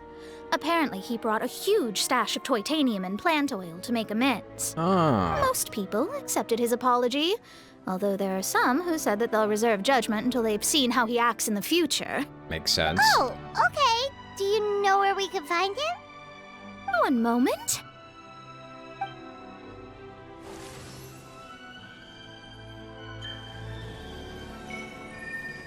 They're gonna use this animation for her until the end of the game.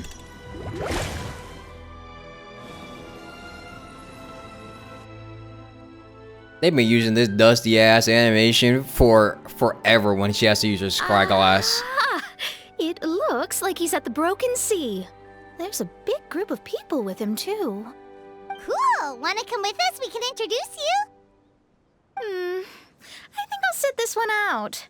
This might be the closest I ever get to meeting the old hag in her youth, so I think I'll spend some time seeing what else I can glean from her grand design.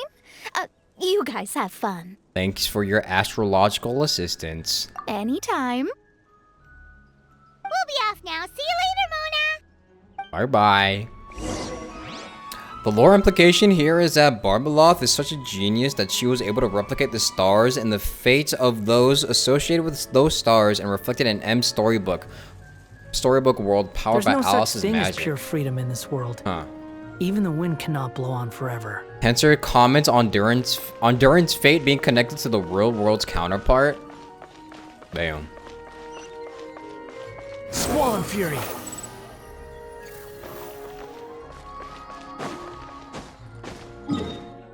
Certainly got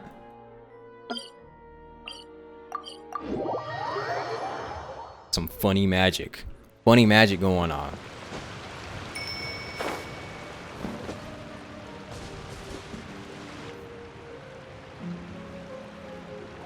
Durin is so cute. I hope he doesn't disappear after the story.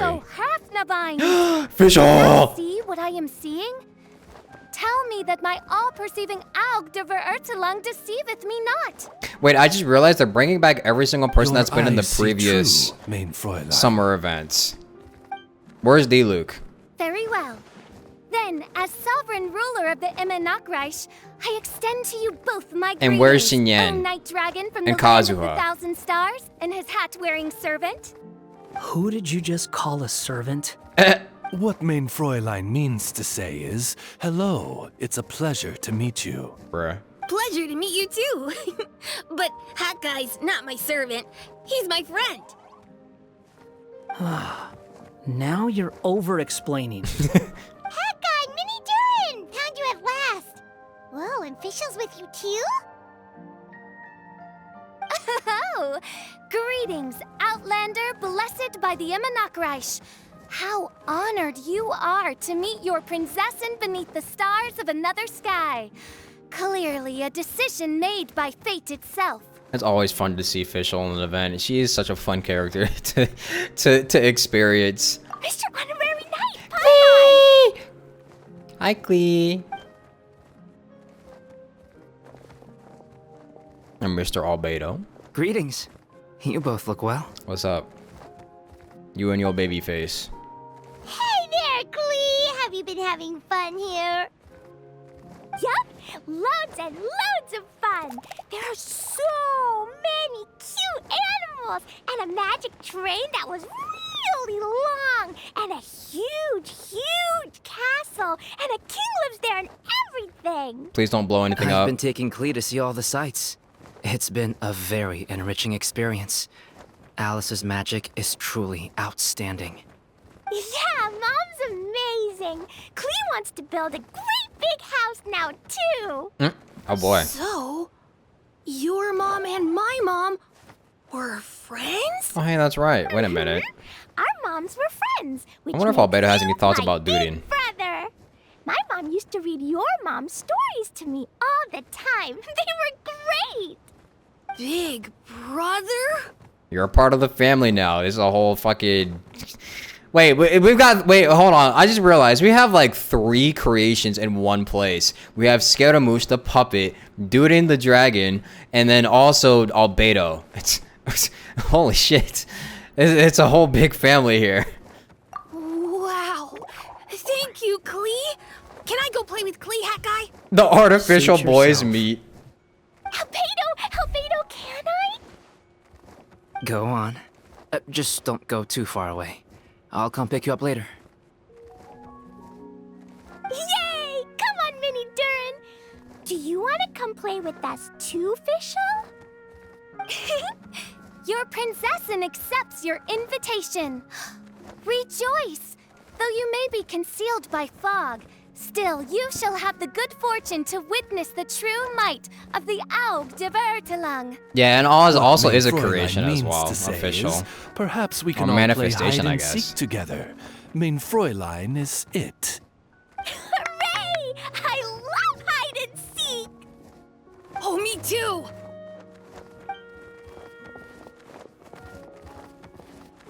To return to our previous discussion, Mr. Hat Guy, you were telling me about a prophecy? I heard B talking to M. What she said was... Ah, so that's why. Since you're so persistent, let me tell you a secret. Our child will one day rise from the dead. Oh, big ass lore drop there. That dragon spine Durin will come back to life? And they put it in an event! Why? I only heard it in a memory, so don't hold me to it. Understood. My recent observations at Dragonspine lend credence to this prophecy as well. Durin's heart has slowly but surely been growing in vitality. The process is extremely slow, but the trend is clear. What should we do? I don't know. To start with, plan for every potential scenario, including, of course, the worst case scenario. Mondstadt dies. Monko W. I am well aware of Durin's past, and I sincerely hope that things never escalate to that point. Still, we need to be prepared for every possibility. If the prophecy is true, and Durin's heart will one day beat again, I'd like to hope that whatever rises from the dead is no evil dragon, if you understand what I mean. Kind of? But not really. Yes. And so, when the time comes, Mr. Hat Guy, will you and Simolanka's Durin be willing to lend us a hand in our hour of need? Huh? What's this got to do with me? You saved the Durin of this world. I don't see that as a mere coincidence. If there is any meaning to be read into the actions of the 3 goddesses, beyond fairy tale whimsy alone, I can only boldly speculate that the fate of this reflected world may have a reciprocal effect upon our own world. Yeah. If Durin of Dragonspine will soon come back to life, we will need many Durin's help, as well as yours, given that your fates are now intertwined. Wow, congratulations, Scaramouche. You are now insanely lore important. To be sure, it certainly won't be easy. You just went from being locked to Sumeru only to now being a universally lore important character. Congrats. Can we go see it together, please? Sure. 2 seconds, I'll be right with you. Please give my suggestion some thought, Mr. Hat Guy.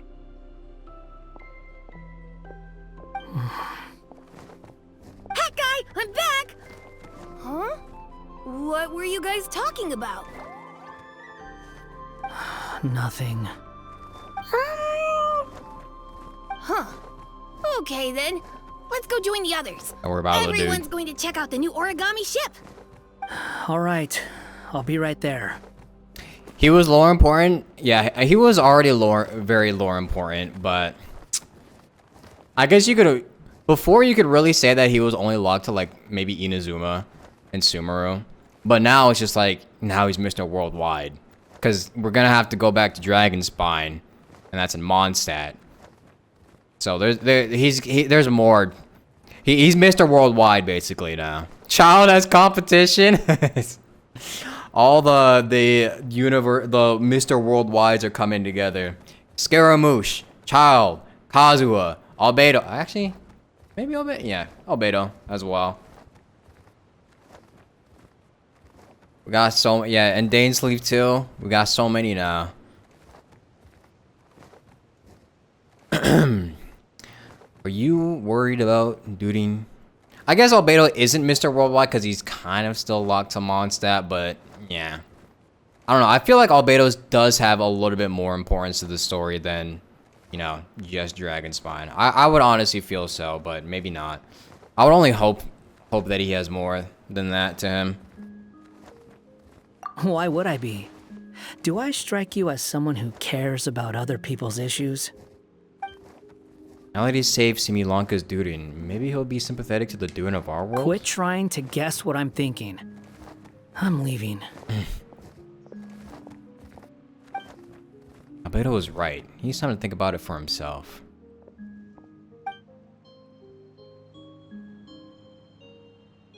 Aww, what a lovely little boat!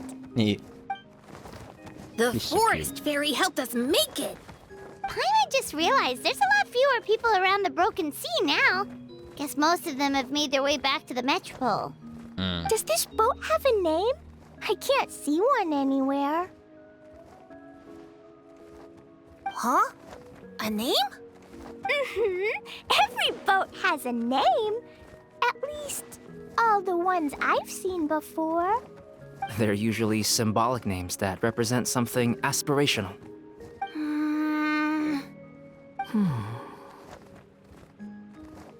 Let's go with the Durin. That goes kind of hard. Huh? You want to name it after me? Oh, you mean to wish Mini Durin a safe voyage as he sails into a new chapter of his life beyond this world? Oh my god. Your princessin approves. Let this vessel bear the name of the most esteemed dragon of the night. The Durin. Let's call it that then. Thank you, Hat Guy. Also, can I ask you a favor?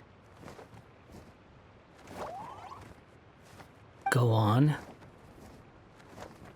Remember how Mom's friend said I should be able to leave this world? Well, I want to pay a visit to your world. Just a quick trip, can we? Here we go. Is that a no?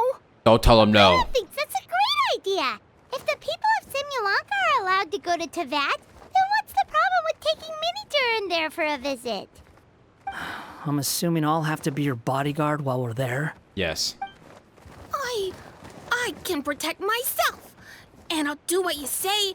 I won't fly off on my own, I promise. Please, can I go? You and what teeth? It'll be up to you to stick close. If you disappear on me, don't expect me to come looking.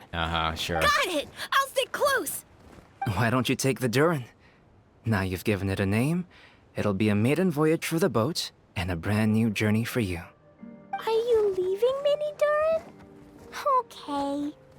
Well, make sure you come visit me in Mondstadt so we can play together again.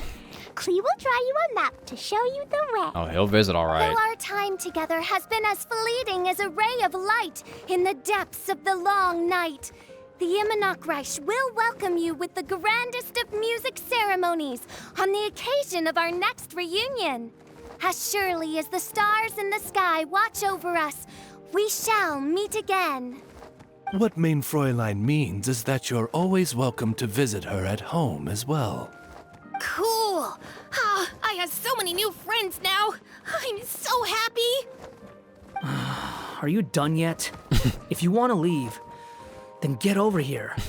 Take care, Mini Doodine. Do you think Mona knows about Scaramouche, or is she just as clueless as the rest? I think she's just as clueless as the rest, because if she really knew about it, if she knew, or if she really wanted to, she could definitely come across him with the scry glass, and yeah, it would all fall apart from there. But I'm pretty sure since his name has been literally erased from the world, she probably doesn't know shit. So I don't think she's able to. I don't think she's that powerful enough to, like, you know even after his name being erased from the world. Take care. Thank you, everyone. Thank you so much. The blessings you gave me are more precious than any treasure and more beautiful than any fairy tale. Next time, it will be my turn to make your wishes come true.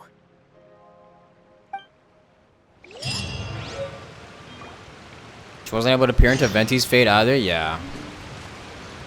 So she probably doesn't know jack shit. Wander is most definitely just a stranger to her, which is probably why they don't have them meet. Okay, so is that it? Is that it? I think that's it. Cameo time? Where the hell is Jin Yen and Kazuha? You telling me those motherfuckers didn't get invited? Not even D-Luke? Crazy. Too slow.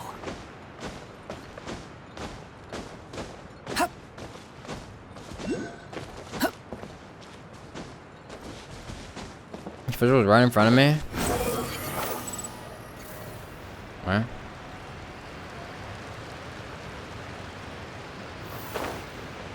Do they sell wines afterwards? I'd have to go back to Mona's. Oz, though I customarily refer to you as my familiar, in truth, I've always seen you as... Say no more, Main Fräulein. I, Osvaldo Hrafnavines, hereby pledge to always stay by your side. Quite rightly so. The Prinzessin should expect no less from her most favored Nachtgraben. I couldn't agree more, Main Fräulein. Aw. She's had to say it after seeing Duden call Scaramouche his friend. That's cute. Where's Mona? Need to go to Mona. Where are there? That one's here. Behold!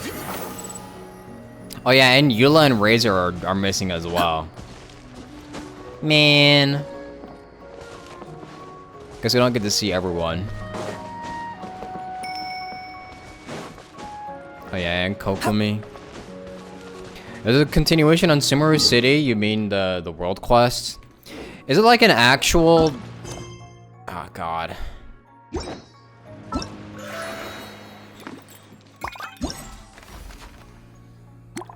Oh fuck. Oh fuck. Well, I mean, it's also not even voiced either.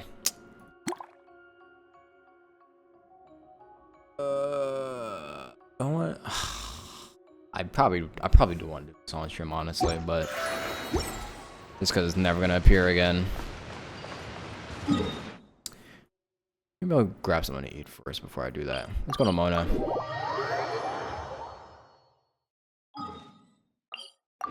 Kirara's is.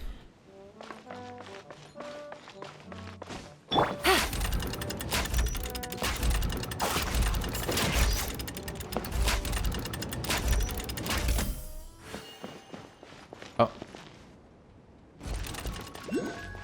Mona isn't here no more.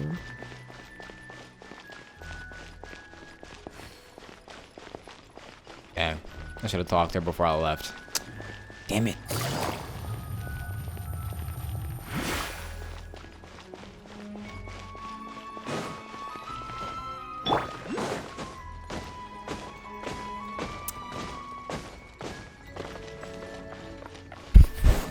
Someone found a mystery novel, but all the names are circled for some reason and nobody knows why, so to go track down everyone who ever read it, unvoiced.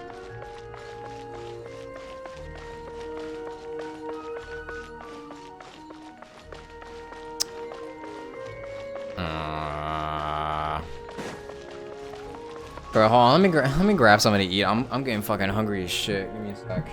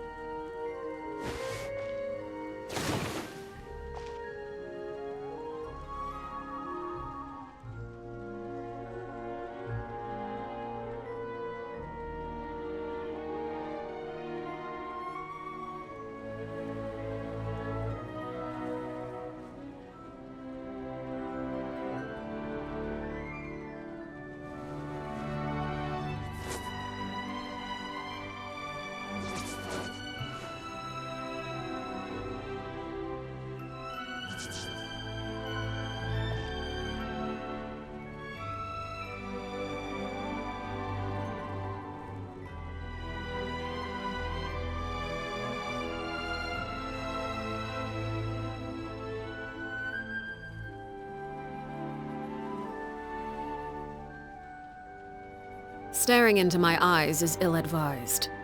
I can't promise you'll like what you see.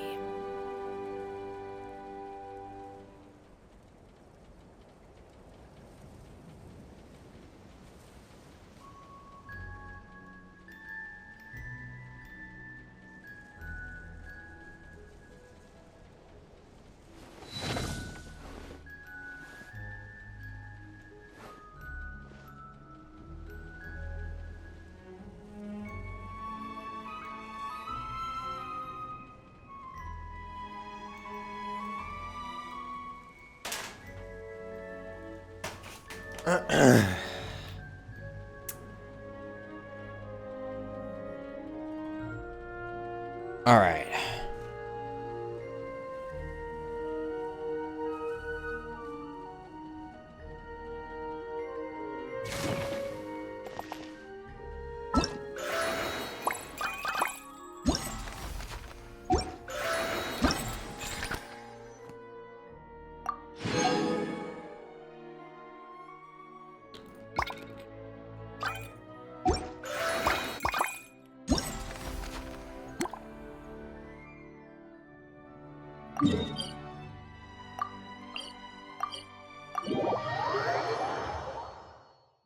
Children be up to? Never mind. Let them do as they please. So, are you all set? Ready to start investigating? Okay, this one's voice. That's good. We're good. Great! Then let's go! I've delivered packages all over, but I've never seen a mysterious fairy tale world like this before. Looks like nobody has gotten around to repairing this house yet. Ugh, even I wouldn't dare to sleep in there. It might suddenly collapse in on you.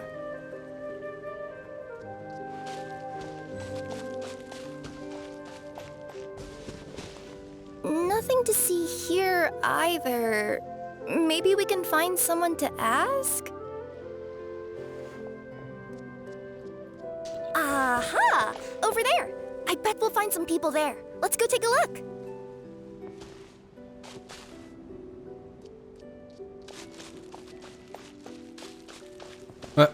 Where's she going?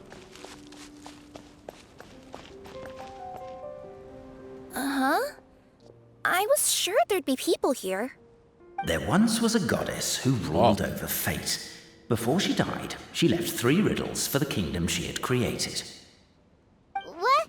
Who said that? Long story short, on this day, a sentient feline, an outlander, and a diminutive pixie arrived on the scene. Damn. They saw a narrow path off to the side. Okay, but which side?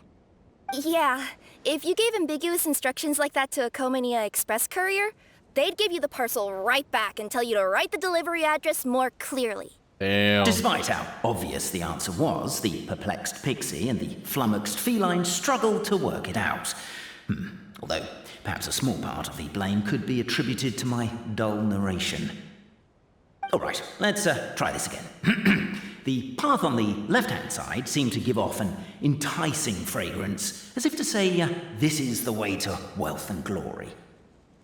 Ooh, that sounds like the start of a good story. Then what? Then what?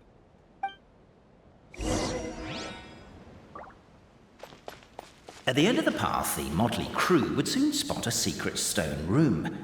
A prophecy had once foretold of a Marquis who shall one day venture inside, and thus it is named the Future Marquis's Abode to Be.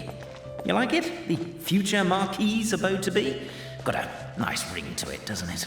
I don't know. That was a little bit boastful. But before you continue, I must warn you of the danger that lies ahead. For example, under no circumstances... Oh. Are you sure you don't want to hear the rest? Okay, sure, I'll hear it.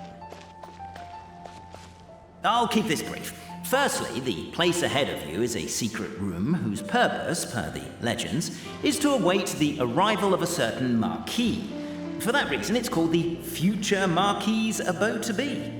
Secondly, when you get inside, don't sit on the chair in the center, or bad things will happen. There, that's all. Off you go. Oh, really? Don't sit on the chair in the middle. Guys, should I do it or not? So many summers, winters, springs, and falls, and now at last a hero hither strides. This realm knows not what lies beyond its walls. Its secrets mystify the world outside. Wait, new voices. Who are they? Why did that sound like that traveler's voice?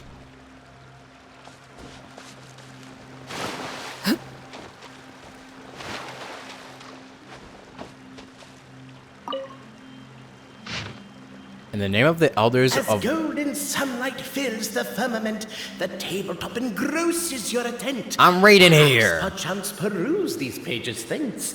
They surely represent no ill intent. Bruh. Why isn't he reading the files on the desk? Bro. Hey, Bobarano, maybe quit showing off and try using words he'll actually understand. Bro, I can either rhyme like a bard, or I can curse like a sailor. Damn, give me a second, man. Seriously tempting me towards the latter. In the name of the elders of our 3 tribes, we hereby form this pact that from this day... Cape, Oh my god. Oh my god. For a second, but I want to hear your take on this. So any outsider who comes in here would surely see the documents on the table, right? Unless he was visually impaired. And unless he's got tinnitus or something, he'd definitely have heard what we were saying. All I'm trying to say is, if this poor person can't see or hear properly, Captivated by the epic poetry and enthralled by the outstanding storytelling, the Outlanders knew what their next objective was. Namely, to remove the clockwork key from the raised platform up ahead. Cafe, I just realized you said we all had to speak like bards, but every time you open up your mouth, I don't hear any rhymes. Yeah, I noticed that too. It's one standard for us and another for you. That's not fair, Cafe. What are these two yapping about? Perhaps the Outlanders are worried that something drastic will happen the moment they remove it. Maybe that's why they're investigating the area thoroughly first. Can't fault them for that. I'm wondering if we can take advantage of this downtime to discuss whether we As the Outlander stands before the clockwork key, they're overcome by a sudden urge to set it free. Also, Cafe, that'll be my last rhyming line. I'm not writing any more poetry until you apologize. Bruh. What does it matter anyway? I've lost count of how many people have tried this before. No one's getting that key out. You sure? You sure about that? Pull hard. Strong as stone, firm as steel, the Outlander pulls, but it does not yield. Oh, hell nah. This has happened many times before, but this time is different. A thought enters the Outlander's mind. Attack! Attack! First weaken the structure, then seize the treasure!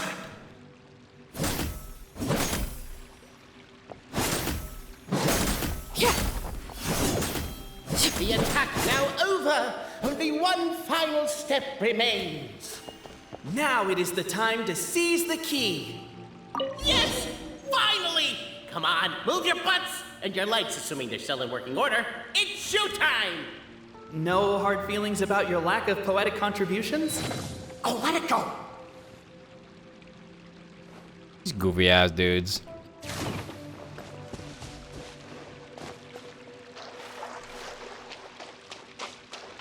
There's so people talk. There's two Yapatrons.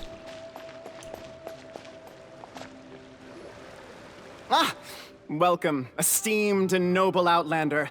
Allow us to introduce ourselves. Wow. We represent the 3 great clans of this realm, having been selected as its authorized historical supervisors.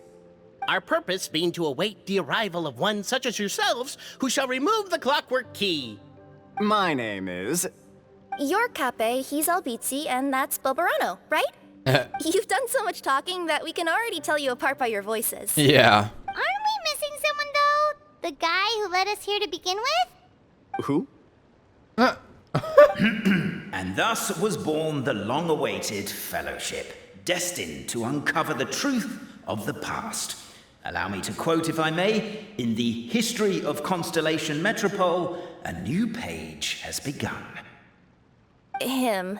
Well, I think he's just a narrator. There's no fourth person, so which of you is the ventriloquist? Come on, out with it.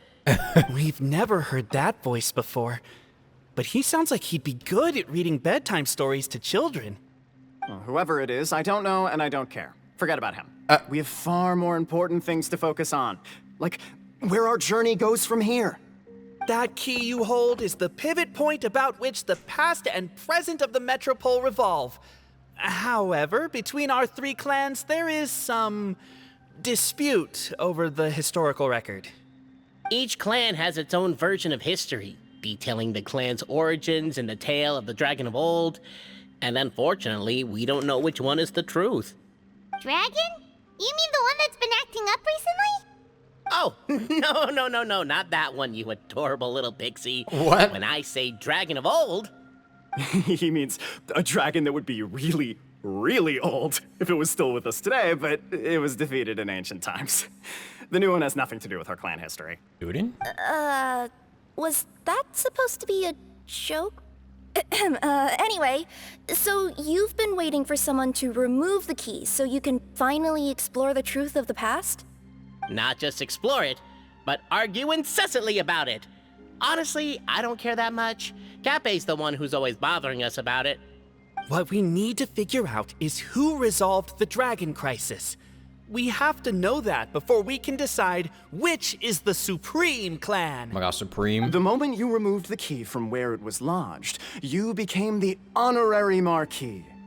We humbly beseech you, noble Outlander. Call me Traveler. Noble Traveler Marquis, we ask you to help us. You and your... You're talking Puss in Boots, and a pale, floating pixie. Bro. Puss in Boots? Are you serious? It's better than demon feline, but still. Embrace it, my friend. Embrace it. Most cats don't wear boots or speak, do they? I mean... I'm not even a cat. I'm a Nekomata. Now that you know the word, I expect you to use it. Please allow me to lead you all to a sacred memorial site. It will be much easier to explain what needs to be done once we are there. Do you think they taste like Skittles? This place is sacred to my clan. It's where our brave forefathers once took up arms against the dragon of old. After a bitter battle that dragged on for many days and nights, finally, our forefathers fought the dragon into submission, and it fled. They took turns, though. Some forefathers worked the day shift, while others worked the night shift. Have you noticed that they're the three, that they are the colors of the primary colors? Blue, red, and yellow. So they worked shifts while the poor dragon had to work around the clock. So they say. It's just a legend, though. Wait a second? Did I just hear you admit that your clan's history is just a legend? History, legend, who cares? My clan was definitely courageous, that's the point. That's the truth. And isn't the truth what we've all been arguing about non-stop for all these years? Capet's words gave the traveler food for thought. Could it be that the truth in a fictional world is equivalent to fiction in the real world? But that would have to wait. Apparently, Capet was not alone in his pilgrimage to this sacred site. Unwanted company had arrived. Of course, it had to be Hello Charles. The traveler and the talking cat, Nekomata, decided to teach them some manners.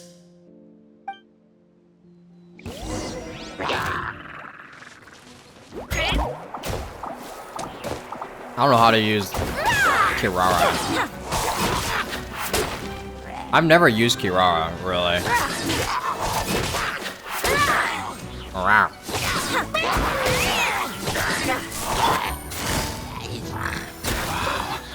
A true display of heroism and valor. It was as if the spirits of my ancestors were fighting through me. I may do that. Could be wrong, but maybe the Traveler Marquis. Your martial prowess and show of courage are a more vivid reenactment of my ancestors' feats that suit the modern aesthetic. Now, let's get down to business. As we all know, time is but an illusion. Oh, we're getting philosophical now. Time may flow line by line, page by page, or frame by frame, but usually it flows in the form of springs and gears. And that clockwork key you have in your hand can turn back time and make the past reappear. Well, actually, my view is that the illusion of time is more of a problem of consciousness. Gears power the body, while the body is the vessel of the conscious mind. But the mind cannot understand the dimension of time, so we experience instead an endless continuum of moments as the pinion of now turns along the rack of ages. All right, we're getting real philosophical now. I'm getting flashbacks to when I was delivering packages to the Sumeru Academia. A teacher once asked Albizzi what his greatest fear was, and he replied, dragons. Boberano was asked the same question. He replied, time, and repeated the argument we just heard. Well, mine is death. The teacher then turned to Capet, I guess goes with posed time, the same question. He replied, Boberano. Boberano tells the truth of the historical record, the blueprint to all of creation, the work of the great mage themselves. It can be found at the beginning of the gear rack, and on the very first page of the book. Paimon didn't follow all that, but basically, you're just saying that we need to put the key in and turn it all the way back? Yeah. Exactly. It is said that in the beginning, the goddess of creation took the goddess of fate's manuscript as a blueprint, placed it under the goddess of prophecy's starry realm, and generated the world from a few magic arrays. Wow. So in a few moments, when the great clockwork key turns the local time here back to the very beginning, we will restore the magic arrays back to their original configurations. Hold on. But what if there's Isn't stealing nothing part here? of the blueprint of creation a little dangerous? Also, how are we supposed to know the original configurations of the magic arrays? Well, the general shapes of the configurations have been passed down over the ages. They now form the family crests of each of our clans. So you'll just need to reference my family crest and join the dots accordingly. Okay. It's in like a reverse Z shape. Okay. To address your other concern, when the house has already been built, do you really think that taking away the construction crew and blueprint will cause it to collapse? The Traveler Marquis prepares to insert the great clockwork key into the nearby keyhole.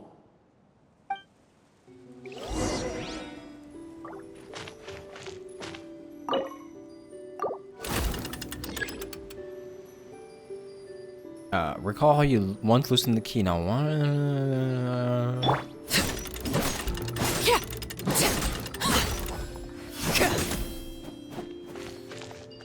okay, it's like a reverse Z. I guess we should start here? Here? Really?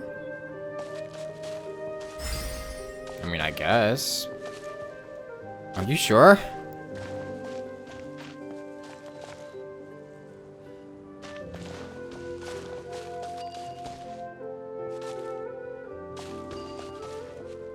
Oh god, these puzzles.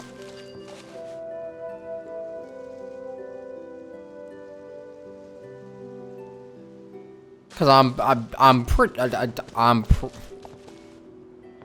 it should be like this. Hold on. Boom.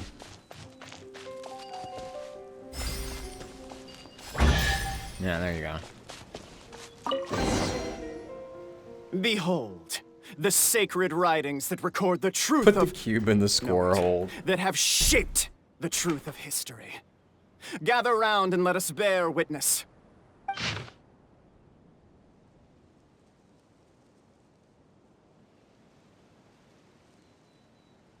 Jesus Christ. Brave. Jesus Christ, how much reading am I gonna have to do today? Brave Francois mounted the haystack, picked up a fork, and planted it tines down atop the mountain of grass. Behind him was a large, bright moon.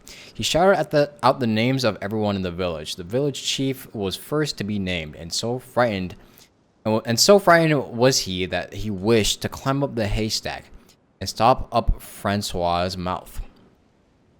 Are you crazy? You're yelling so loudly the dragon might show up, you good for nothing. Have you not seen how the windmill everyone built has been destroyed by the dragon?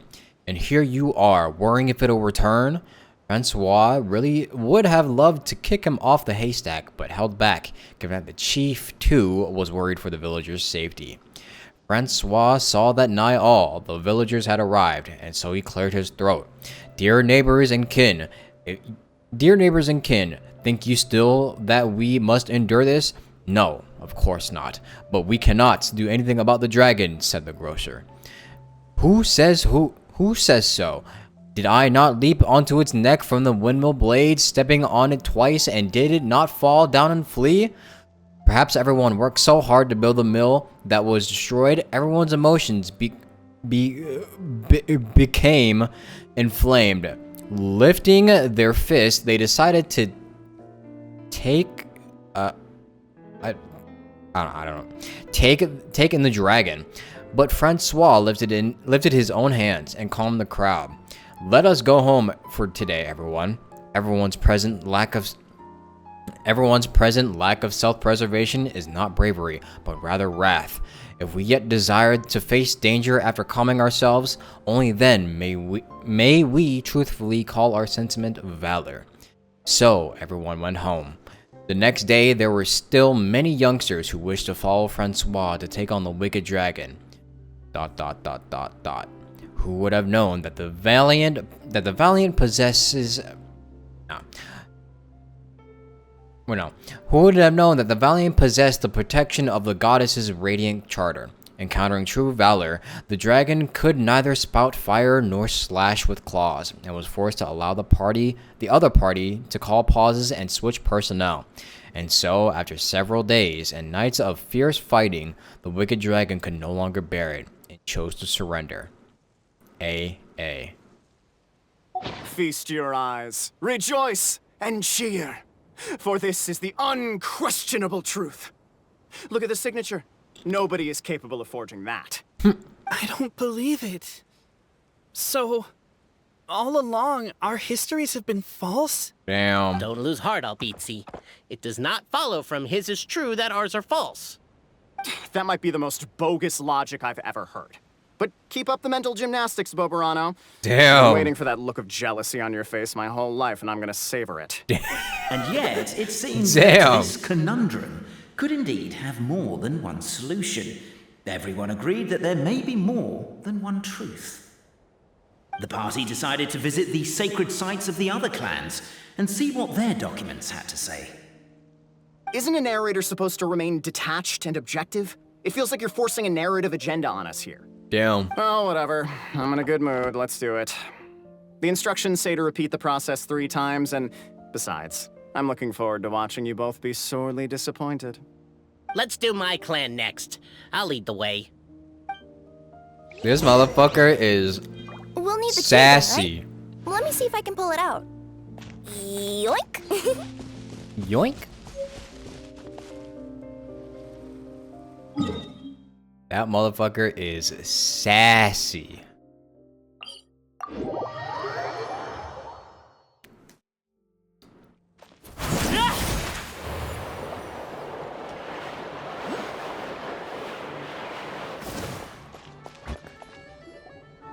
The party finds no pedestal in which to place the great clockwork key, only a locked door. Where's your clan's pedestal? Oh, let me guess, you hid it away in advance to save yourself the embarrassment of having it exposed as a fake? You done? Okay. Now, since my clan's main claim to fame is... Misinformation, half-truths, and fabrication. Ah, shut up, Cape. Shut up, Cape. Damn, even the narrator said shut up. I swear, if I wind up dead one day, the murderer was Boberano. Let those be my last words. Damn. My clan's claim to fame is that we outwitted the dragon of old and stole its treasure. Ergo, all articles of value that we own, including the pedestal for the clockwork key, lie behind that door. So, next step is open the door? With the key, I guess. Almost. There's one step before that. The door is protected by a smart interrogation system. We have to answer its questions, and if we get them wrong, we will alert law enforcement. Bruh. Jeez. Law Don't enforcement? you at least know the answers? The correction fluid of time has dyed white the pages of the Book of Wisdom. No, I don't know the answers. But You worry could have not. just said that. I had a quick word with the constabulary in advance. They'll ignore the alarm if we get the questions wrong, so answer without fear. Are you sure? Are you sure about that, man? There's no response from the door and nothing unusual about it. Knock. Question 1. Who is it? What? Police, open up.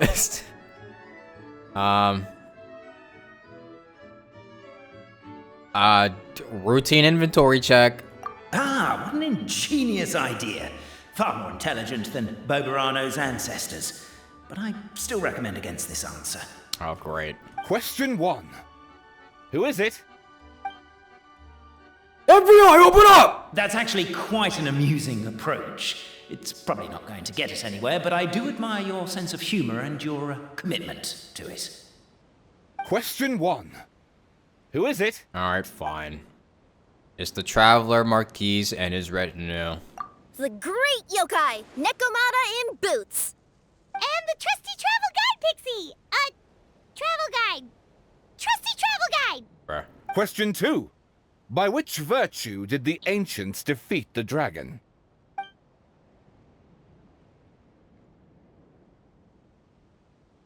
Courage. Oh, wait, no. Wisdom. If this is the right answer, I swear, Correct! Oh! A barefaced lie. So low. Gagged his ass. Question 3. Which is more real? The fiction of the outside world, or the truth of this world?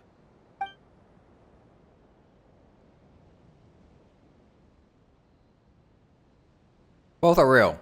Hear, hear! Who can be sure that the outside world isn't just a dream? And that when the dreamer wakes up, they won't just find themselves inside a novel? There is no way to know, therefore both are equally real. All correct. You may have the key pedestal.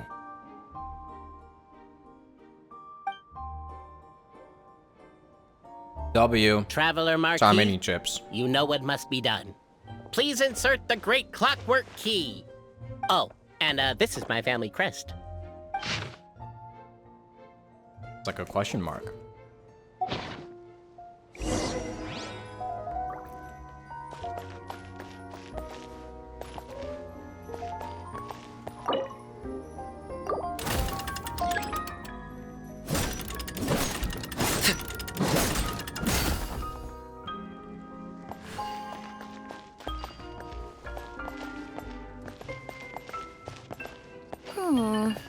Do we really need this one? Oh, so you're saying there's a fake. Okay, so... Yeah, you're right. You are correct, Kirara. We don't actually need that one. You are a very intelligent Nekomata.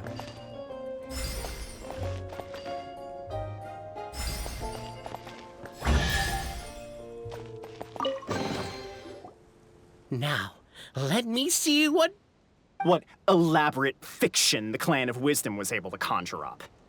If anyone's listening, I would like to submit these as my last words. I surrender. I'm the one who murdered Cape. Wait, hold on. I just put chips in my mouth.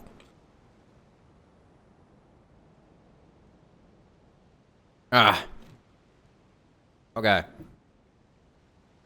Wise Antonio in the basement of the crumbling house began reading the ancient book he had found. His oil lamp shook from time to time as the swaying structure above ground collapsed. The village was to be symbolically raised by the dragon, and he had been chosen by the dragon, for he had not returned home. But Antonio did not care. He only wished to study the book the old lady had given him on the bridge he passed today. This book was titled The Radiant Charter? The Radiant Charter. And within was I don't know what that says. Reord all the rules that every being, I guess? Every being in Simulanka must follow. It was written in the language of world creation at the very start, and if Antonio was not possessed of extraordinary wisdom and deciphered this primordial text, there would have been no study to be had. This book recorded no solutions as to resolving the difficulty that Constellation's satellite presently faced, nor did it contain any hexes that could aid Antonio in repairing his own home. But he knew that wisdom was the mightiest thing in the world. The morning light shone through the ruins of his home, and the neighboring blacksmith and chubby chief took great pains to get rid of the house's wreckage, which blocks the basement's hatch. With dark circles about his eyes, Antonio said to the chubby chief, "I shall defeat the dragon. I will return soon. Are you sure you're alright? You don't look like you got any sleep. Just smoke from the oil lamp. Don't worry about it." The dragon sat atop a mountain of treasures, gazing down at insignificant little Antonio walking closer. Flames gathered in its throat, preparing to burn the area 1 centimeter before him, all the better to scare this puny, foolish creature away. "Halt! I am a qualified second-class Meister. The Radiant Charter states that should I refuse a duel, you cannot use force." This restriction did indeed exist, and so the wicked dragon swallowed its flame whole. How it dreaded going to the toilet tomorrow. What? Antonio, for his part, had not expected that the second-class rust-clearing Meister qualification exam he had taken on a lark would come in useful. And since I am a second-class Meister, I proposed a duel of riddles. You cannot refuse. Now, Simulanka had just such a law, mainly for the benefit of sphinxes, old sages, and princesses who wished to make life hard for others. The evil dragon had not expected this rule to catch up with it. I shall ask the first question. My house sold for 8,000 mora yesterday, but I thought there was room to raise the price. So I brought it back for 9,000, planning to sell it for 10,000. How much more did I lose in the end? What? The dragon laughed in contempt. What's so hard about that? You could have waited until it hit 10,000 to make your move, but you sold for 8 and bought for 9, so you lost 1,000 mora that you could have earned instead. Wrong. You burned my house down yesterday, and I couldn't sell it in time, so I've lost far more. Sorry. I mean, I do have to burn a house, and you happen not to be home, so I might as well hit one that doesn't result in any loss of life. Now that you've lost this contest, I have the right to loot the same value as your life, minus 1 mora. And considering that you burned my house, I can seek damages. Let's assume that my house is worth just 1 mora. Well, then, Wicked Dragon, you know what to do with yourself. Please spare me. I'll give you anything. Your words, not mine, Antonio said as he pulled out a contract he had written long ago. Thus did Antonio use his wisdom to take all the evil dragon's treasures. The dragon, devastated, would never again return to attack Constellation Satellite, where Antonio lived. Many years later, a child asked Antonio, "You sold your place for 8,000 and spent 9,000 buying it back, so it looks like you actually did lose 1,000 mora?" AA. Wow. Look! My clan's history is true as well! Ah, there's that same unforgeable signature again, right here! What? Oh, does this mean that my clan is the only odd one out? Given that my clan's wisdom is such a subject of ridicule in your eyes, I will now appeal to my own personal intelligence, which I believe far surpasses that of my clan at large, and make a prediction. I love how the Smart Clan has a nerd likely voice. That the claims made by each of our clans regarding their history and virtue are all true. Oberano? How can that be? Oh, I get what's going on.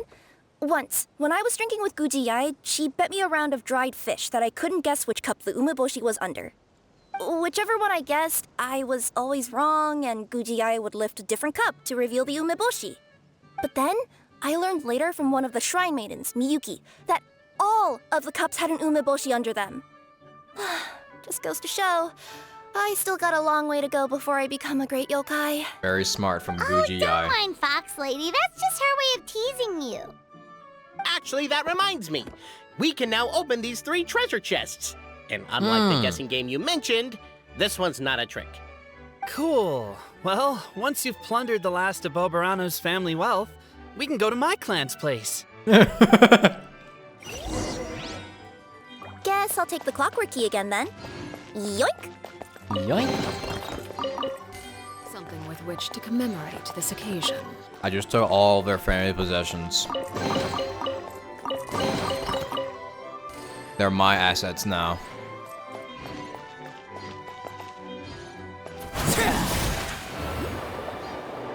Oh, where is this at?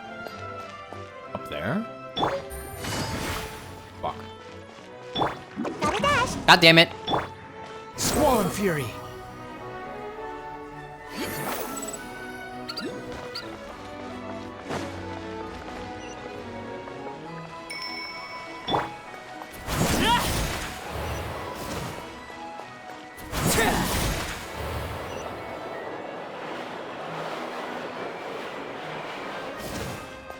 How far is this thing? The cohort of truth seekers followed Albizzi to his clan's sacred site. They arrived to the site of a giant guard towering over them. Up ahead is my clan's gigantified guard. He can be a little pig-headed, and he's incredibly strong. Your weapons won't even scratch him. Wait, but wasn't Kappei's clan the one that's all about strength? So, what do you guys believe in then? Oh, the guard is one of Kappei's people. Size is a coveted trait in the clan of strength, after all. What? Mine is the clan of empathy, and our key contribution is growth serum. What? What's empathetic about that? Our ancestors believed that, just maybe, the dragon of old didn't mean us any harm at all. Perhaps the dragon simply didn't notice us, since we are so very tiny. So, they drank the growth serum and grew even larger than the dragon. Then, they set the dragon down, calmly explained their perspective, and eventually taught it how to empathize. Bruh. Wow. The serum isn't what it once was, though. Nowadays, it doesn't make you grow all that much, and it actually makes you lose your empathy. So I advise we take a detour. What? Despite Albizzi's words of caution, somebody, no doubt, has other ideas. Surely we could avoid a conflict with the guard, they think to themselves, if we could just try to understand one another. You could, of course, just take the path to your left and go around. But some people are gluttons for punishment. It's all part of the experience, I suppose. I think I'll just go around, you know? I think I'm good on that. Why is my own clan treating me like a villain? You've been away too long. We all have. Feels like we've been waiting forever. You love the narrator? Dude, this is kind of funny. Who wrote this? We should be getting close. Why is this place so full of junk? Are you the kind of people who never throw away the box when you buy something because you're worried you won't be able to return it without the original packaging? Streamers. We'll never find the Oracle Pillars in all this mess. Never mind that. We have a more pressing issue. It seems there's a slight problem with my clan's family crest. The Marquis may need to utilize their wisdom to solve the issue. Wisdom too, huh? Well, you guys have a bit of everything, don't you? Except empathy. Bruh. Over here! I found it!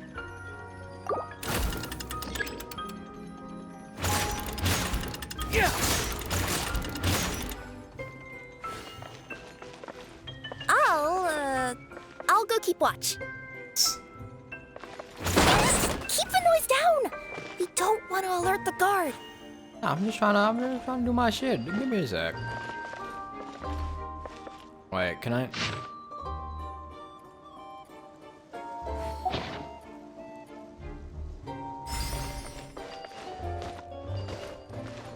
No, not like that.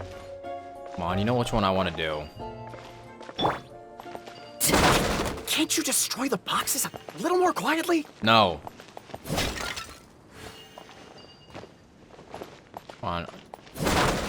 Apparently that was incorrect. But don't blame yourself, it's Albizzi's clan's fault for taking terrible care of their family crest. How could they let something so important get so dirty? Oh.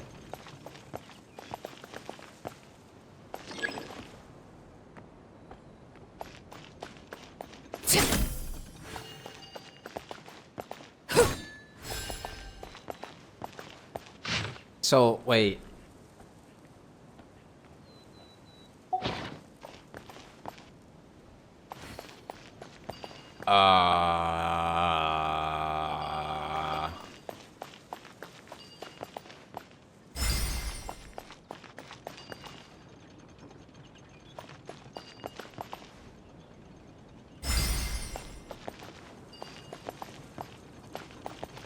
What?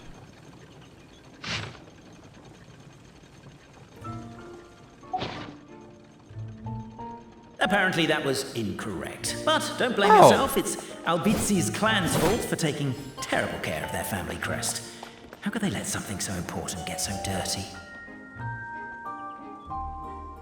Am I dumb? The answer is yes.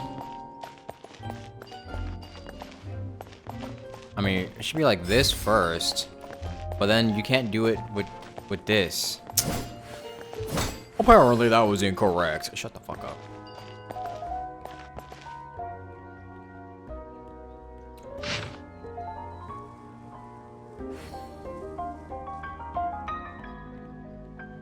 What if I'm... What if it's like this instead?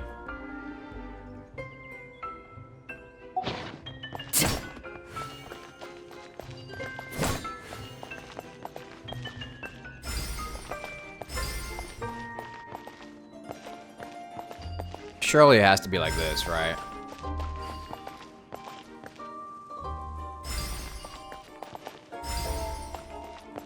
No?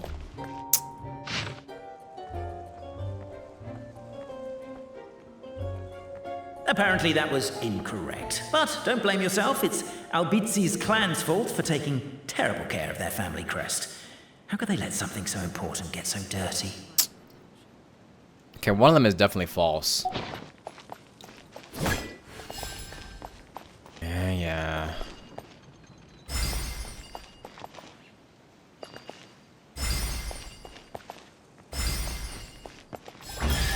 Okay, it's literally just as simple as that. This is the last one.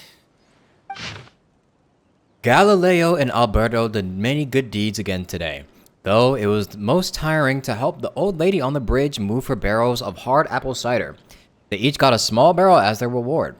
The moonlight was unobstructed and beautiful, and the two good friends climbed up the high wall that had been built to stave off the evil dragon. Alberto lost the rock, paper, scissors match, so he had to hold the barrel of cider under the crook of his arm as they climbed the ladder. Look, this is the big house. This is the big house that our chubby chief was so proud of. Doesn't look so big from here, huh? Said Alberto, as he looked at the house. You're wrong. That's my home, said Galileo.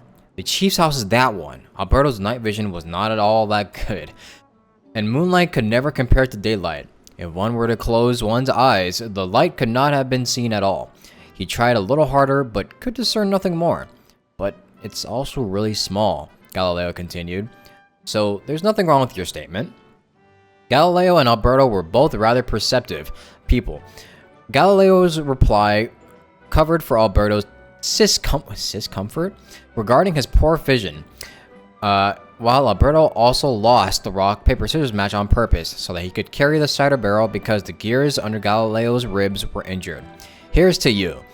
The two friends raised a toast once Alberto stuffed a cork back into the barrel. The next day, the two gathered everyone in the village plaza. First, they apologized for the collapse of the anti-dragon wall and told all the people that they were preparing to have a talk with the evil dragon. I know it was a lot of work for everyone to fix that wall, but we're not that fussed about it anyway, the chubby chief said. But are you sure you're not bragging when you say you knocked it down yourselves?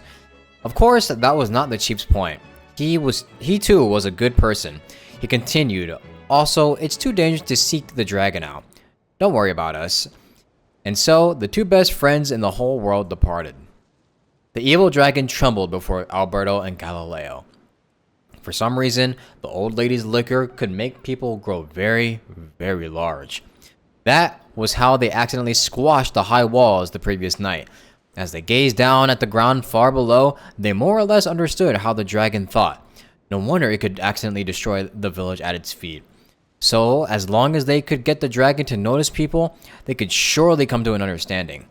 The two friends thus drank all the remaining magic cider, becoming even larger than the dragon by a good margin. Reeking of alcohol, they sandwiched the dragon between them and drunkenly tried reasoning with it. The dragon shriveled up in terror, all of its mystery and fell aura forever gone. Indeed, it even looked kind of pitiful, minus 1,000 aura points. Alberto attempted to pick dirt off the scales of the dragon's back, but wound up picking off an entire scale. The dragon sought to flee, but Galileo, fearing that the crisis might persist for 10,000 years more if the misunderstanding was not cleared up, tugged its tail and dragged it right back. To be honest, we've always lived under your feet, but we are far too small, so you may not have ever seen us. Now we've transformed and become big, Galileo said. So now, surely you must know that we dwell at your feet. The dragon nodded repeatedly, and thus did the two and the dragon chat all night. Believing the goal of mutual understanding achieved, the two set off along the road home. AA. The signature. So it's true. Empathy is one of the founding virtues of Constellation Metropole, too. Just as we suspected, all three are the truth. Okay. Well, this is a lot to process. I feel a little empty inside. Yes, we found the truth, but there's too much truth. Dumbass. I get you. It's like in Inazuma, when there were only 6 books in the Mirage Warrior series, it was really popular. But by the time book number 88 came out, nobody wanted to read it. They all lost interest. True. A brief moment of joy is drowned out by a growing feeling of melancholy. But perhaps there is a glimmer of hope to be found too? Anyone? Anyone? All right, I'll say it. How is it the case that these 3 versions of history can all be true at once? True. Thank you for the raid, Jason. What's up? We had a very nice stream, bro. I'm currently doing the world quests of the event mode, because I have to do them. I have to do them or else. You gonna shower? All right, have a good shower. That's exactly what Paimon was wondering, but Boborano kind of already explained it away earlier. He turned a year older? Happy birthday, Jason! I didn't realize it was your birthday. Happy birthday, bro. So Paimon was worried she'd look stupid for asking the question. Hope you had a good birthday, It's not bro. a stupid question at all, my dear little pixie. While I did postulate that different truths may coexist, there is an issue when it comes to these 3 truths in particular. The problem is, all 3 truths are the history of the exact same thing, namely the dragon and the Metropole's origins. Yet all 3 bear the signature, showing that they're genuine.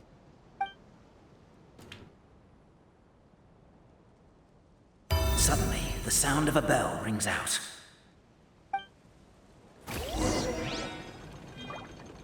The bell! It rang once! What does that mean again? Ah, yes! Highest level of emergency! Everyone, to the main entrance! Stat! Bring all the glue traps and place them outside the gates! The whole city is on the lookout, and there's only one way out. It's the path right in front of you. Wind rises. Why'd they ring the bell anyway? Also, why is 1 ring the highest level of emergency? Obviously because you have to respond fast when it's an emergency. It'd be a bit too late if they waited till the 99th ring. Okay, but it could be like 3. They're outside! After them! Uh-oh.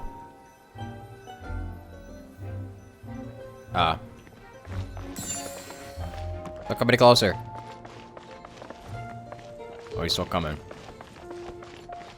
Oh, damn, he's fast. He's so fast! Oh my god! These suspicious individuals and their associate, Albizzi, you're coming with me. He was so fast! The bell! It rang once! What does that mean again? Ah, yes! Highest level of emergency! Everyone, to the main entrance! Stat! Bring all the glue traps and place them outside the gates! The whole city is on the lookout, and there's only I one wasn't way sprinting because I out. didn't think he'd be that fast. Right in front of you. I think that boy would just start fucking racing towards me. Why'd they ring the bell anyway? They're outside! After them! Oh my god, come on, let me go. Please.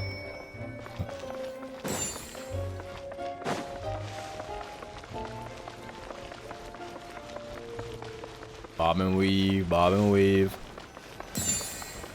Dodge and weave.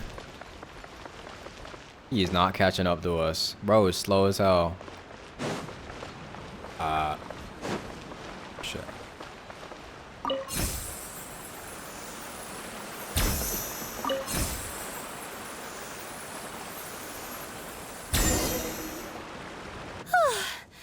We made it out. Don't know if we'll still be needing this clockwork key, but I yoinked it out before we ran, just in case.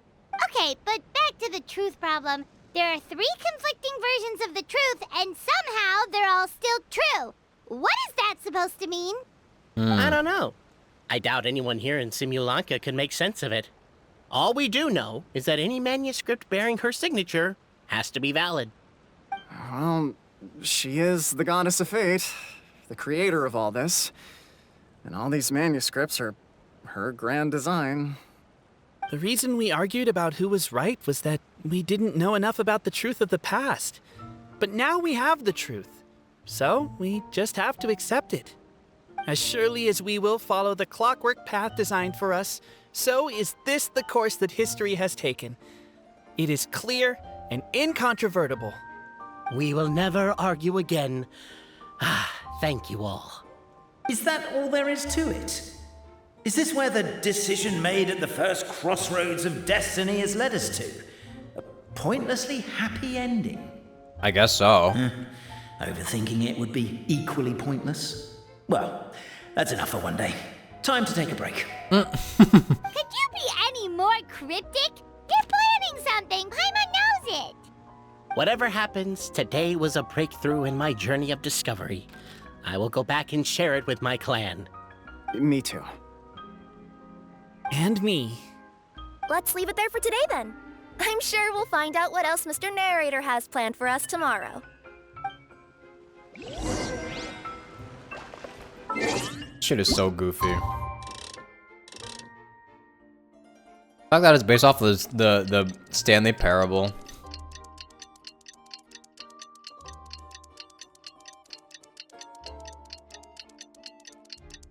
Hello, Vendetta. Meow.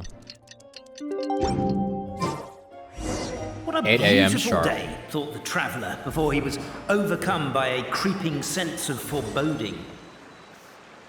The voice in his head grew louder. Must go to Pendulum Lane. The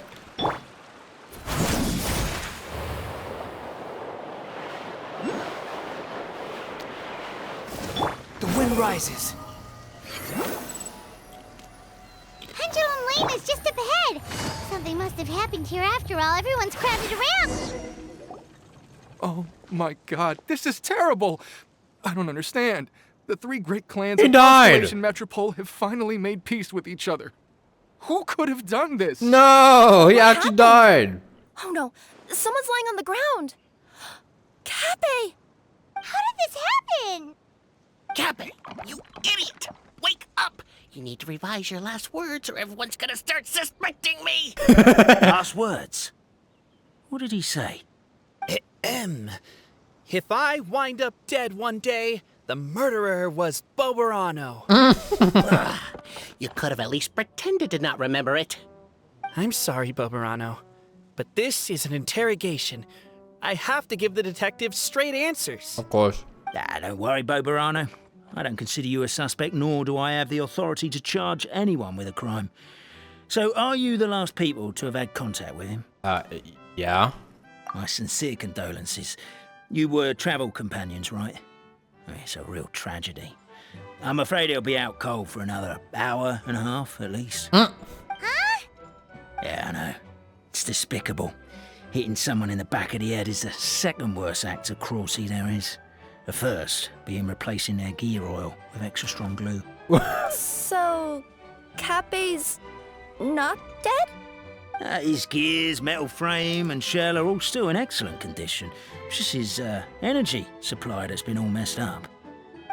Wait. But surely you can't be suggesting that just because Cappe isn't broken, there's no need to go looking for the culprit. No. No! There's a need! Huge need! Unfortunately, this is rapidly turning into a cold case. There's no evidence and no witnesses. Unless there's an official clockwork pedestal, the goddess of prophecy around here somewhere. Excuse me. Then suddenly the long-lost dragon of old flew across the sky. Oh. Where? Huh? I didn't see anything. Wait, why can't I move? What the? My mistake. It was just a cloud. Or a bird. Or something. What? If only we could turn time backwards and replay the crime. Bro, he fucking trolled us. Isn't that one of those, clockwork socket things right behind you? Yeah. Ah, so it is. No wonder everyone here is suddenly struggling to move. Traveller, if you please, let's recreate the crime scene.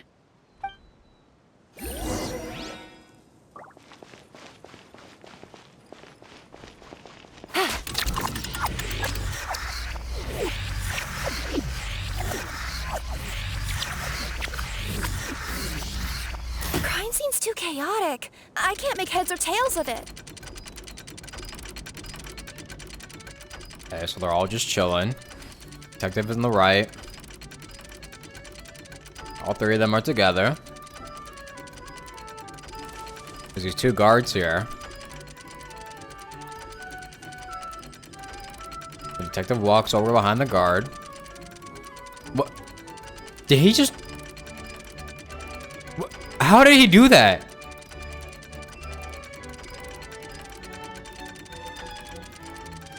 What?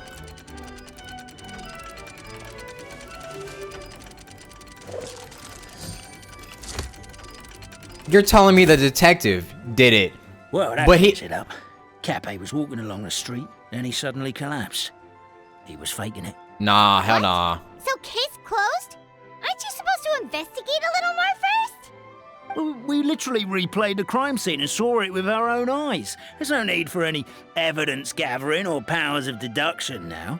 And besides, maybe the truth is inherently strange by nature. All right, buddy. Like how Constellation Metropole has 3 histories, each of which is the truth. But didn't you say Cape was struck in the back of the head and knocked unconscious? For all I know, he could have bashed his head against a toilet bowl before leaving the house, then walked here in a daze before finally passing out. As for why he might have done that, my guess is...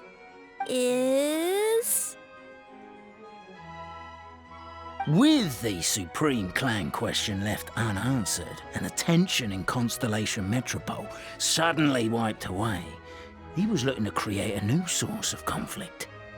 Only then would the city feel alive again. Holy gaslight! Do we really think he's capable of that, though? Sounds like a pretty complicated conspiracy for the average Simulanka resident. True.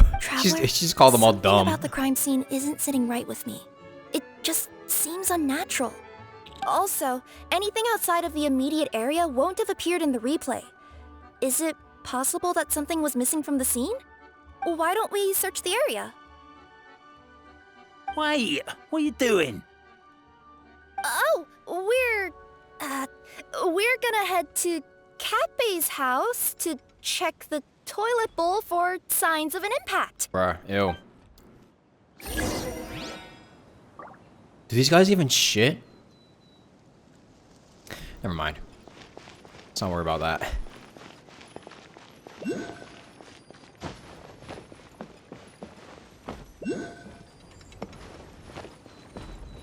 I got T-posing in the background.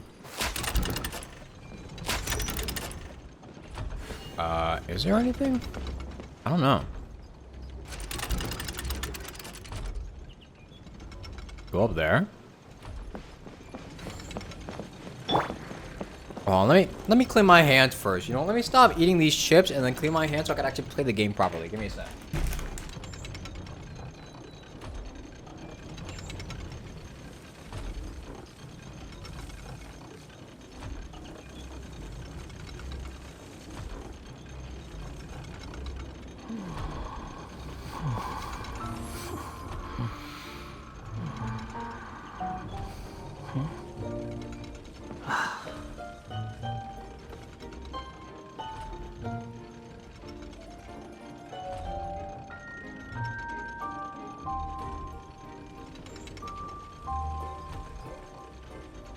There's no need to exchange pleasantries.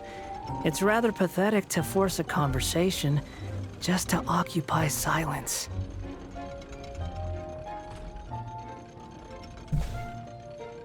Sorry if I had to listen to Wander's dumbass grunting. Alright.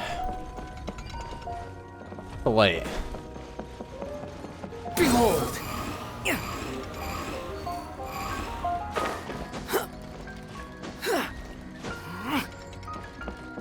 Swollen Fury.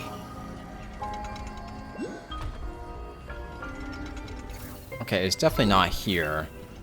But like... Oh, actually, what if it's all the way up there?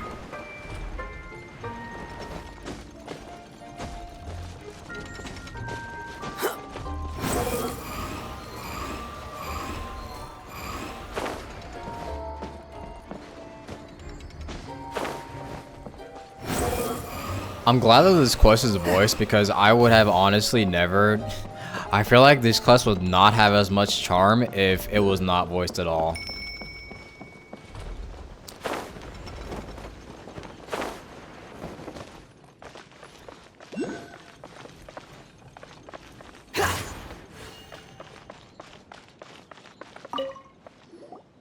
Hello there. Have you seen my spear by any chance?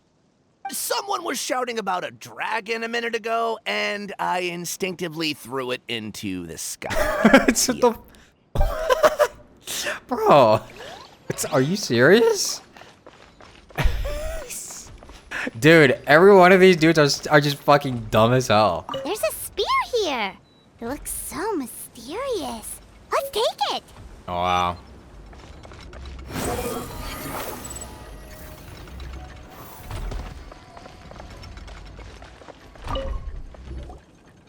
You're not from these parts, are you? Just visiting? Yep, that's right. Why? What's up? Ah, well, I was gonna offer you a great job in the Titanium mines. What? A safe and secure working environment.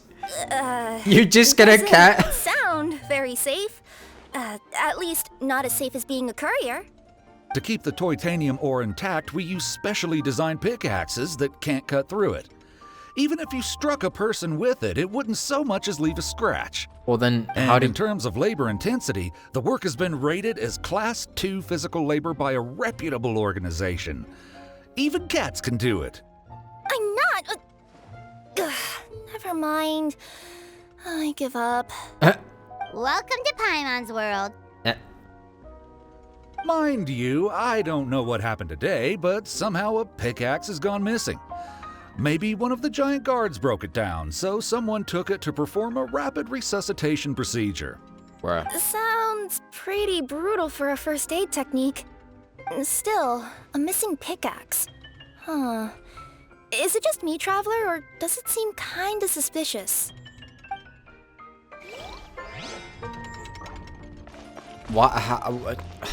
What thought process do you need to like offer someone a job at the mines at first meet? Come here. Whatever it is you were looking to buy, please do come back tomorrow. It's just, I have to close early today. A bottle of growth serum has gone missing. If someone's stolen it with the intention of harming others, the consequences could be disastrous. There's a whole investigation into it, so I gotta close the shop while I do an inventory count. If it turns out I'm wrong and I miscounted, I could be charged with filing a false report and disturbing the peace. So you're screwed either way? Nice. I got screwed either way. There's a strange potion bottle here. Looks so weird. Let's take it. Yoink.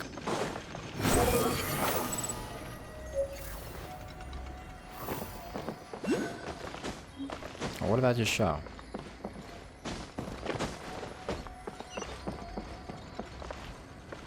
Oh, it's this.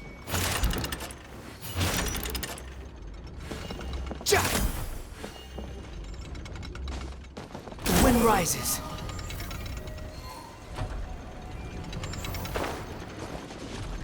Here? Oh no, it's down here. A pickaxe? What is it doing all the way down here? There's gotta be a story behind it. Let's take it. Did I see Black Myth Wukong? I have. It seems kind of like a fun game, but I don't know if I'm gonna play it yet. Still have other games to play. Let's say one of these was the weapon used in the assault. Which one do you think it is? The pickaxe. If it was the pickaxe, Cappy sure is lucky its not still lodged in his head. Actually, you're wrong there, Paimon. The foreman at the mine was just saying, this kind of pickaxe is designed not to damage titanium, so it couldn't cause any superficial damage to residents here. But you could probably knock someone out if you hit them hard enough, and it wouldn't leave a scratch. Let's take this back to the crime scene and replay it one more time. Ah, you're back. How was the toilet at Cape's house? Toilet? What about it? Oh, yeah, forget that. Show the pickaxe. What's this about? What are you trying to say? We thought the way Cape fell looked odd, so we searched the area for suspicious items and found this. It could have been deliberately placed out of range of the crime scene so it wouldn't show up when we replayed it.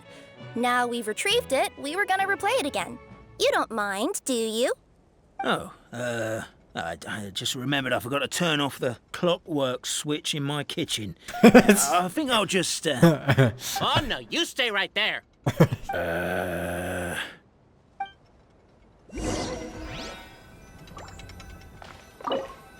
We should be good now. Okay, well, let's see.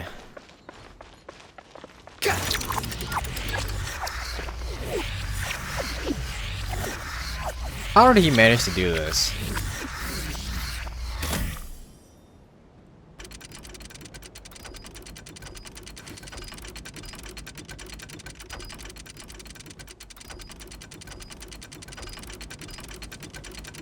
What, he just like throw? I'm pretty sure he threw it at him. Cause he did it from a distance.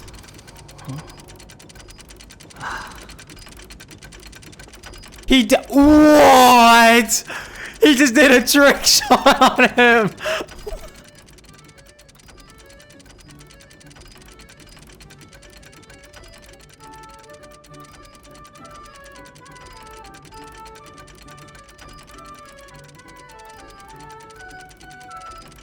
You think I So you're the attacker! How the hell did he do that? can handle it? Maybe that's their... So, it was you!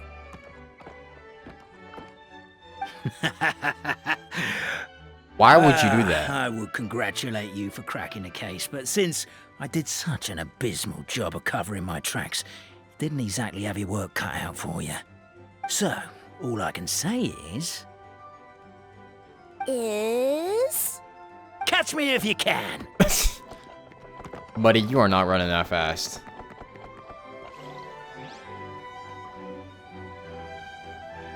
We have a runner! That's it! Let me at him! The would-be Marquis of Carabas dispatched the Necromancer in boots, who ran off in pursuit of the poor little minion. Look, where I go. This way.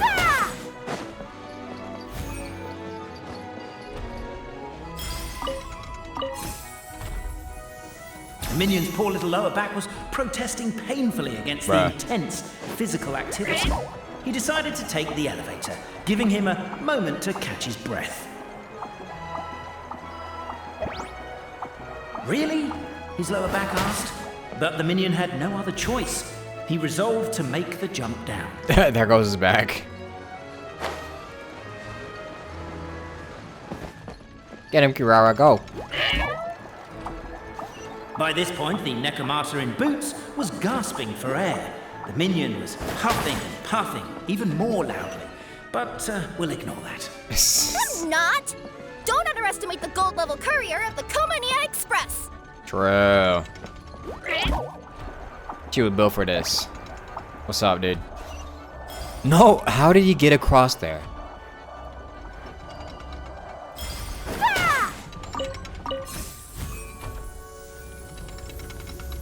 A characteristically catty response from the Necromancer. Tell me, what do you hope to gain from bullying me? I get to let off some steam!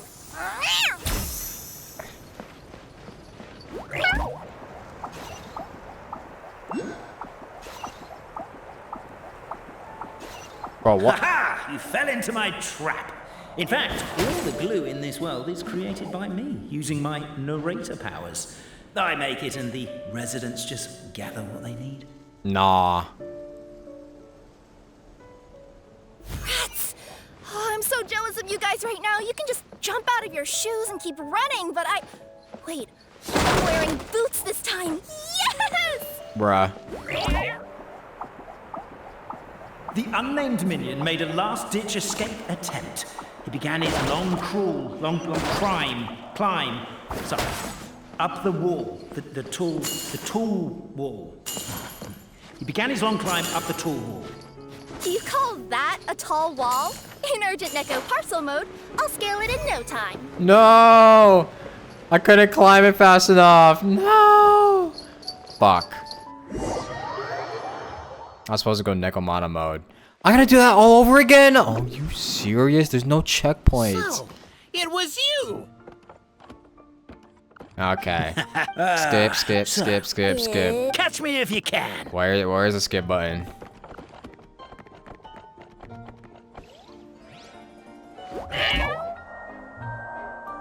We have a runner! That's it! Let me at him! The would-be Marquis of Carabas dispatched the Nekomata in boots, who ran off in pursuit of the poor little minion.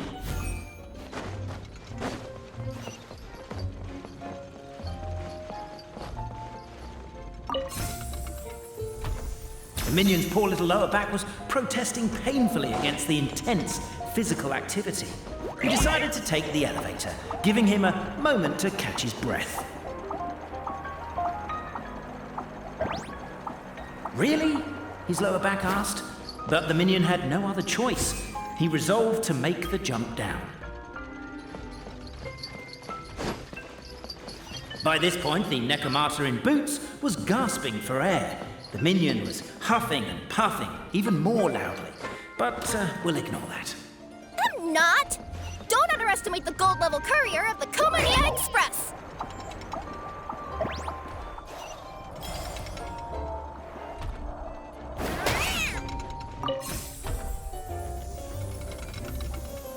A characteristically catty response from the Nekomata. Tell me, what do you hope to gain from bullying me? I get to let off some steam! I gotta run normally here. Ha-ha! You fell into my trap. In fact, all the glue in this world is created by me, using my narrator powers.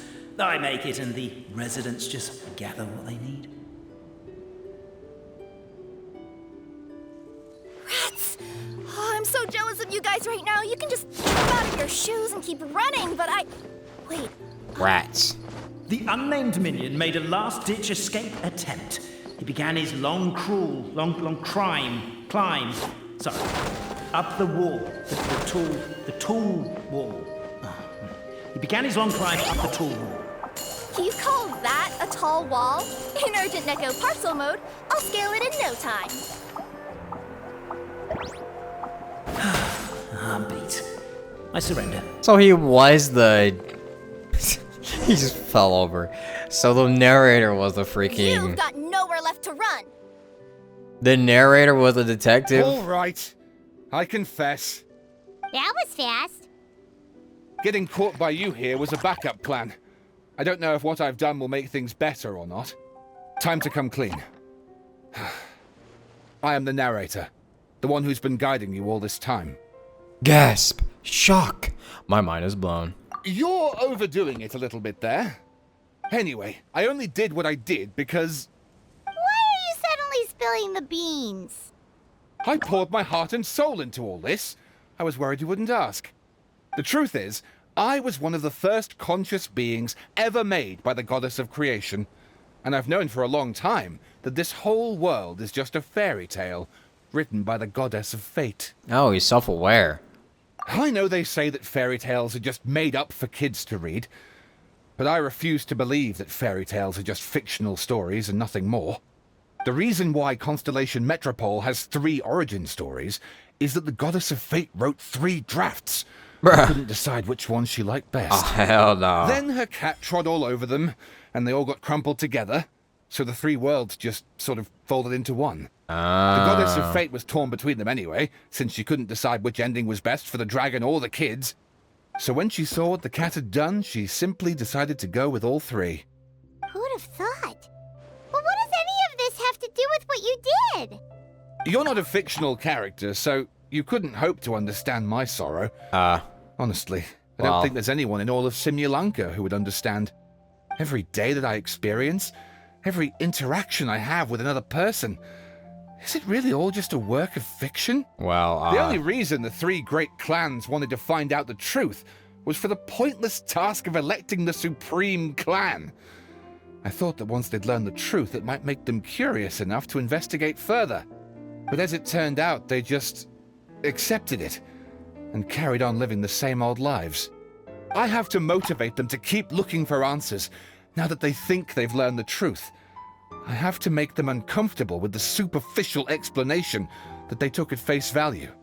And I have to figure out, once and for all, while you real people from the outside world are still here, are we real? No. That's my full confession. Time for you to take me back. I'm guessing I'll probably be forced to make a public apology, then sentenced to half a day in solitary confinement. Half a day? I definitely deserve half a day. Half a day? Also, pass this message Bro's on got a to Cape SpongeBob-esque punishment. The Great Clockwork Key was originally put in place jointly by the ancestors of the 3 clans. If the 3 of them had any ability to cooperate whatsoever, they'd have been able to remove it by themselves. Over all these years, not once have they ever tried removing it together. Oh, my poor child. Oh. There's one thing you've been mistaken about this whole time. Ah! Whose voice is that? Detective? Was that you? Your voice acting's actually pretty good. The reason fairy tales are suitable for children is that they help them to understand the world. Fairy tales may be works of fiction, but at their heart lies an internal logic that is undoubtedly real-world truth in a condensed form. Perhaps they simplify good and evil, and perhaps they hide the darkness in metaphors. But let there be no doubt. The world within fairy tales is as real as can be. And by extension, you and your compatriots are also real. Goddess! Is it really you? The line that separates footnotes from narrative can never be crossed. Never the two shall meet. This is why you have never heard my voice before. But now you wish to break free from the story. And there's a cat nearby, so you can hear my echo. What? Wait, what? Wait, hold on. Echo Just your echo?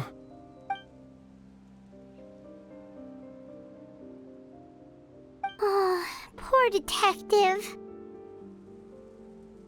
So, we are a part of the real world too. I mean, technically, yeah, I guess.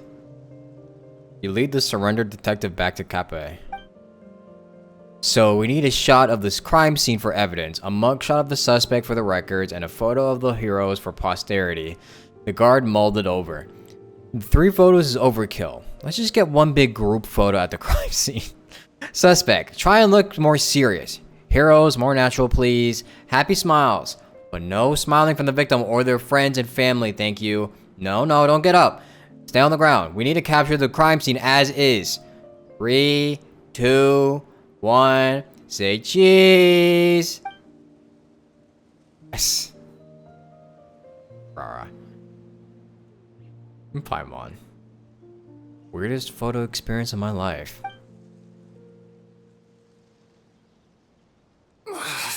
My head's spinning. Albizzi just gave me a quick rundown of the situation. So you caught the detective? Sorta. We chased him until he surrendered. Oh, and he asked us to pass on a message.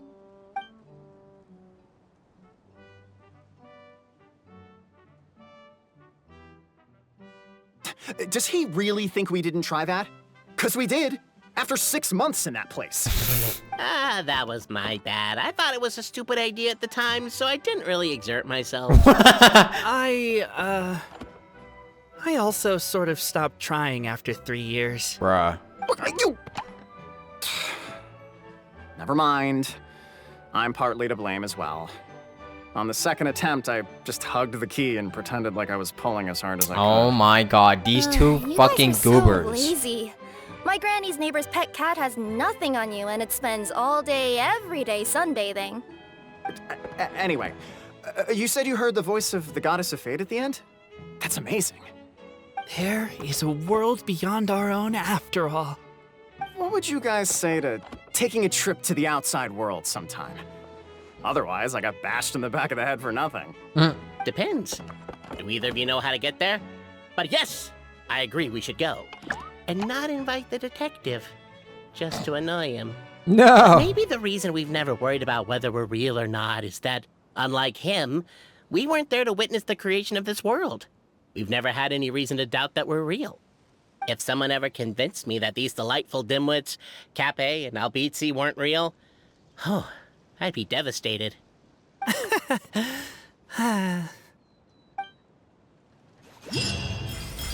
Bruh.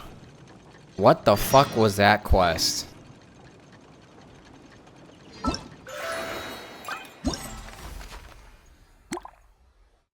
What was that? Okay, well, we have this last one, but it's not voiced, apparently.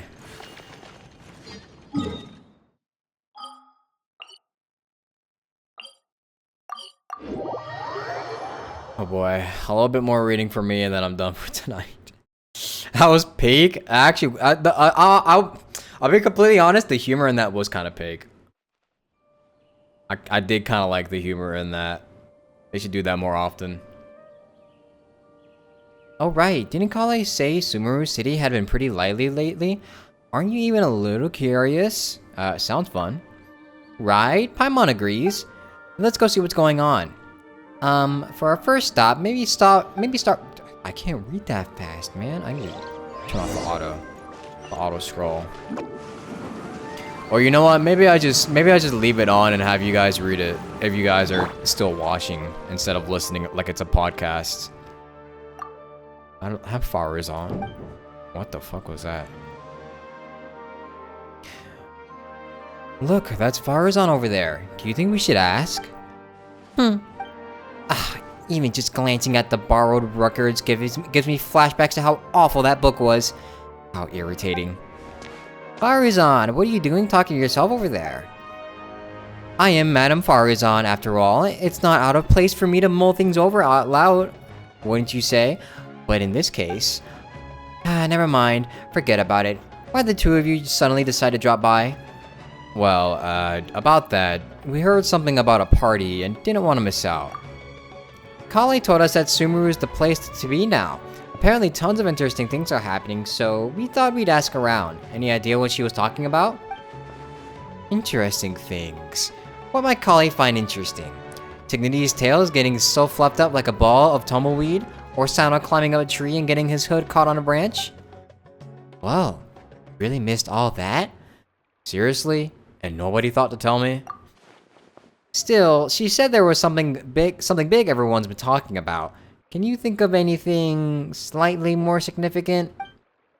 More significant. Something the matter, madam?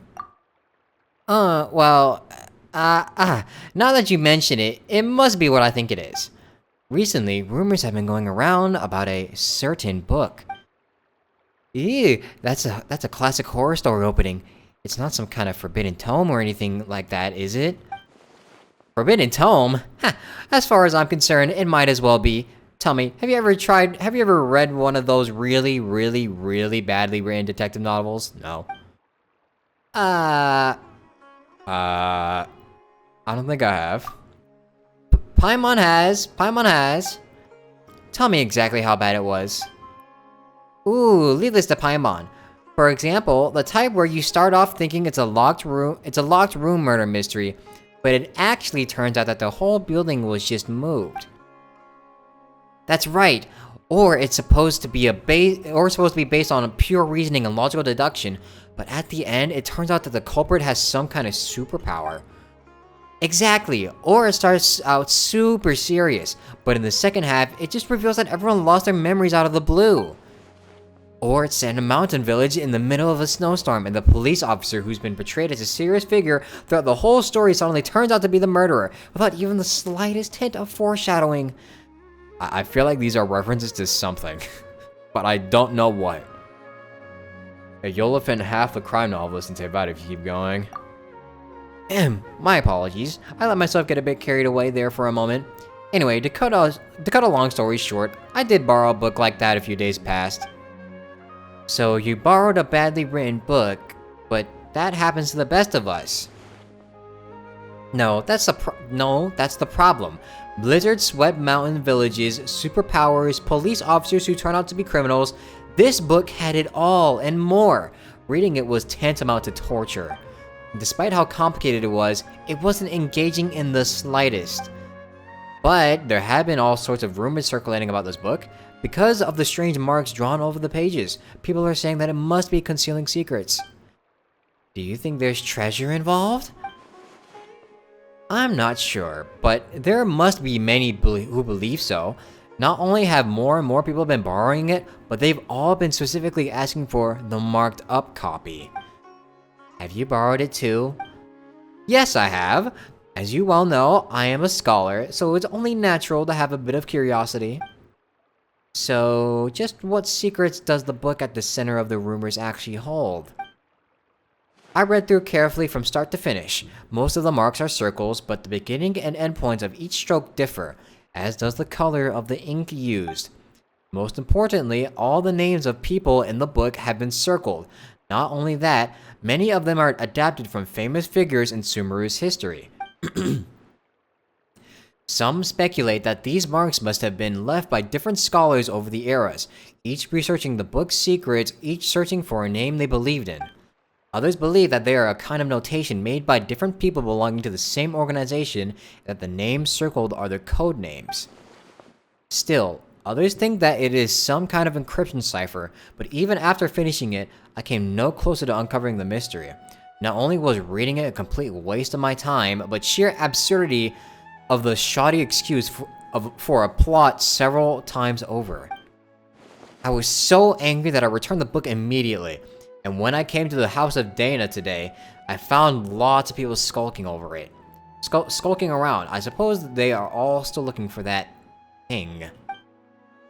No wonder you zoned out like that. Paimon's guess you won't be borrowing any more detective novels anytime soon. Indeed. Paimon, Traveler, surely the two of you must understand how I feel. Don't worry, madam. I feel your frustration. What's the book called? We'll borrow it and take a look ourselves. It's called Reasoning Knows Not Time of Day, but Suspense Always Follows a Blizzard. You sure it's a detective novel? It's a manga, man. Sounds more like the title of a light novel. Tell me about it. Anyway, read it at your own risk. It is truly unbearably boring.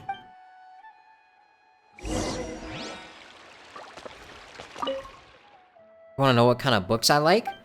The spectrum is just so broad, I don't know where to start. Okay. Was it a reference to Agatha Christie novels? I have no idea. I've never read those books. In fact, I don't think I've read a book in like years. Does reading Genshin count as reading a novel? I mean, I'm doing the same exact thing as if I were to just read something physical. Which reminds me, I kind of want to buy Sakamoto Days. I want to buy all the Sakamoto Day novels, but I probably should wait a while because I've spent a lot of money this month. There's so many books with long titles here. Let Paimon have a look. Working hard and vacationing harder. What the heck? The art of the construction of coffee machines? Who exactly reads these? Secrets of the Elemental Sciences. The book jacket even says, expert approved. The former Sage Cyrus praises this as an excellent entry-level book. And this one, A compilation of and summary of common basic grammar rules for rare languages and of ancient desert peoples. Now Paimon's dizzy. It's just so many words. Come on, Paimon, you can learn 20 different... Huh? That Layla over there? Let's just ask her. She may know something. Layla, it's been a long time since we've seen her.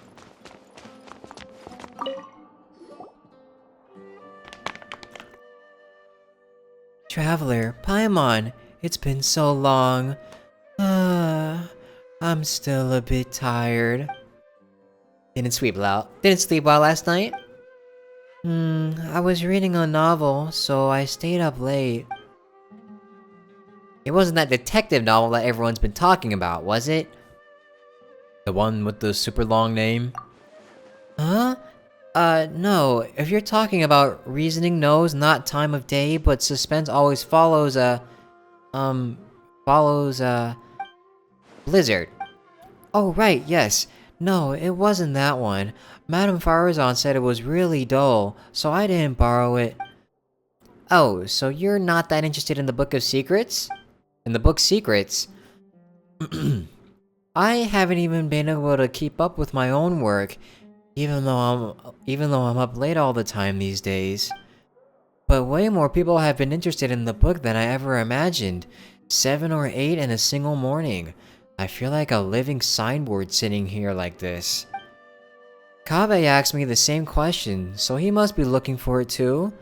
He was even hiding behind a ladder before, looking for something. He looked really embarrassed. Searching for something, hiding behind a ladder. He must be after Mora. That's gotta be it, so he can hurry up and pay off his debt to... Wait, no. Let's just pretend Paimon didn't say anything. Layla, you're really sleepy, right? You must be dreaming this conversation.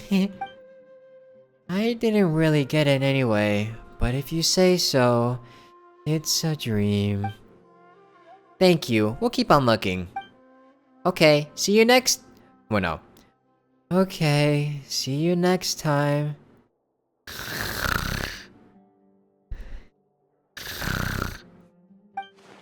It's not often Layla falls asleep so quickly. Good for her. Paimon thinks we should go ask Kaveh now. If he's searching for the book, he must know something. But where is he now? Good question. But we can try hanging out where he might show up. There's a good chance he's there right now, right?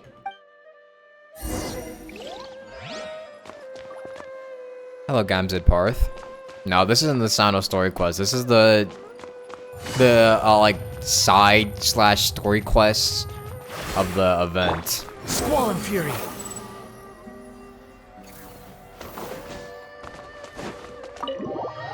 Peak acting. Thank you. I practice every day on the mirror. ...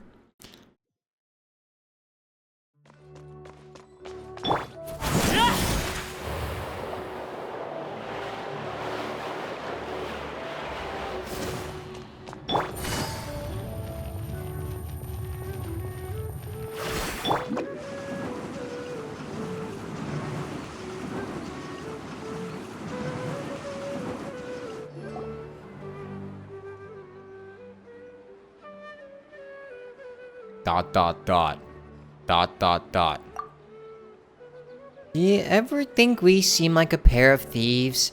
Hiding here to ambush Kaveh? It almost feels like we're here to extort him or something. Paimon's not sure why that is though. We just want to ask him a couple questions, that's all. Don't make it sound like we're the baddies. When have you ever been bothered by your conscience? That sounds like footsteps. Quick, let's take a look. Stop right there, Oh, it's Alhaitham. Huh? Alhaitham? What are you doing here?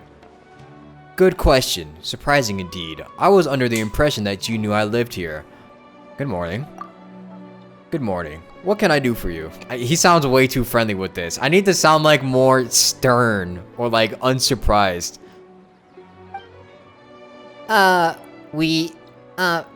Nothing, never mind. Oh? Goodbye then. Okay. He just left. Does he have work to do or something? Footsteps again. They're heading towards the door. Stop right there, Kaveh. Whoa! What in the... What are you two doing here? Good question. Surprising indeed. Paimon was under the impression that you'd know the only reason we'd be here at... No. Paimon was under the impression that you'd know the only reason we'd be here was if we were looking for you. Paimon, you don't sound like yourself. Looking for a certain book by any chance? Wait, what? Here's the deal. And Paimon pull Kaveh to one... I can't read that fast, man! What are the... How is it you guys know everything? Ugh. And there I was, thinking I'd been super discreet the whole time. No one should have even noticed. Come on, get real. You really think that no one knows you live here? Hey, that's not fair. Of course nobody knows except for Sino, Tignity, Kale, and the two of you, right? Friends are friends, and so if they know, well, they know. But what if a stranger overheard us? It would be a disaster. It might even impact my career. Anyway, about that book. You believe it contains intel about hidden treasure, don't ya? Looking to get rich quick, are we? Yeah. Are you offering to help find it? Shucks, why didn't you say so earlier? So there really is treasure. How about this? We help you find it, then split the loot 50-50. It's a deal. Traveler, after all we've been through, it's finally our turn to get rich. No need to keep yapping. Hidden treasure, the Paimon probes homing in on ya. Hey, Paimon!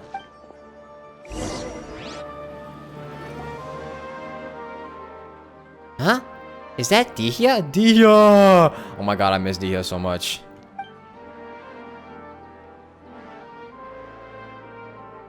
Traveler and Paimon? Must be my lucky day, running into you like this. Dihya, you mercenaries are pretty tuned into the grapevine. Have you ever heard of a book called Reasoning Knows Not Time of Day, but Suspense Always Follows a Blizzard? Wait, you guys are looking for it too? By two, you don't mean you're looking for it too? Darn, it does. So, does that mean we're finally gonna have to score off against Dihya? Wait a minute. Would you mind telling me exactly why you're looking for it? Go over the rumors that Farazan told you once more. If it really does turn out to be something important, I'll be sure to let you know if I hear anything. Whoa, really? From your reaction before, Paimon thought you were after it too. Don't worry, a client had asked me to get her the book, but her attitude seemed off somehow, so I didn't take the commission. She's a smart cookie though, and it was like she was hiding something, so I thought she must have had an ulterior motive. Besides, I have other things to look into right now. Compared to some commission, it's more important that you uncover the truth behind that book. Anyway, no time to lose. I've got to get going.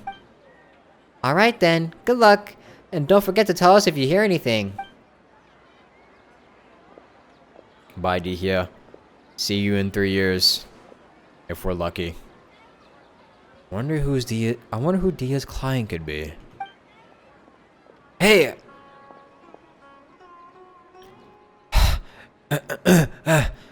How are you so fast? Flying's faster than running? Sorry, it's a traveler thing. Alright, listen to me. It's like this. Paimon, don't get your hopes up. That book, it isn't some kind of treasure map. It's just an unbelievably unremarkable, surpassingly ordinary detective novel. Huh? But didn't you just say there was treasure? If most people backtrack like that, Paimon just think they changed their mind and wanted to keep all the moral for themselves. But that's not something you do. No, that's... I'm sorry. I just couldn't bring myself to tell you earlier, so I played along with what you were saying. Here's what happened. I borrowed the book a month ago. When I opened it to the first page, I discovered one of the names was printed incorrectly. That night, I'd been drinking, just a little, and I was starting to feel drowsy, so I picked up a pen and circled the name.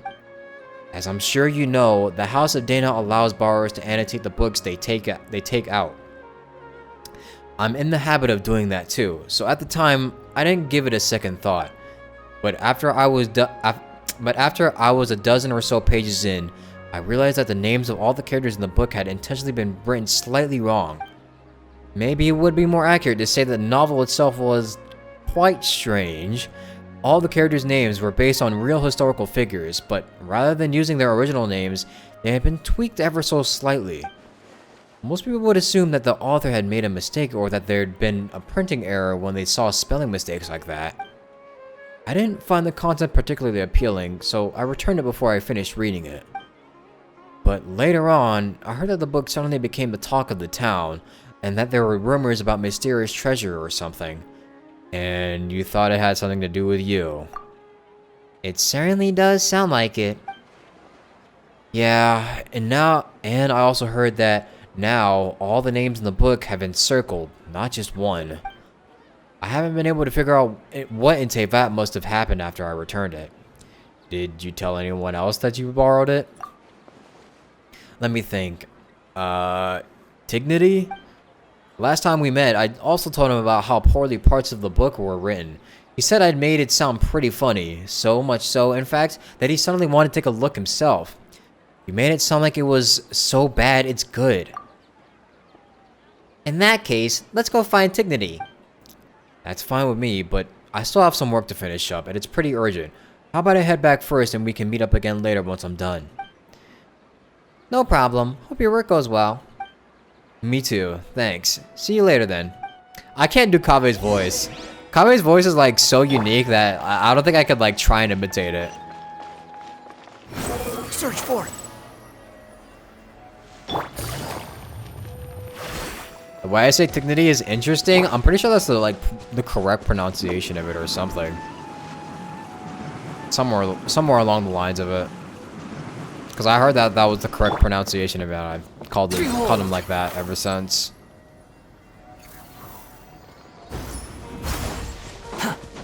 Kave sounds very humane.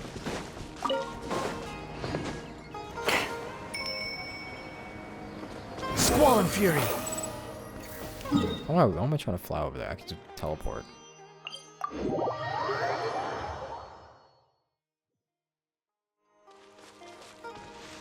The wind rises.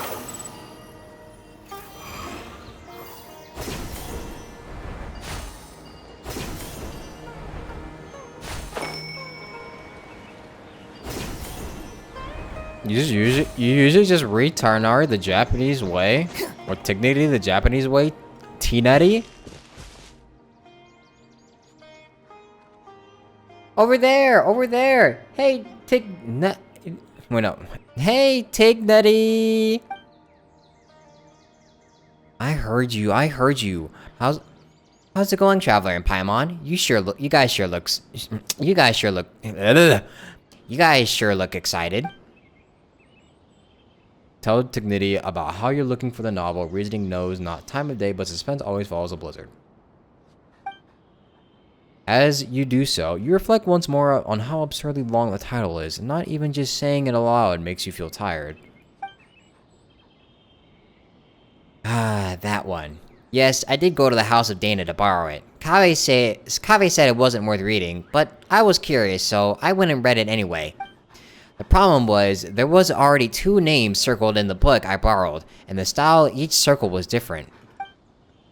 It was like some kind of game. Someone had drawn a red circle around the name of the first character that appeared, then someone else had drawn a green circle around another name. So, in the time between Kave returning the book and you taking it back out again, someone else had already annotated it? That's right. I'm unsure that the first circle was drawn by Kave. Yes, no surprise there. If you stop and think about it for a second, guessing the identity of the second annotator should be trivial. Wait, you mean it was... If there are 2 people living in a house, and one of them drew the first circle, then it's highly likely that the other person left a marked. It's fucking all hate them. God damn it. Good point.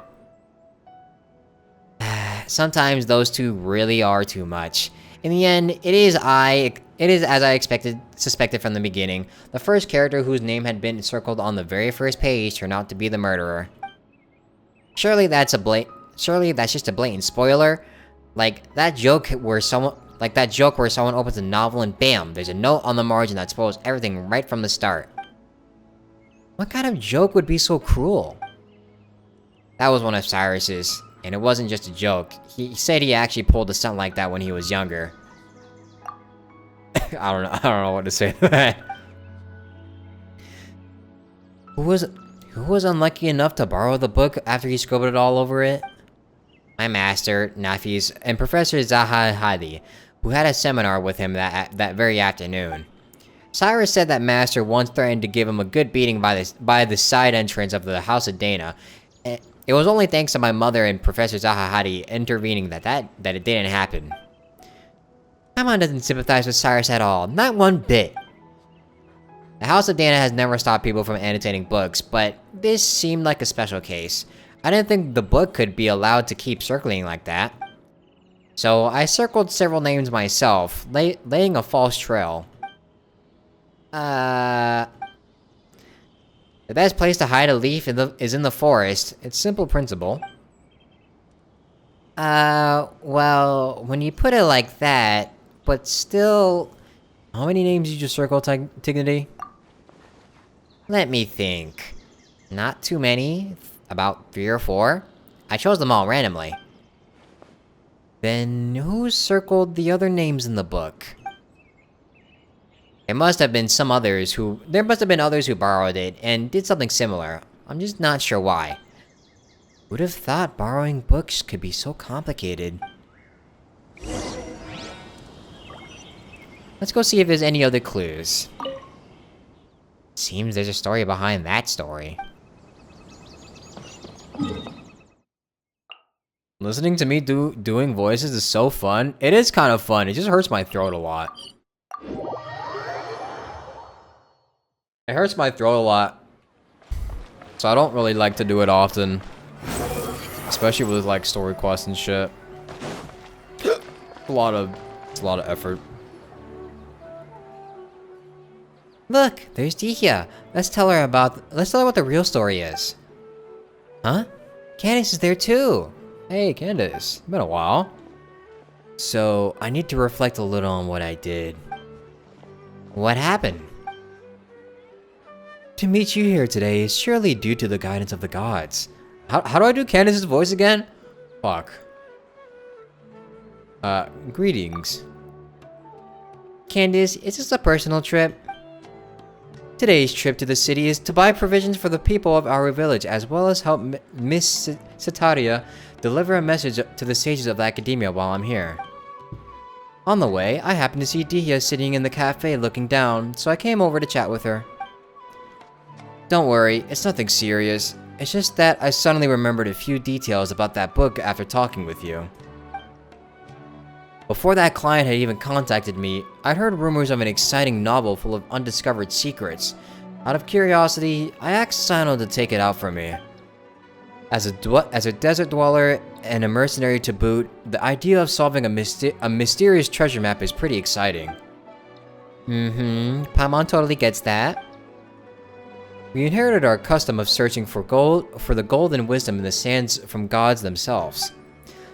But that book turned out to be dry as dust. A bunch of names had been circled, but I still couldn't figure out what the puzzle was supposed to be despite reading the whole thing through carefully from start to finish. In the end, I started to think it was some kind of ritual or game or something, so I picked up a pen and drew a circle of my own. Everyone just decided to do circles, bruh. Like monkey see, monkey do. But later on, Miss Dunyarzad asked her parents to find a way to borrow it for her. She said the mysterious markings fascinated her, even though she couldn't get into the book itself. If they were just regular annotations, it wouldn't be anything out of the ordinary, but these strange circles, you can't help but want to try and figure out what they might mean. That's true. So, Dihya, what you're reflecting on is having accidentally interfered with other people's reading experiences. Is that correct? Wait, hold on a second. Why did you tell Candace? She's a warrior, you know.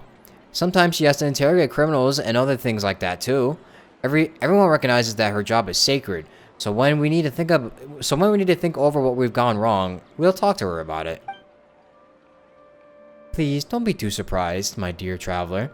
To me, listening to other people's mistakes is just another way of protecting them.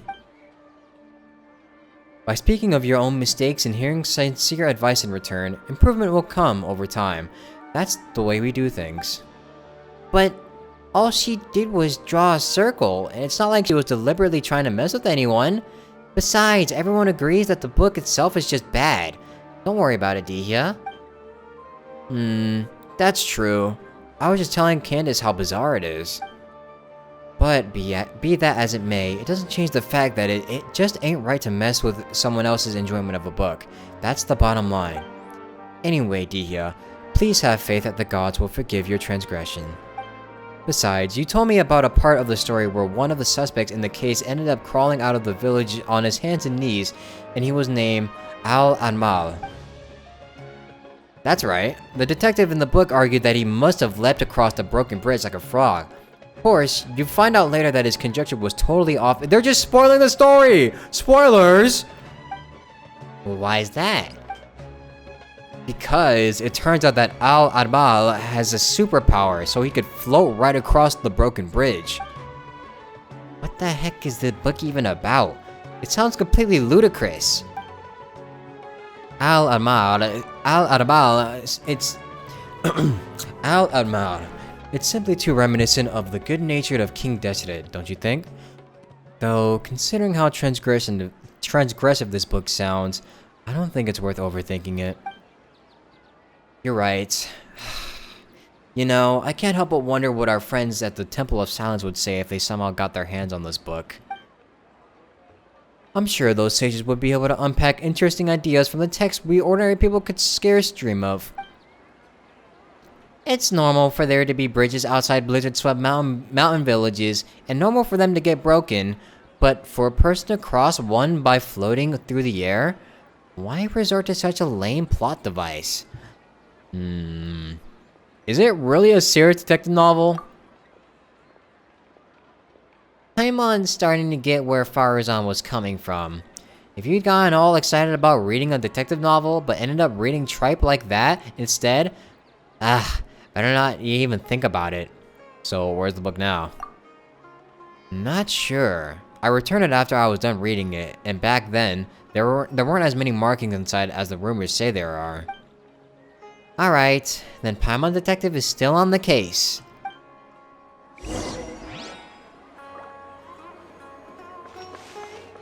Paimon's feeling lost. Did I know that Genshin lost its blue tick due to an alpaca ad? Wait, what? How did that happen? Well, alpaca ad. I haven't been on Twitter in like a while, so.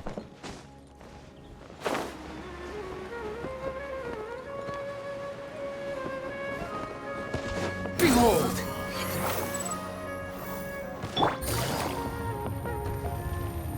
No, I haven't seen the alpaca ad.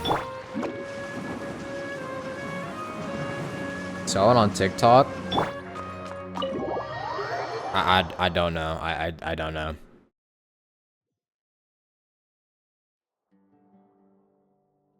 Hello, has reasoning knows not time of day but suspense always follows a blizzard been returned yet? There are 2 copies of this book. The one's been marked up and the other hasn't. I'm guessing you're looking for the one with the marks? Oh, you saw right through us. Many others have asked for it too. I apologize though, it seems it hasn't been returned yet. Please come back again later. Can't you at least tell us who borrowed it? Well, as long as it isn't overdue, we'll wait patiently for it to be returned. Disclosing borrowers' identities without proper reasoning for doing so would be a violation of professional ethics, so you'll have to forgive me for keeping that information confidential. You've got a point. It would be terrible if someone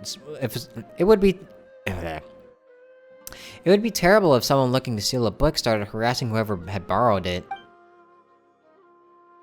What? Who was that? Hey, you two look as confused as a couple of R&R who have just run into each other head first. Are you looking for something? I can help. Is that Nahida? That's Nahida's voice. Oh, I gotta do like a... I gotta go a pitch higher than Paimon's voice for Nahida. Hi there. Nahida! Have you heard of a book called Reasoning Knows Not Time of Day, but Suspense Always Follows a Blizzard? Such a long name. But yes, I know the one you mean. I heard that everyone was looking for it, and it sounded fascinating, so I found a brand new copy to read myself. By brand new, do you mean it wasn't the copy with all the markings on it? Yes, that's right. I was more interested in the content of the book itself than all those rumors about hidden treasure, so an unmarked copy was all I needed. Speaking of which, it's funny. There's more than one copy of this book, but everyone's looking for the one where all the names have been circled. Are they all afraid of spoilers, or do they actually crave them? Oh, then you do know who has the copy with the markings right now? I just so happen to have seen it in the hands of one of your friends. If you're looking for the copy that sparked all the rumors, you should look around near the place of Alakazazari.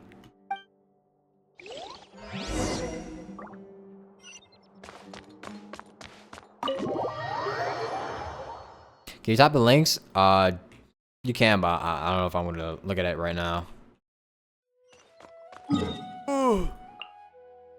Trying to get this done.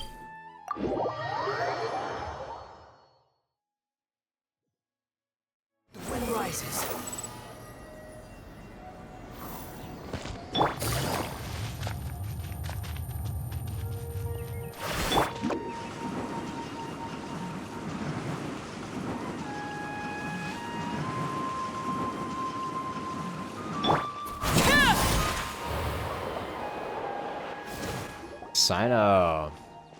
Sino and the guy that I don't even know yet. Because I haven't played his story. And Dory! Oh god. Is that... Huh. Dory, Sino, and Sethos? Ah, darn you, General Mahamatra. Entrapment isn't gonna work. You can't do that. I actually don't even know what Sethos' voice is like. Hey, what do you mean by entrapment? As you could tell, I literally don't even know who Sethos is.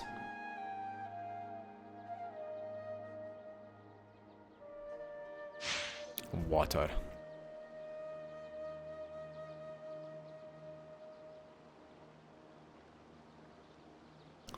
You were the one who said you had the book. I said I wanted to read it. Then you agreed to meet me here. Sino showing up was just a coincidence. Pure coincidence. You don't play games with me. I know who you are. You're that new kid, Sethos, right? I know you're a friend of Sino's. Huh, so you do know who I am. I saw how Sino was chasing you around, trying to get you to play cards, and how you found an excuse to run off after a couple of rounds after that. That left quite an impression. You didn't have to mention that. No, I think Dory's right about that. You always look for a way out when it comes to playing Invocation. It's becoming quite a problem. Traveler and Paimon, you've been standing there for quite a while. If it isn't my dear Traveler and Paimon, what brings you two to the place of Alakazazari? Might it be that you have come to do business with me, the Lord Sangama Bay? Of course. Please give me a moment to conclude our business here, then I'll be with you straight away. Anyway, General Mahamatra, as I am sure you are well aware, the means by which I had someone borrow this book from the House of Dana were both completely legal and perfectly reasonable. Seeing as it isn't time to return it yet, you have no right to forcibly seize a book I borrowed. That would only be the case had you not engaged in any irregular activities. Yet just now, a buyer, Sethos, came to the place of Alakazazari on the basis of a mysterious message to meet a seller, hoping in vain to purchase a detective novel. What do you mean, buyer? He's one of your people. You sent him here to deliberately try to buy it and entrap me. That is not something I can acknowledge. What I can tell you is that I've had my eyes on this book for some time. Remember, it is forbidden to transfer or sell books from the House of Dana without explicit approval from the relevant authorities. I'm not selling anything, just to be clear. I'm just making the most of an opportunity. If someone pays me a little something on the side, I lend them this mysterious little novel to browse for a bit. If you don't believe me, just ask any of my curious readers. Yes, that's right, you're readers. Anyway, I was just showing him the book. Is that so? Here I was thinking you were really going to go through with an illegal transaction like this, Sethos. Huh? Wait, what? You two really aren't together? I was just really curious about this book. I finally managed to track it down, but Sino, it's true that Dory never actually said she wanted to sell the book. So she isn't the mastermind who started all this? Mastermind? So by your account, it looks like you might have jumped the gun a bit, General Mahamatra. I'm not handing the book over. You may think you've played an ace, Dory, but when you've opened the book just now, I saw the truth revealed before me. The book's return date is today. That Sino sure got sharp eyes. That's right, I do have good vision. You have less than half an hour before the book is overdue. Give it to me and I will return it. How could I? Just hand it over to you just like that. This is a mysterious, super awesome, mega amazing paragon of illogical detective novels that is practically a treasure. I'm gonna make a fortune off of it. Should you really be admitting that out loud? I didn't say I was going to sell it. It's not like I was being serious. Then how about this? Dory, Sino, why don't you two play a little game with the book as the stakes? That's one way of solving it. How about it, Dory? Do you dare accept the challenge? If you win, I'll turn a blind eye for the book for the time being. And if you lose, you have to hand it over. Oh, sounds interesting. Very well, I'm in. What's the contest? Are you both confident in your powers of mental recall? My memory is not bad. Yes. That's all he needs. Yes. And you have both read the contents of this book, correct? That's right. Huh? Sino, you've actually read it? Oh, well, needless to say, so have I. In that case, I'll just open up the book and flip through a few pages and you tell me how many names have been circled. Best out of 3 wins. Sound good? That's nuts. What? Chickening out? No, it's game on. Let's go. Good. In that case, the first page. 6. 6. Both correct. Next, the second page. I think it was 4? I'd say 4. Oh, both of you are right again. 2 draws, so it all hangs on the next question. Listen up. Oh? Page 61. What? That, I don't quite remember. 7? I know. The answer is 5. Absolutely correct. The answer is 5. Sino, is your memory really that good? I'm not buying it.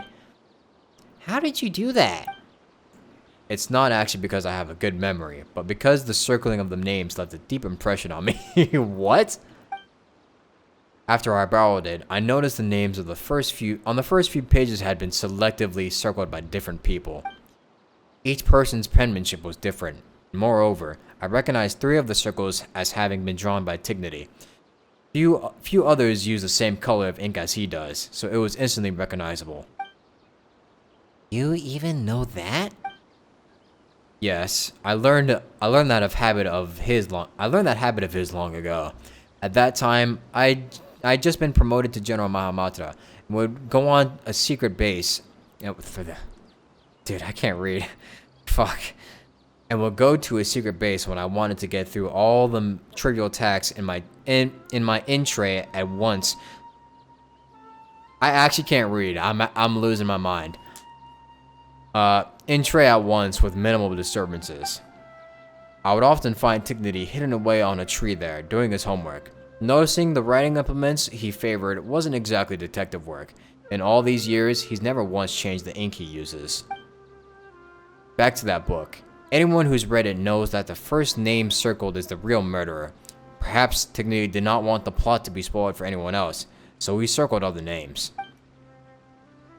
Annotating or marking a book is not in itself a violation of book borrowing regulations. But why are all the other marks there? There's some conspiracy behind them? What do they have to do with Tignity? I want to get to the bottom of this, even if it's just for the sake of my friend. And to uncover the secret, you must become a part of the conspiracy. So I circled all the other names that were left in the book. Oh my god. What? To think you'd do such a thing. So there's no treasure at all. It was just you guys all along. That's right. Should you wish to hide a grain of sand, bury it in the desert. And in that grain of sand, I can catch a glimpse of the truth. And so you were drawn to it, making your plans, yet in a twist of fate, were discovered by me. No matter how vast this world is, you cannot run from the long arm of the law. Wow. You're making a meal out of this, aren't you? You really, really have way too much time on your hands. Okay, I give up. You win.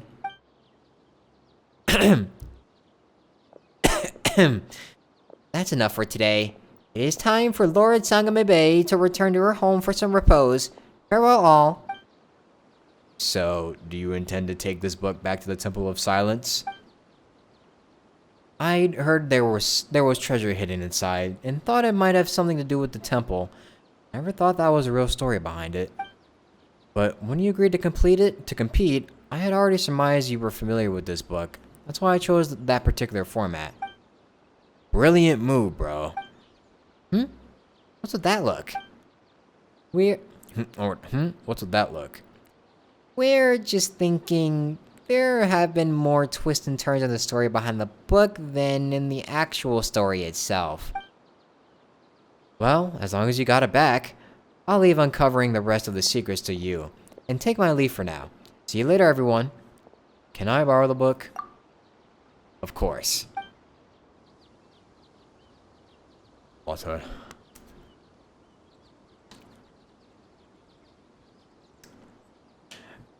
After Sano's hands, you read the book. After Sano's hands, you read the book.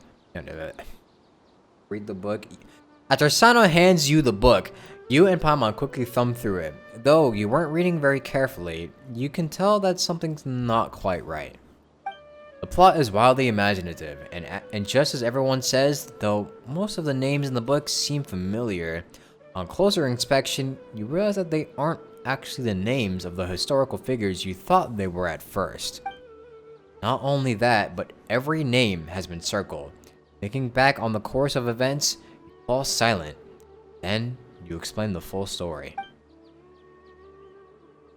How unexpected. But still, it does make sense. And it is far better than the existence of an actual conspiracy. In that case, I still have other plans. Last time I was at Caravan Reba, I promised I'd meet Dia and Candace for drinks. Traveler, could I trouble you to return the book for me? Sure, leave that to me. Thanks, friend.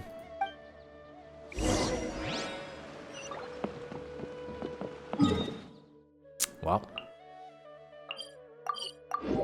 Is this the Sumeru event we've all been waiting for?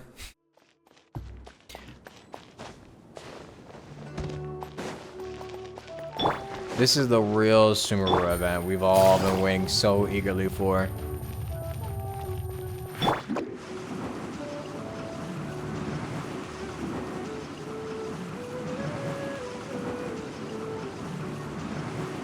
Behold! Oh shit.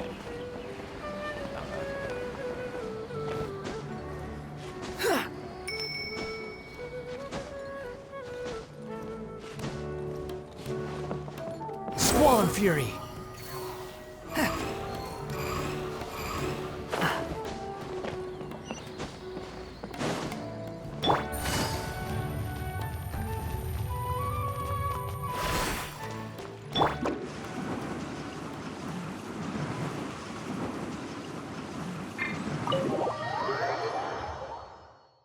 Bum bum bum. Bum bum bum bum bum. Well, we're finally back. Now let's return this book. Really found the book? Really found the book. Amazing. I've been waiting here for it to be returned so I could see it as soon as possible. Oh god. Uh-oh. Seriously? How is that even possible? I circled the actual murderer? Paimon's pretty surprised by this whole thing too. Let's just take care of the book problem first. Hello, this book. It's probably all my fault for using permanent ink to mark a page, since that caused a whole mess of other things to happen. Now it's all marked up like this, and there's even a risk of those marks spoiling the story. So I'd like to buy it. The whole issue should be avoidable if the academia uses the money to buy a whole new copy. Would you please consider my proposal? Mr. Cave, your idea has merit and is indeed a good way to resolve this situation. I'll confirm the book's price now, and then you can pay over there. That's great. Thank you so much. Shortly afterwards, Cave accompanies the academia staff to register the purchase of the book and pays the full amount. The staff member carefully wraps up the thoroughly marked up old book and gives it to him. What a blunder. Regardless, thank you so much for all your help. It was nothing. We were just kind of along for the ride. Still, Cave, it'd be better if you used something more erasable to make notes in the future. I understand. I'll never let myself subconsciously correct typesetting errors ever again. No. I mean, I'll never again borrow a book with such a long name. At least for a while.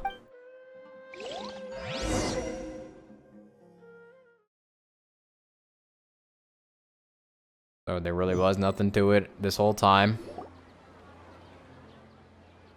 Ah, Alhaitham, you're here. I was looking everywhere for you.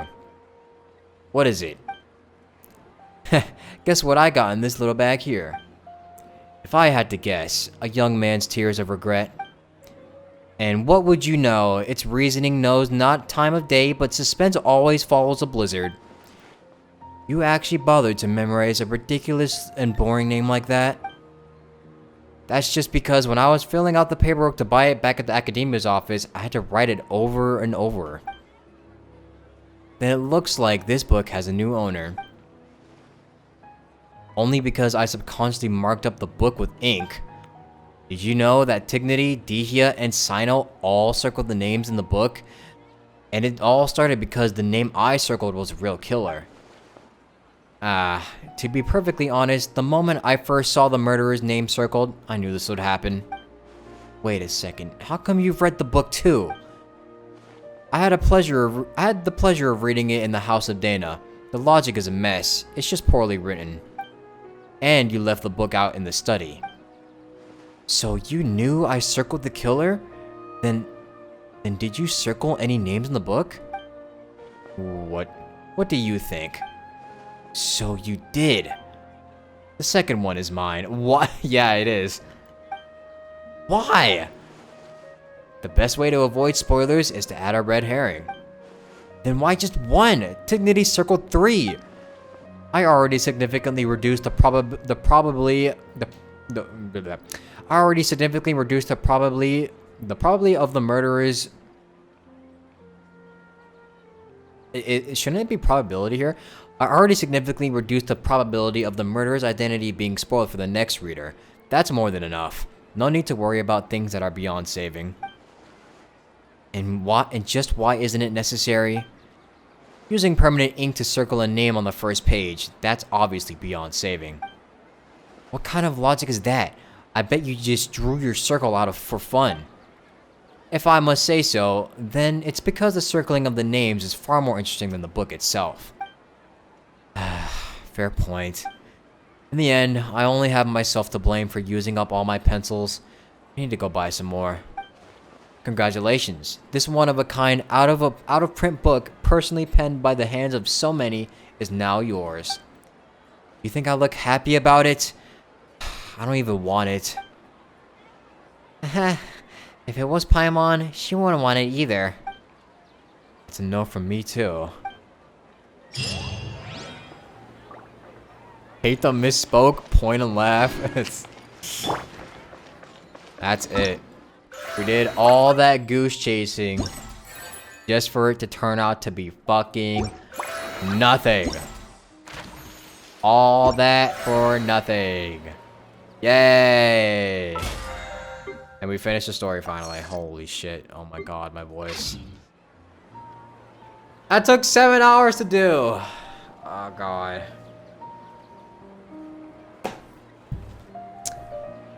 Okay, but to be fair, that would have been a little bit shorter if I just didn't do the story quests. Let's be completely fair. Just for Kave's Hall of Shame, yeah. Alright. Letter of thanks. Oh yeah, they won the best mobile game award again.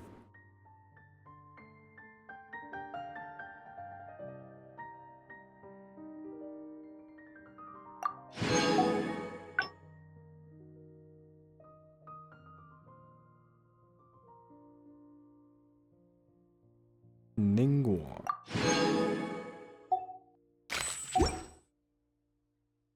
At least Kave was found. Man was missing for a month. That's true. There's Kave has now been found. no need to exchange pleasantries. Alright. Well, that was a cool event. I feel like it wasn't as good as the other. It definitely wasn't as good as the other summer events, I personally feel, but there were some pretty big lore drops there. Definitely. Although it feels kind of sad that they're also in another limited time event. So here we go again. The archive list goes. Alright. Well, anyways, I like the other one better. I still personally have a bias towards the first Golden Apple Archipelago, even though I know it's probably hasn't aged as well.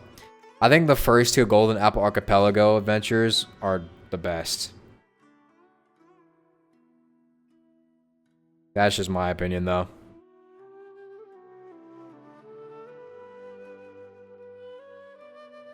Alright. But anyways,